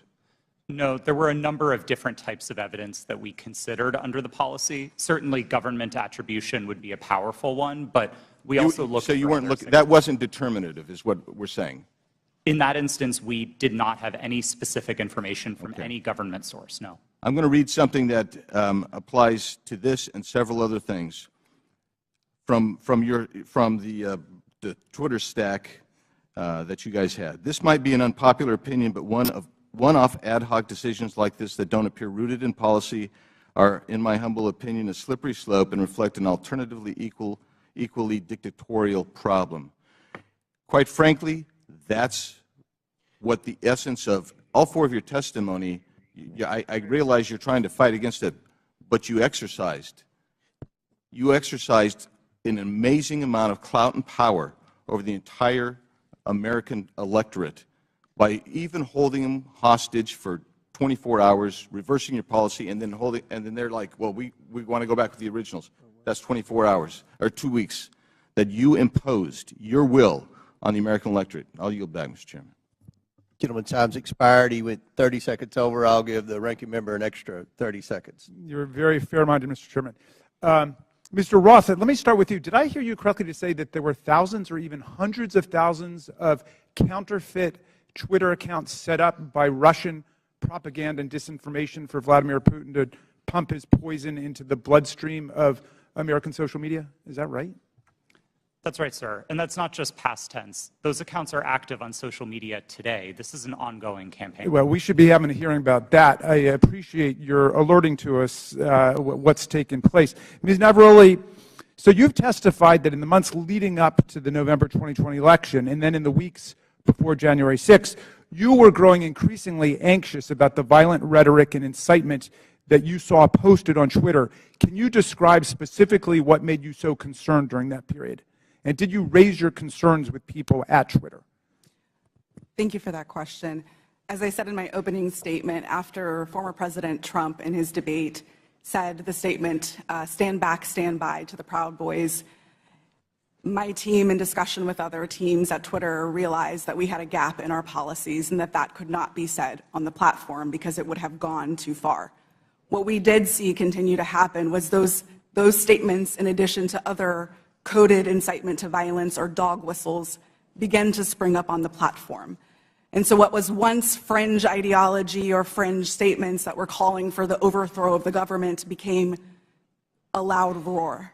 And so we heard individuals beginning to say that they were locked and loaded, that they were ready for Civil War Part 2, that they were ready for another revolution, that they were ready for the day of the rope in very clear English on Twitter. And on the January 6th committee, we have tens of thousands of statements like that being made on Twitter and other parts of social media. So we got a little taste of what you were experiencing on a daily basis. Now, there was this meeting on January 5th at Twitter. I don't think it was called specifically to look at what was going to happen the next day. That just happened to be a regular meeting. But at that meeting, you and other employees raised urgently the problem of what you saw coming on January 6th. How did Twitter management respond to the concerns that you raised? That's a great question. And yes, that meeting was a regularly scheduled meeting. Within the meeting, I believe I referred to it in my testimony to the January 6th committee as I was at my wit's end. I had argued, I had asked questions, I had asked for clarification. We had found dangerous tweets within the meeting, and yet the individual who is the most senior leader within the team in that meeting told us that we were not allowed to take that content down and that we were not allowed to use the coded incitement to violence policy. The reason that she gave us mirrored what we had been told by the former head of Trust and Safety, Del Harvey, that individuals might be saying things like locked and loaded or stand back and stand by in ways of self-protection. That was not what we were seeing on the platform. So when you were seeing things like locked and loaded and Civil War Part 2 and race war and so on, were you warning your superiors at Twitter that you thought there was going to be real violence, that this was not hyperbole that was being spoken at that point? Absolutely. I specifically told Del Harvey herself that someone was going to get shot, as I testified to to the January 6th committee. You stated that Donald Trump described his own tweets as little missiles. Why did that stick in your mind? Yes, the quote that you're referring to, I don't remember exactly what news article that it was in, but it was a news article that I had read in which the former president said that he liked to send out his tweets like little missiles. To me, that sounded exactly like weaponization of a platform, in his own words, and yet Twitter was not concerned. All right. Well, again, this bears a complete hearing on its own. This is a real issue, unlike something that happened a couple of years ago for 24 hours that has already disappeared in the sands of time. But this is facing us today. As you say, those right-wing violent forces are still out there, and the social media can still be used as a channel for incitement to violent action against state legislatures, school boards, the Capitol of the United States, Congress, and so on. How do we prevent this from happening in the future, and do you think that Twitter is dealing with this problem effectively now? As I said in my opening statement, we have to do something. There is too much at stake for us to continue to do nothing. And this question of how do we prevent it is a big one. Unfortunately, I do not believe that we are at a place that we can come to solutions because we do not know how these companies work. We must continue to hear from individuals like myself. We must have a seat at the table to be able to share our experiences, because our experiences and the ways that we have succeeded, the ways that we have failed, hold the key to our futures and the key to our democracies. All right. Thank you, Mr. Chairman. I would just say I was skeptical about revisiting the whole New York Post thing, where there have already been congressional hearings and they've already apologized for their little lapse. But this is a serious issue, and so I'm glad we at least have the opportunity to begin to talk about it in public. And I yield back to you. Thank you. Gentleman yields back. I'll recognize myself now for questioning. The Biden family investigation begins with the story of how big tech, the media, former intelligence agents, and the Bidens themselves suppressed the story of Hunter Biden's laptop weeks before the 2020 election. Today, we're hearing from Twitter executives who buried the New York Post laptop story, claiming it violated the platform's hacked materials policy. In reality, the Twitter executives were hostile towards conservatives and biased towards anyone who opposed their points of view. For example, Mr. Roth, did you write this tweet? I regret the language that I used in some of my former tweets, but Yes, I did post that. And I'll read the tweet so it's in the record. Yes, that person in the pink hat is clearly a bigger threat to your brand of feminism than actual Nazis in the White House. Mr. Roth, do you think all conservatives are Nazis? Certainly not, sir. What about the hundreds of people who worked in the Trump administration? Certainly not. Did Ms. Gaddy or any other lawyer at Twitter ever tell you to take down that tweet? No, Twitter did not have a practice of restricting employees sharing their personal viewpoints on the service. Okay. Turning back to the laptop, Ms. Gaddy, are you aware that Hunter Biden's lawyers, as recently as last week, wrote the Department of Justice about Hunter Biden's laptop? I've seen some articles about that. Yes, they did. And it appears that Hunter Biden's attorney is admitting that the laptop and emails on it are authentic. So, Ms. Gaddy, on October 14, 2020, did Hunter Biden report to Twitter that he was the victim of a hack? No, I don't believe he did. Ms. Gaddy, when the New York Post initially broke the story about the laptop, did you call Hunter Biden's lawyer to ask if it was authentic? No, I did not. Isn't it correct that the Biden campaign had contact with Twitter in the run-up to the 2020 election? Not to my knowledge. And you're telling this committee that you didn't ask any Biden representative if the laptop was real or for Hunter Biden's attorney's phone number to confirm its authenticity? We did not speak to anybody related to that. Mr. Baker, are you aware that the FBI had Hunter Biden's laptop since December of 2019? I'm sorry, am I aware of that now? Well, were you aware then? Then, no. I don't believe, sir, that to the best of my recollection, I don't think I knew. But you're aware now? I've heard that now, yes. Mr. Baker, did you call any of your contacts at the FBI to ask whether or not they knew if the material had been hacked? I don't recall contacting them about that on that day. Mr. Roth, Ms. Gaddy, and Mr. Baker, it appears to me that you failed at your jobs. You were entrusted with the highest level of power at Twitter, but when you were faced with the New York Post story, instead of allowing people to judge the information for themselves, you rushed to find a reason why the American people shouldn't see it. In a matter of hours, you were deciding on the truth of a story that spans years and dozens of complex international transactions. You did this because you were terrified of Joe Biden not winning the election in 2020. That's what it appeared. I can assure you this committee will succeed in holding the Bidens accountable. So much of the evidence of wrongdoing from this family is located in that hard drive that you all led the American people to believe was Russian disinformation, when in fact it was not. Now, I agree with Mr. Baker's opening statement. The concern for me is the level of involvement the FBI had with not just Twitter, but all of our social media platform companies. And I think it kind of goes in the opposite direction of where my friend, the ranking member, was trying to take this in his opening statement. This is something this committee should be concerned about. The government doesn't have any role in suppressing speech. And that's something the media should be very concerned about. What if there's a conservative president that somehow cleans out our FBI and they put in conservatives to suppress liberal speech? That's something that should never happen. So I look forward to more questions, and at this time I yield to the gentleman from I think the chair for yielding. Mr. Baker, you said you didn't talk with the FBI that day. Did you talk to the FBI about the Hunter Biden laptop story prior to then or after that day? I'm trying to make sure I can answer this question consistent with the restrictions that I talked about in my opening Simple statement. question. Did you talk to the FBI about the Hunter Biden story? To the best of my recollection, I did not talk to the FBI about the Hunter Biden story before that day. Did you talk to him after it? You said your response is real specific to the chairman. You said, I did not talk to the FBI about the Hunter Biden laptop story that day. I assume that day is October 14th. I want to know if you talked to him on the 13th or before, or if you talked to him on the 15th and after.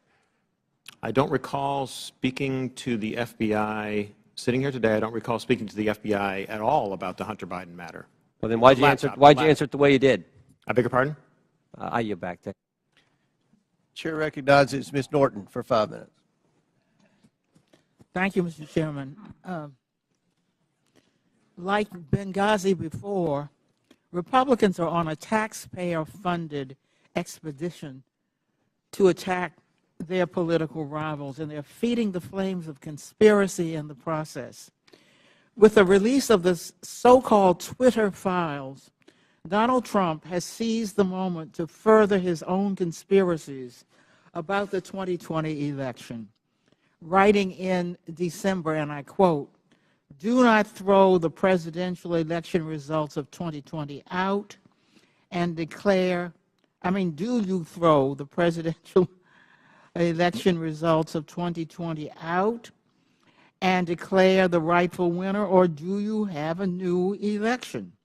A massive fraud of this type and magnitude allows for the termination of all rules, regulations, and articles, and even those found in the Constitution, end quote.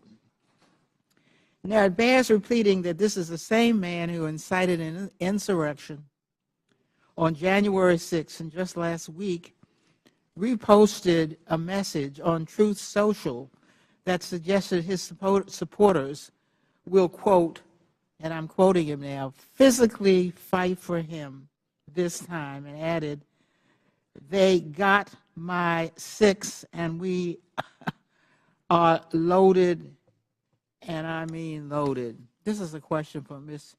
Navaroli. What did the phrase "locked and loaded" mean to you while you were at Twitter prior to January 6th? Yes, thank you for that question.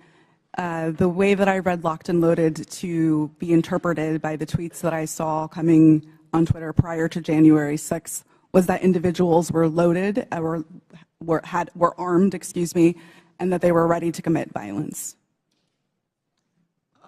Are you concerned that the use of this language will continue to incite and legitimize political violence leading to the next election? Absolutely. We are sitting exactly 1 month in which the exact same playbook was played in Brazil, and we saw almost deja vu happening again. As I said in my opening statement, unless we do something, this will continue to happen again. Thank you, Ms. Navaroli. Mr. Roth, you are no stranger to conspiracies and their real-world consequences. If you don't mind, can you please describe for the committee how the release of the so-called Twitter files has affected your personal safety?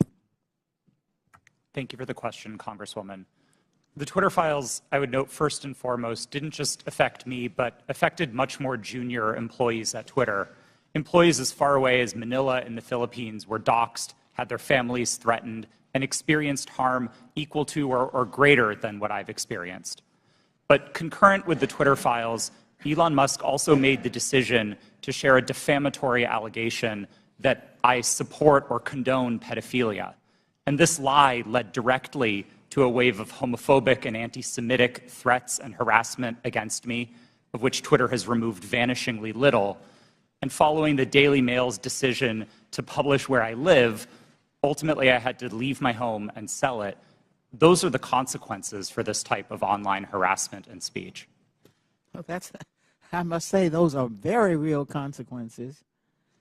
By legitimizing unsubstantiated conspiracy theories about the deep state, big tech, and government censorship for political gain, committee Republicans are holding a match to a powder keg. We all saw the consequences of this kind of rhetoric on January 6th, and we continue to see it play out as political violence and hate crimes grip communities around the country. And I yield back, Mr. Chairman. Lady yields back. Chair recognizes Ms. Mace for 5 minutes. Thank you, Mr. Chairman. The Twitter files were not just about Hunter Biden's laptop. Twitter files make it apparent Twitter worked overtime to suppress accurate COVID information. Dr. Jay Bhattacharya is a professor of medicine at Stanford who once tweeted an article he wrote about natural immunity. Thanks to Elon Musk's release of the Twitter files, we learned some of his tweets were tagged with the label of Trends Blacklist. Apparently, the views of a Stanford doctor are disinformation to you people. I, along with many Americans, have long-term effects from COVID. Not only was I a long hauler, but I have effects from the vaccine. It wasn't the first shot, but it was the second shot that I now developed asthma that has never gone away since I had the second shot. I have tremors in my left hand, and I have the occasional heart pain that no doctor can explain, and I've had a battery of tests. I find it extremely alarming Twitter's unfettered censorship spread into medical fields and affected millions of Americans by suppressing expert opinions from doctors and censoring those who disagree with the CDC.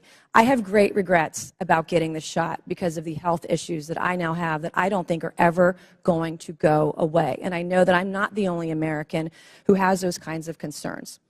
Another example of what Twitter has done to censor folks is from Dr. Martin Kulldorff, a Harvard-educated epidemiologist, who once tweeted, "COVID vaccines are important for high-risk people and their caretakers.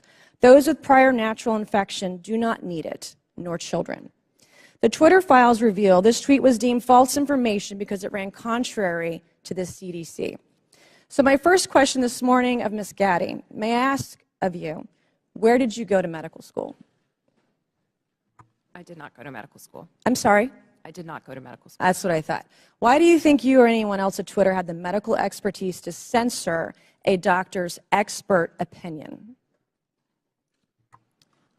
Our policies regarding COVID were designed to protect individuals. We were seeing... You guys censored Harvard-educated doctors, Stanford-educated doctors, doctors that are educated in the best places in the world, and you silenced those voices. My next question is, did the U.S. government, I have another chart I want to show you, Ms. Gaddy. I have another tweet by someone with a following of a full 18,000 followers. This person put a chart from the CDC on Twitter. It's the CDC's own data, so it's accurate by your standards, and you all labeled this as misleading. You're not a doctor, right, Ms. Gaddy?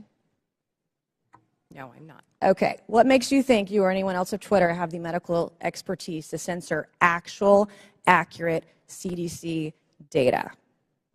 I'm not familiar with these particular situations. Yeah, I'm sure you're not. But this is what Twitter did. They labeled this as inaccurate. It is the government's own data.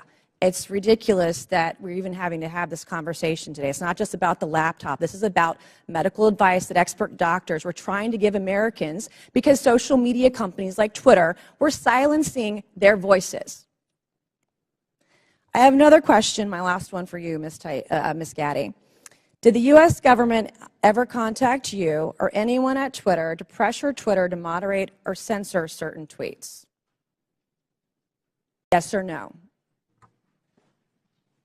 We have a program. Did the U.S. government ever contact you or anyone at Twitter to censor or moderate certain tweets? Yes or no? We receive legal demands to remove content from the platform from the U.S. government and governments all around the world. Those are published on a third-party website, and anyone can review them. Thank God for Matt Taibbi. Thank God for Elon Musk for allowing to show us in the world that Twitter was basically a subsidiary of the FBI, censoring real medical voices with real expertise that put real Americans' lives in danger because they didn't have that information. I also want to thank one of my colleagues, Ro Khanna, because as it turns out, censorship isn't just an important issue to conservatives. Some of my colleagues on the other side of the aisle, like Ro, found this censorship very concerning, and even wrote to you and to folks at Twitter that he was concerned about the First Amendment being censored. So I want to thank him for speaking up and speaking out about this issue, because this should not be a partisan issue. This should be an issue that's an American issue. Mr. Chairman, I would like to enter into the record, I ask unanimous consent, to enter into the record a Wall Street Journal article from December 9th, 2022 by Justin Hart entitled "The Twitter Blacklisting of Jay Bhattacharya." Enter the record, please, Mr. Chairman. Without objection, so ordered. Thank you, and I yield back. The chair recognizes Mr. Lynch for 5 minutes. Thank you, Mr. Chairman. I just want to go over the chronology here, Mr. Roth. Back in 2016, Russia and Vladimir Putin engaged in what bipartisan Senate Intelligence Committee investigators called a, and I quote, aggressive, multifaceted effort to influence the outcome of that year's presidential election. The campaign included hacking of the systems of a major political party and leaking illegally obtained information, scanning U.S. election systems for vulnerabilities, and exploiting the weaknesses of social media platforms to spread disinformation to the American people. Again, in a 2017 declassified report, the U.S. intelligence community assessed that Russia's 2016 election operations signaled a, quote, new normal in Russian influence efforts, and that the Kremlin would, quote, apply lessons learned going forward against the U.S. and its allies. Mr. Roth, in a December interview with journalist Kara Swisher, you state that this declassified assessment was, quote, and I'm quoting you, a watershed moment in the history of content moderation and the Internet, close quote. You also stated in that interview that Twitter discussed potential threats to the integrity of the 2020 elections, and it was, quote, and I'm quoting you again, obvious to think about the most influential thing that impacted the 2016 election, which was the hack and leak campaign organized by the Russian government, and that, quote, we would have been stupid not to think about that risk. Mr. Roth, why would Twitter have been stupid to ignore that risk? Thank you for the question, Congressman. I think Twitter and the entire social media industry were, frankly, caught with their pants down in 2016 and missed an opportunity to do the critical work of protecting election security. This isn't my judgment. This is the judgment of academics and researchers who have spent years studying Russian active measures. And most of their conclusions suggest that the #1 most influential part of the Russian active measures campaign in 2016 was the hack and leak targeting John Podesta. It would have been foolish not to consider the possibility that they would run that play again. Right. And so let me ask, was that top of mind for Twitter? You're trying to measure the credibility of incoming intelligence. Was that top of mind in regard to your decision, the company's decision to temporarily limit the distribution of the October 14th New York Post story that was delivered by Mayor Giuliani?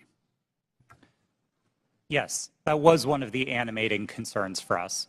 For nearly 2 years, we had engaged in scenario planning exercises for potential risks tied to the elections, and one of them appeared to be happening that day. Now, again, I think the facts were complicated, and I do believe Twitter made a mistake then, but our judgment was colored by the experience of 2016 and by the very real Russian activities that we saw play out that year.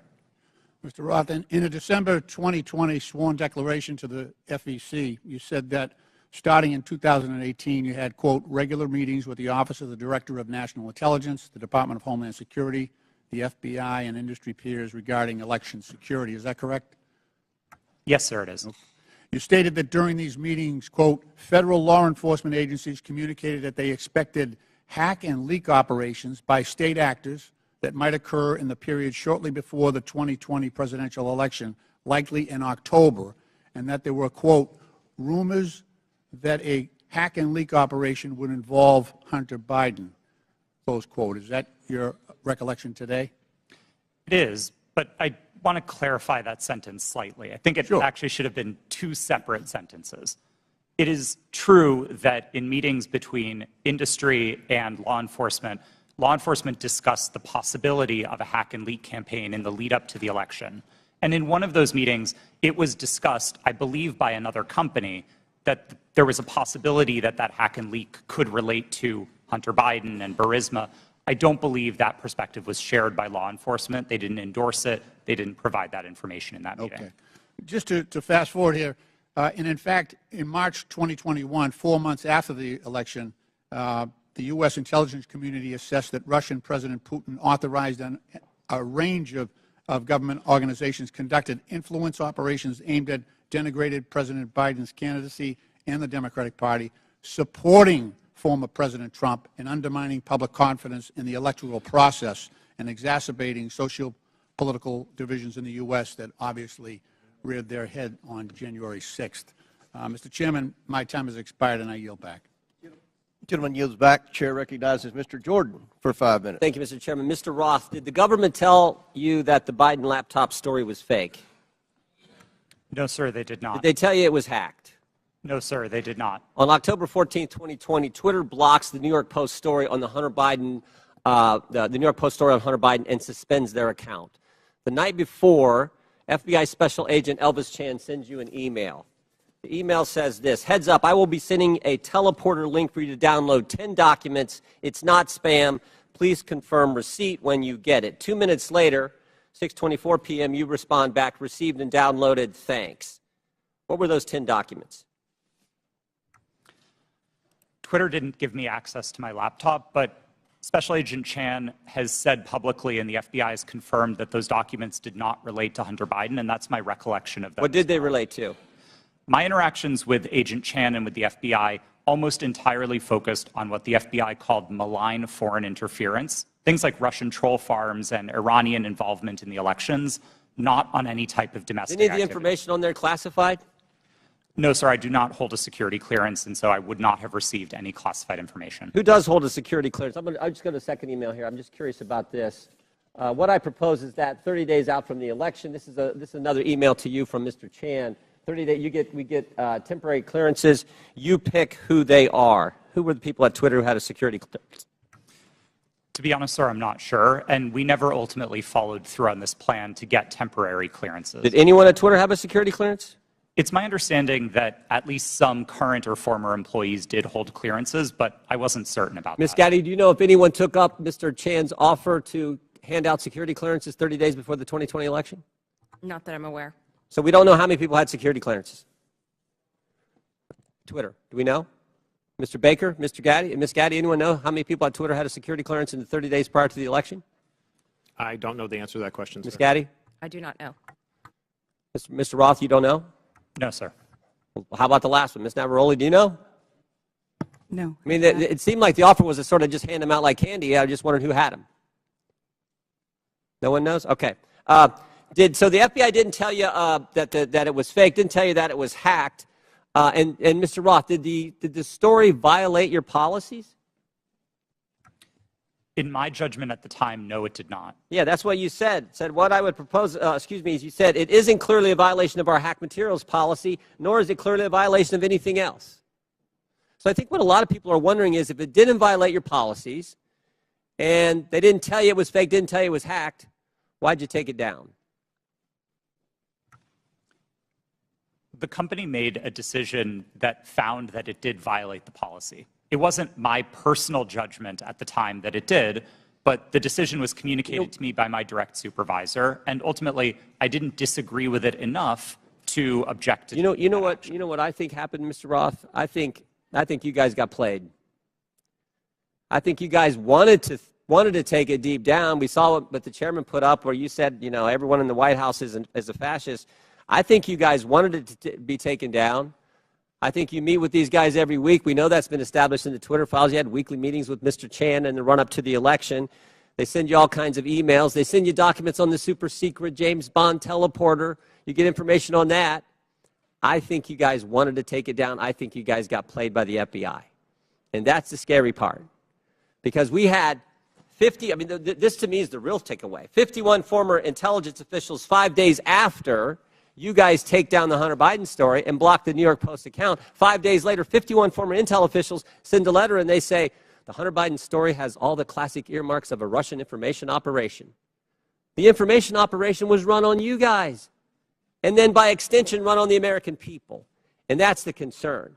And to Mr. Raskin's point that you guys aren't bound by the First Amendment because you're a private company, okay, maybe so. But your terms of service don't have to comply with the First Amendment. Would that be right, Mr. Roth? They don't have to. You've said that as much in your testimony. My understanding of the First Amendment is that it protects people and businesses from government, not forms how the... In your terms of service. So here's what I want to know.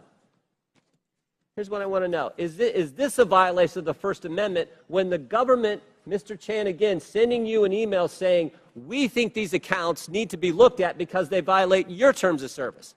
That's a different standard. So you got the government saying your terms of service, which don't have to comply with the First Amendment, but the government saying we don't think these accounts comply with your terms of service, please take them down. You see a problem there, Mr. Roth? Mr. Chairman, I'm seeing a flashing red light. I'm happy to answer the question. Do I think that that's a valuable use of the FBI's time? No, but I don't see in a request for review a problem under the First Amendment, no. I sure do. I thank the gentleman. I yield back. Chair recognizes Mr. Conley for 5 minutes. Thank you, Mr. Chairman. Very good. My, what happens when you hold a hearing and you can't prove your point? We heard from the chairman in his opening statement that it's wrong for government to call Twitter and say, take down a tweet. Did I hear that correct, Mr. Roth? That was my understanding, yes. Yeah. So on May 27th, 2020, President Donald J. Trump tweeted, and I quote, Republicans feel that social media platforms